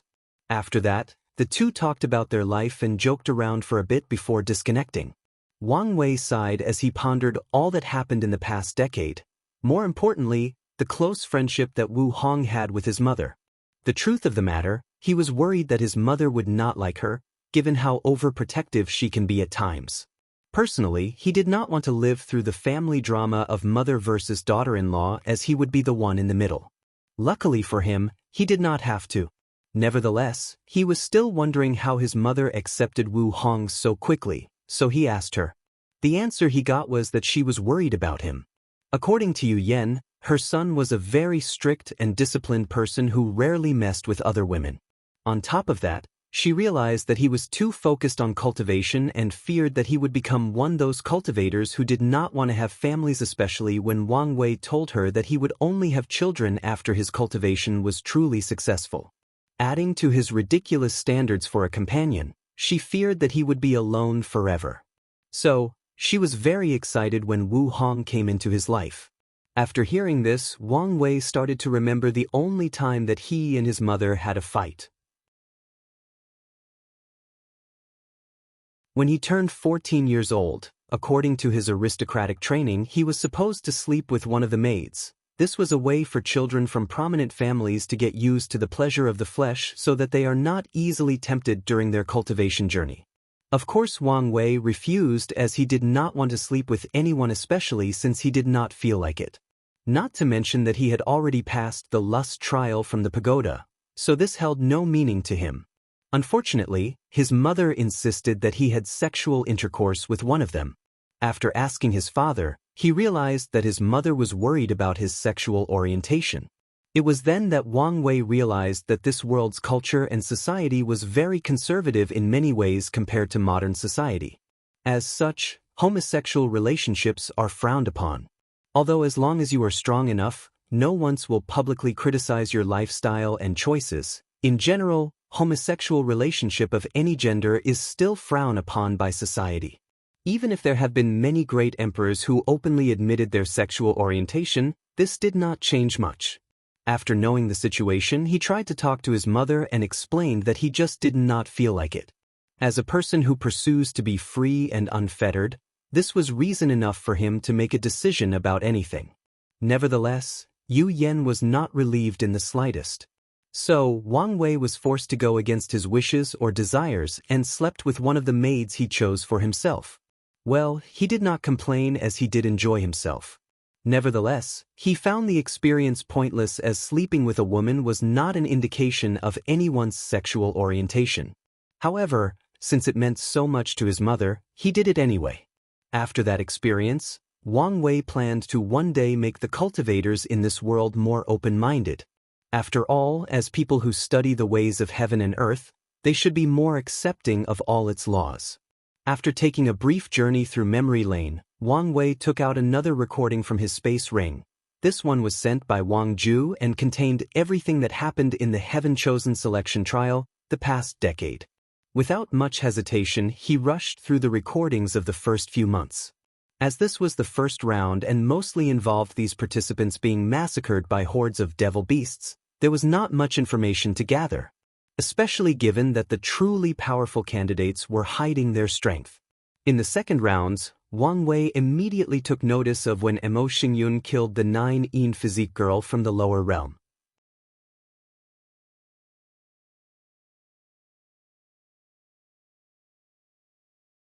Chapter 237. Wang Wei watched how easily Mo Xingyun easily defeated the 9-yin physique, then he saw how she swallowed her opponent's body. However, what he focused more on was what happened afterwards. Someone intervened and placed a formation that isolated the viewer's eye, and it seemed that Mo Xingyun had a conversation with someone. Any information on who she was talking to? Asked Wang Wei. Unfortunately, no, replied Wang Ju from the communication talisman. Any movement from the Mo family in the West after this incident? The sect did notice some movement from them after this as they seemed to be searching for something. However, after that, once the Mo family noticed that the whole world was spying on them, they immediately stopped their actions. Wang Wei nodded as he placed a higher level of threat to Mo Xingyun after hearing that conversation. So, he focused on her actions during this trial. Wang Wei watched as she killed and swallowed the number 9 Origin Spirit physique and the number 10 Star Monarch physique. None of these guys from the lower realm could give her a proper challenge, showing how difficult it is for heaven-chosens from the lower realm to actually become successful in higher worlds. Only a few of them can do so, and the ones that actually become great emperors are even more rare. Most of them actually have to enter a faction before they could reach their full potential and be able to fight for the heaven will. As for the ones from the lower realm that became great emperor while still remaining loose cultivators, the number of them can be counted in one hand. And these people are usually extremely powerful, but also very lucky. They usually have countless fortunate opportunities to close the gap with those heaven-chosen full of resources since birth. Finally, they have to find an identity token to be recognized by the heavenly Tao of the myriad emperor world. And even those loose cultivators' great emperor might not make it in this glorious age when heaven-chosens are as many as dogs, and the talent needed to survive in this generation has been raised to unimaginable heights. After sighing for a moment, Wang Wei continued to observe Mo Xingyun. She seemed to have an insatiable appetite. After killing the last 3 physiques in the top 10, she went after the number 7 Boundless Void physique. Unfortunately, she soon realized that she bargained for more than she could handle. Before the void-shattered realm, the Boundless Void physique is one of the most overpowered physiques of all the 3,000 heavenly physiques. It grants the owner the ability to control space. So abilities like teleport, space cut, space imprisonment are the most common abilities of this physique. adding to that the founder of the Worshipping Tao Academy once also possessed the same physique and proved the Tao with space as his main Tao. So the owner of this physique, Zhang Xian, cultivate the infinite void volume, Mo Xingyun, was maltreated during the battle. Zhang Xian kept teleporting around her and attacking her. She tried to swallow the space around her, but she failed. So, she used the power she had just gained from the origin spirit physique that granted her unlimited origin essence to keep using large-scale attacks to prevent Zhang Xian from approaching her. Unfortunately, this tactic did not work as the space around her was imprisoned and turned into a cage during one of her attacks, making her own origin abilities counterattack her instead. Nevertheless, Mo Xingyun was a ruthless woman. She purposely left an opening on herself and lured Zhang Xian to attack her directly. So, after he appeared next to her to stab her with a space blade, she let him do it, then instantly tried to swallow one of his arms. Lucky, Zhang Xian was also a cruel person and knew that he could not get access to any part of his body, so he detonated that arm after knowing that he could not save it, thus preventing Mo Xingyun from getting any powers from his physique. After that, the two of them did not continue to fight and left just like that.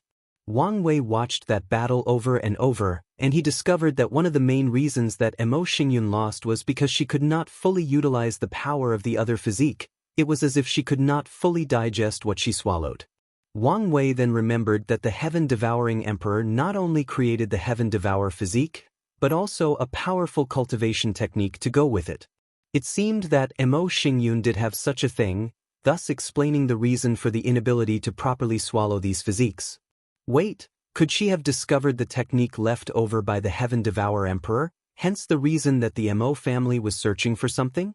However, this does not make sense, as according to the Heaven-Devourer Emperor's personality and attitude towards his own family, it is very unlikely that he would leave behind an inheritance unless it was someone else's inheritance, muttered Wang Wei to himself.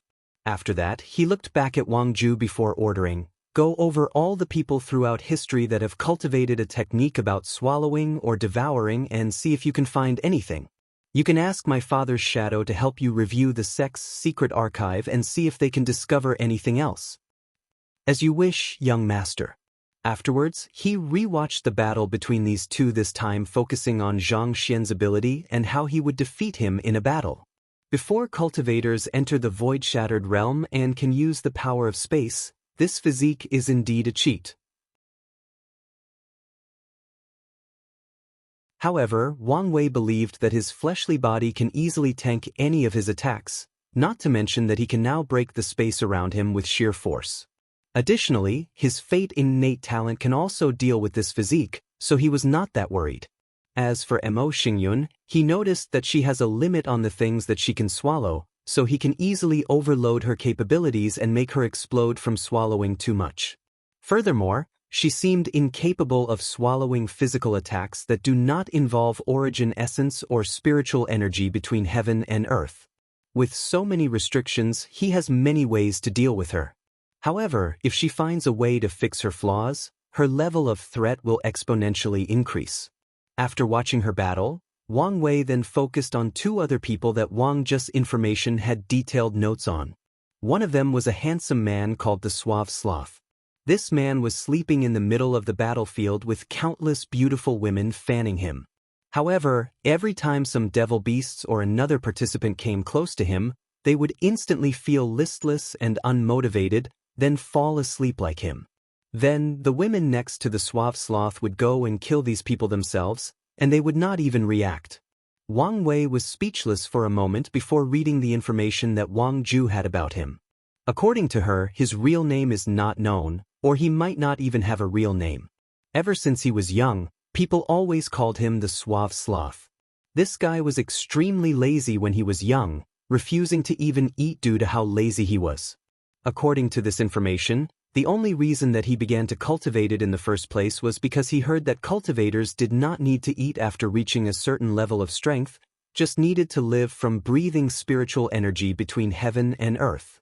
And this guy laziness did not stop here. After discovering that cultivation was hard work, he used his genius to create a cultivation technique that allows him to both cultivate and fight while sleeping. This technique even allowed him to create a pseudo-domain around him that placed anyone near him into a state of utmost laziness or sloth. As for the women next to him, they were here to ensure that he could sleep peacefully, and if he ever decides to wake up, that they will take care of his daily needs. What made Wang Wei speechless was a very particular detailed information that he did not want to know how Wang Ju got. According to this information, the reason that these women liked Suave Sloth so much was not because of his handsome face, or because of any benefit, but because he was too lazy during sex that he allowed them to be on top, and do most if not all the work. In this very patriarchal society, these women find this experience very liberating and free. They feel powerful and in control even more than having a high cultivation level. So, they are drawn to him like metal to magnet. After sighing how wonderful and weird the cultivation world can be, he focused on the last person named Fan Li. This person actually received the inheritance of the Nether Emperor, or as he is more known for, the Yin Soul Emperor. This emperor is a very interesting one as he suffered a terrible humiliation just after proving the Tao. Right after becoming a great emperor, he took the name Nether Emperor. However, some powerful being in the Nether Hell Forbidden Land did not like that he used that name. Then, a gigantic palm came from there and patted the Nether Emperor like a fly, almost killing him. The palm left the words, "Are you worthy of that name?" before leaving. After that, he was forced to change his name to Yin Soul Emperor. As for Fan Li's ability, it involves controlling Yin energy in the surrounding environment to create zombies, spirits, ghosts, and the soul. It is rumored that this technique can even allow a cultivator to bring back the dead to life when one reaches the highest level. Unfortunately, this rumor has not been verified. Nevertheless, many people are interested in acquiring it. Given that this Fan Li is nothing but a lucky loose cultivator, many factions have started to eye his inheritance for their own. By the time Wang Wei had finished reviewing all this information, the third round of the tournament had begun, and all the seeded players had begun to take part in this trial.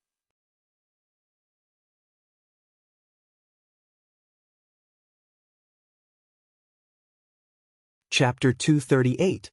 After reading and reviewing all the information about the candidates that he needed to pay attention to, Wang Wei asked Wang Ju, "What's the situation with Fan Li?" Many people or factions are paying attention to him and his inheritance. After all, most cultivators have lost a loved one during their journey, and the possibility of losing one is very high. So, with this inheritance, it is the perfect chance for them to make up for their regrets. Additionally, including him into their factions will add an additional emperor scriptures to their own inheritance. So many people have plans to try to recruit him after the tournament even if they have to use force, replied Wang Ju. Wang Wei then nodded as he could guess that the Tao opening sect had similar strategy. Then he dismissed her by ending the communication talisman. Then he started to check his cultivation. Inside his divine sea, he saw 17 origin patterns in his ancient lamp and he nodded in satisfaction while thinking to himself, one origin pattern per year is considered a fast cultivation process, so in another 33 years, I should reach the total 50 origin patterns needed before breaking through the divine body realm.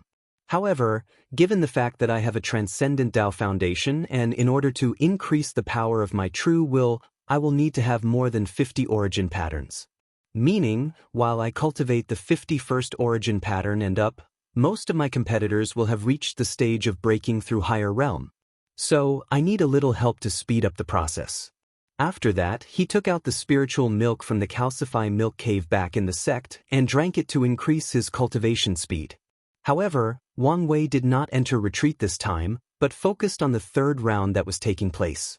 In the secret realm of the tournament, while all these world-changing events were taking place, the seeded players were in their own residence. After the number of participants reached 100,000 from 500 million in the past 10 years, they received notifications that the third round would begin. Inside Li Jun residence, he suddenly opened his eyes from his state of meditation after receiving a talisman warning him of the beginning of the third round. After getting up, he put on his armor and held his spear in his hand. While doing some basic stretches, Li Jun suddenly sneezed twice. After frowning, he muttered to himself, "Who's talking bad things about me now?" Could it be my linger? No, I have not done anything bad in the past decade. So, is it Big Brother Wang Wei? Is he blaming me for something again? After that, he walked in front of an array that would teleport him to a certain part of the Secrum realm. While waiting, Li Jun started thinking about the rules of this round and the challenges he will face. According to the Academy's rule, the tournament is divided into 30 sectors, with each seeded players in charge of a sector. In the third round, these seeded players have to participate in eliminating as many people as possible until the number of participants is reduced from 100,000 to only 1,000 people. This round is important because this is the time that these seeded players have to show the reason they were chosen as such. So, throughout history, the third round has always been a cruel one as most participants usually banded together to fight and kill these seeded players. So, if the seeded players are not strong enough or vigilant enough, they might be killed during this round, or forced to run for their lives and be humiliated in front of trillions of people. Be that as it may, this generation's heaven-chosen selection trial is different as many of the seeded players did not participate. That includes Wang Wei, Di Tian, Wu Hong, Lu Meixiu from the herd-raising valley, Zhen Bu from the Five Elements Palace, and Feng Heng from the Tai Gate who left midway through. Additionally, there are people with strength similar to the seeded players like Mo Xingyun and Zhang Xian that do not hold this position due to the fact that they have remained low-key in the eyes of the public until the tournament began. Adding to that the few rising talents that appeared in the second rounds, the third round should be very exciting. Once the appropriate time arrived, Li Jun entered the formation and he was teleported to the section he was in charge of. The truth of the matter was that he was not worried about group fights given that one of his innate talent was perfectly suited for this occasion. However, Li Jun did not use it during the next 20 years that the third round lasted. He fought countless geniuses from all the world while honing his skills. More importantly, Li Jun was able to absorb the slaughter aura that enveloped the entire secret realm and increase his own strength. As a matter of fact, Li Jun was not the only one who used such tactics. Many of the powerful heaven-chosens like Ji Song, Lin Fan or Suya did use their powerful innate talent or hidden cards as they were reserving it for when they met each other. Unfortunately for these heaven-chosens, things were not as simple as they first imagined. Due to the fact that many of the sections did not have a seeded player, the Emperor Enlightening Academy allowed the people in these sections to travel freely to other sections based on their choices. As a result of this, Heaven-chosens in the top 10 lists created by the Heaven Mystery Pavilion discovered that instead of having to fight thousands of people, some of them had to fight 5 to 7 times that number. Adding to the limitations of having to hide their hidden cards, this proved to be a harder task to accomplish, hence also the reason that this round took so long before finishing. Of course, this was not the main reason that these people were hiding their strength, to the point of going to the extreme in order to do so. The real reason being that they received news from their factions or sects about the ongoing battle between the Tao Opening Sect and the Emperor Enlightening Academy, and the fact that one of their competitors has orchestrated the entire thing. Knowing the general situation, many of them felt like participating in this tournament was kind of beneath them or, to be precise, it should be. While they were fighting for the so-called glory of being the number one heaven-chosen, Wang Wei, who was in the same generation as them, was doing things that influenced the world in an unimaginable scale. As absurd as it might sound, many of them felt like they were the younger generation, while people like Wang Wei, Di Tian, and Wu Hong were of the older generation that considered tournaments like this to be an excellent way for the younger generation to show their progress to them. To many, this absurd feeling was unacceptable, especially given the culture of this world involving respecting the superior and elders, which has been deeply ingrained in the cultivating world society. Adding to that the fact that these seeded players who did not participate in the tournament can watch on the sideline and peek at their hidden cards, strengths, and abilities without revealing their own. These heaven-chosen know the advantage a person can have over another during battle due to information. Additionally, Feng Heng's news that he has awakened the Yin-Yang eyes has already spread throughout the entire myriad emperor world. As a result of this, his level of threat has been elevated from the middle or bottom of the heaven-chosen list to the level of Lin Fan, Suye and Jian Wushuang. Although the absolute beginning Tao art is not that famous due to the few people who managed to cultivate it, all these emperor lineages know that the ones that succeeded in doing so were extremely powerful and extraordinary. So, by the time that the final round arrived, the mentality of many of these heaven chosens had greatly shifted. If it was not the fact that they all wanted access to the 3,000 Dao tablets, many of them would have forfeited the tournament midway through, just like Feng Heng. Nevertheless, the majority of them have decided that they will keep their true strengths as hidden as possible. As for the spots for the tablets, as long as they acquire a spot in the top 30, it did not matter to them. Although the higher the ranking, the more time a participant can spend enlightening in front of the tablets, no one actually cared about this. These prideful heaven chosens all had confidence in themselves that no matter how little time they have to spend inside, it will be more than enough. They believed that since people like Wang Wei, Di Tian, and Wu Hong can give up access to the Dao tablets, they can spend a little less time than necessary to still achieve their goals, as they do not believe that they are in any way inferior to these three. Of course, not everyone felt this way. For example, Lin Fan. He wanted to show the world that his low background did not matter by taking the first place of this tournament. As for the Dao tablets, as the true disciple of the Emperor Enlightening Academy, he had access to them any time he wanted, so he did not really care. So, when the final round began, many odd behaviors were noticed by the viewers.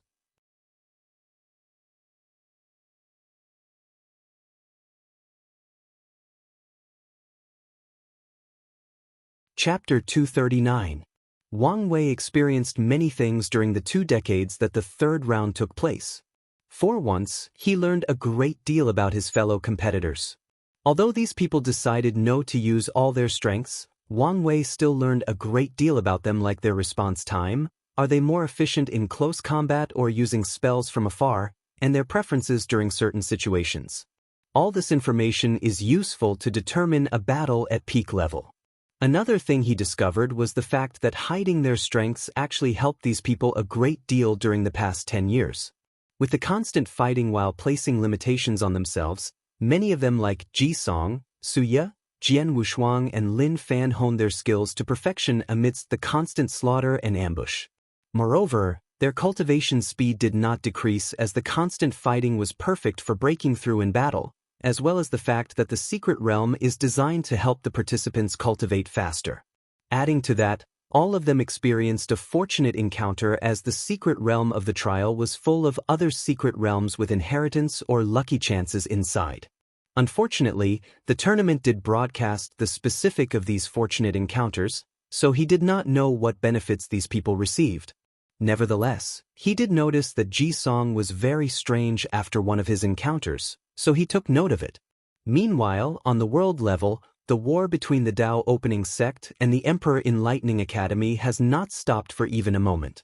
Although the public opinion battle was not as intense as before, these two factions keep trying to ruin the other's reputation and prestige. Unfortunately, the mortals that were usually ignored by cultivators unless it was time to recruit disciples became the main target of these groups. Although, at first the mortals felt that it was nice to finally feel valuable to the cultivating world, soon things reached the point that they realized that they were just being used for some purpose by these cultivators. Of course, these thoughts were only realized by the noble or scholar of the mortal world that have access to knowledge, as the majority of them spend all of their lives in a farm, trying to survive one winter after another. As for the cultivating world, many people felt that something big was about to happen, and these past 20 years were nothing but the calm before the storm. On a personal level, Wang Wei has made tremendous progress in his strength. The number of origin patterns in his ancient lamp reached 67 from 17, thus proving that he had surpassed the limit of 50. His good fortune flame burned brighter than any he had ever seen or recorded, yet he knew that it was still not enough for him to break through the primordial spirit realm. Nevertheless, it was still a powerful hidden card in case he encountered a desperate measure. He would not hesitate to use his flame. As a result of this limit breakthrough, he felt that the power of his true will had dramatically increased. Nevertheless, he always had a feeling that there was more to this true will ability, that he did not know how to properly use it, or use to the fullest of its potential. He wanted to ask Wu Hong, but he did not want her to get in trouble again. Plus, he enjoyed the process of slowly figuring it out as it made it easier for him to control and use. Of course, the greatest progress that he made was his fleshly body. With the constant tempering from the divine punishment thunder, his muscles were finally tempered to great perfection and beyond, and he awakened a new ability. His new ability was not that impressive. To be precise, it was a common one, the ability to break through space and teleport. Once a cultivator reaches the Void Shatter realm, they can use the power of law to do the same things, so it was a very common thing. Of course, based on the strength, talent, and law cultivated, the distance and amount of space that they can control will vary. Now, his fleshly body granted him these powers in advance, along with the ability to survive in empty space without any need for origin essence or spiritual energy. Additionally, all his other fleshly body abilities also evolved, his raw strength increasing to a few trillion tons. After reaching that level of strength, Wang Wei's geeky side from his past life got the best of him, so he wanted to try something. It was something he saw in a Superman comic when he was young. So, he asked True Monarch Yenchen to create a few planets for him, then with a massive chain, he started to carry them around and lifted weights with them, recreating that panel in the comic. After seeing this, True Monarch Yenchen commented that this was a good way for body refiners to train themselves, complimenting Wang Wei on his ingenuity, which made him embarrassed as he just wanted to look cool. So, he played it calmly and pretended that the purpose of him doing this in the first place was to properly train himself. Of course, the reason that Wang Wei's strength grew so rapidly was not because he just tempered his muscle to great perfection, but also because he finally tempered his internal organs and absorbed the materials needed for them during these past 30 years. In order to accelerate the rate of tempering and refinement, he did not listen to Wu Hong and allowed the divine punishment thunder to enter and ravage his internal organs. Then he swallowed saint pills like heart growth pill, lung regeneration pill, and other pills, specific pills that helped regrow internal organs like they were candy. Thus, using his old method of destruction and rebirth, he greatly accelerated the process.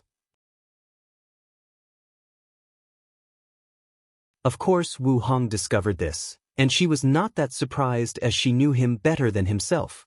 Not long after he started doing so, she showed up and helped him. She sealed up and removed all the hidden injuries such extreme level of cultivation left behind inside his body. Of course, although she did not say anything about him breaking his words, she displayed the fact that she was not happy by not talking to him for 6 months. Beside helping him with his injury, she never said a single word to him even during the process. Even using his shameless tactic did not work this time. Then, at some point, she said to him while directly looking through his eyes, his soul, "I understand that you are under a lot of pressure, but you have to understand that you still have a lot of time and room to grow. There is no need to push yourselves to this extreme, otherwise it will be counterproductive." After hearing this, Wang Wei finally understood that his behavior was a little too extreme and out of character for him that likes to be cautious and well-prepared for doing things. After doing a self-reflection, he realized that the reason he was rushing to increase his strength so much was because of his encounter with Di Tian. Ever since he met that guy, his intuition has been acting intensely, always warning him of the upcoming danger. More importantly, no matter how much his strength increased, his intuition as a warrior kept telling him that this guy was more powerful than him. So, he pushed himself beyond his limits, but that feeling never left him. However, after hearing Wu Hong's words, he realized that had been too focused behind the strongest heaven chosen. At this point of time, beyond the strongest did not mean anything, as all of them were just weak cultivators in the supernatural realm. Even if some of them could fight many realms above their stage, it did change the fact that they were still in the 4th stage of cultivation, thus having plenty room for growth and development. So, it did not truly matter who was the strongest at this stage. The title of the strongest only mattered during the heaven will battle, as that person will be the one to sit on that throne. After coming to this realization, Wang Wei's state of mind sublimated, then he reigned in his extreme cultivation method after thanking Wu Hong. His parents and elders in the sect had said similar things to him, but somehow he never listened to their words. However, Wu Hong seemed to have a way to get through his stubborn personality. an ability which greatly upset his mother, Yu Yan, for not having. Wang Wei even heard that she was very unhappy at the fact that her son listened to his companion, but did not listen to her. Wang Wei asked her why she was upset with him instead of Wu Hong, and Yu Yan replied that he could not compare to her. He then realized that his place as the favorite of the family was slowly being replaced by Wu Hong, and he was not happy about it. Nevertheless, despite all the family, he still managed to temper 3 of his organs and absorbed the materials necessary.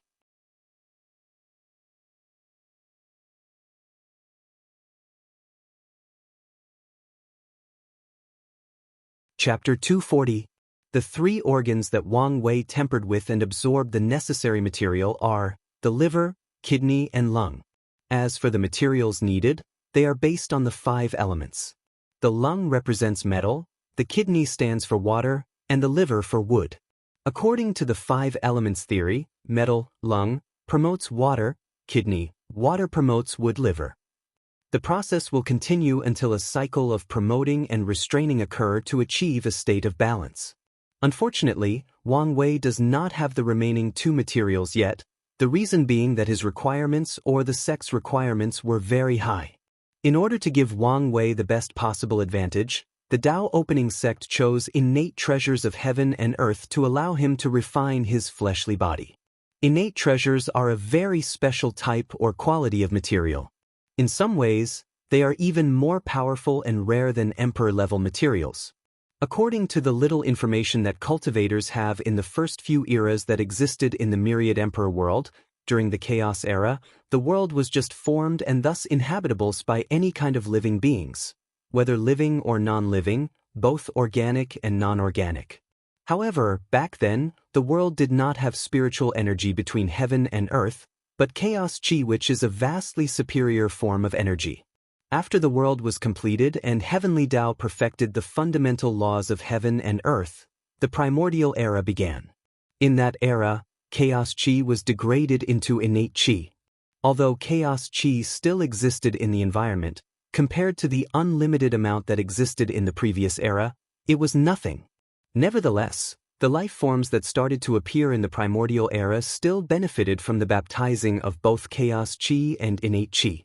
As a result of this, the majority of life born in that period were referred to as primordial gods or innate demons, and they were extremely powerful.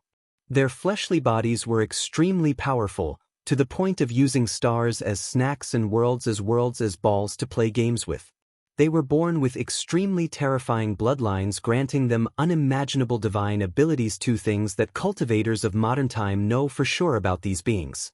They were extremely large in size, and they were all born with a very high cultivation realm.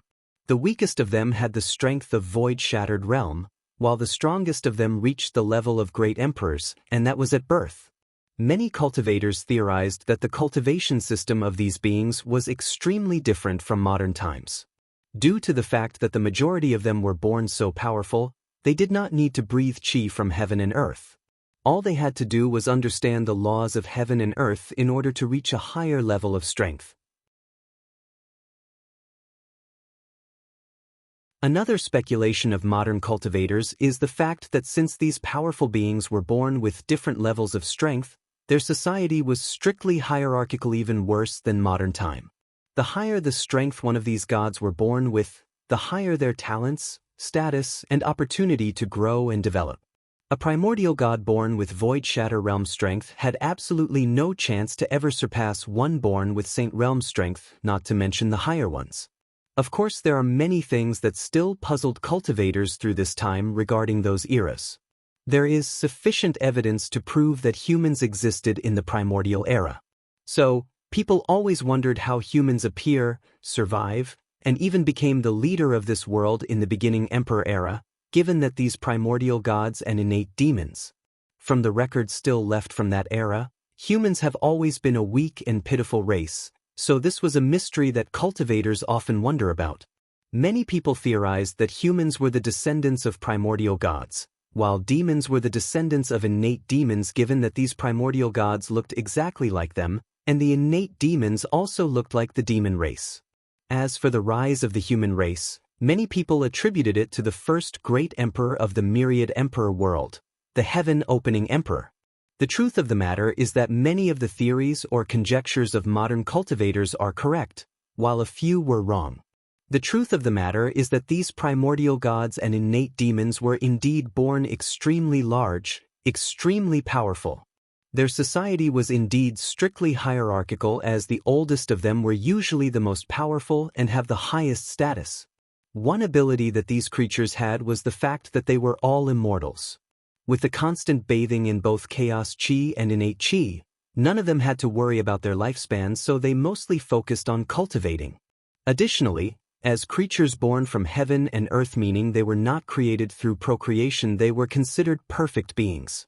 So, unlike humans and even demons, the concept of conflict and fighting was a very rare thing in their society or civilization. Despite the strict hierarchy, no one actually complained or became envious, as they understood that they were the children of heaven and earth, and that their strengths and talents were granted to them, so they should just be happy or content for what they were given. And if someone wanted to change his or her status, all they had to do was work hard on enlightening the laws between heaven and earth and increase their strengths. Unfortunately, such peaceful and quiet civilizations did not last long. With the passage of time, these primordial gods and innate demons discovered that the chaos chi and innate chi were slowly decreasing. By the middle of the primordial era, the number of chaos chi existing was so rare that it could be counted in 2 hands. As for the innate chi, it was slowly degrading. As such, the members of their races became very difficult to be born naturally. And the ones that were created were extremely weak, as they did not even have the power of law at birth. In other words, primordial gods with strength lower than the Void Shatter realm were starting to be born. The leaders of the primordial god race and innate demons race decided to use procreation in order to increase the number of their races, and this tactic worked for a while. By strictly controlling who the members of their races can have as partners, for example, a primordial god born with supreme realm strength can only mate with someone of similar status or birth their races strived for a period of time. Unfortunately, this measure could not save these powerful races. Although their offspring were unimaginably powerful and gifted, it was still very difficult for them to reproduce due to their strength. The laws of heaven and earth do now allow powerful beings to mate as easily as weak ones, otherwise the balance of nature would be broken. So, by the end of the primordial era, the innate chi between heaven and earth has turned into acquired chi or spiritual chi that is present in modern time. Of course, the quantity back then could not even be fathomed by current cultivators. A genius like Wang Wei has to spend 5 years to reach the 12th layer of body refining realm. But back in the primordial era, a normal person with average talent would only take 10 months. A genius would take a month, and a heaven-defying genius like Wang Wei would take 3 to 4 days. Nevertheless, spiritual chi was an abomination for these primordial gods and innate demons. Forget the fact that it could not give birth to their races. Now, many of them discovered that they had to start worrying about lifespan. This was horrible news for them, but good news for the human race. After the first ray of acquired chi appeared between heaven and earth, a new race was created, the human race. After these primordial races discovered humans, they marveled at how weak they were compared to them. They did have any form of cultivation, they were tiny and died after only 300 years. Even the aura leaked out of their weakest member could easily annihilate these humans. The majority of them left humans alone, while others decided to keep them as pets or study them, especially their rapid reproductive abilities. The human race's life back then was neither good nor bad. It was basically based on the personality of the races that took them. For the most part, life was good for most human tribes. Unfortunately, that did not last long.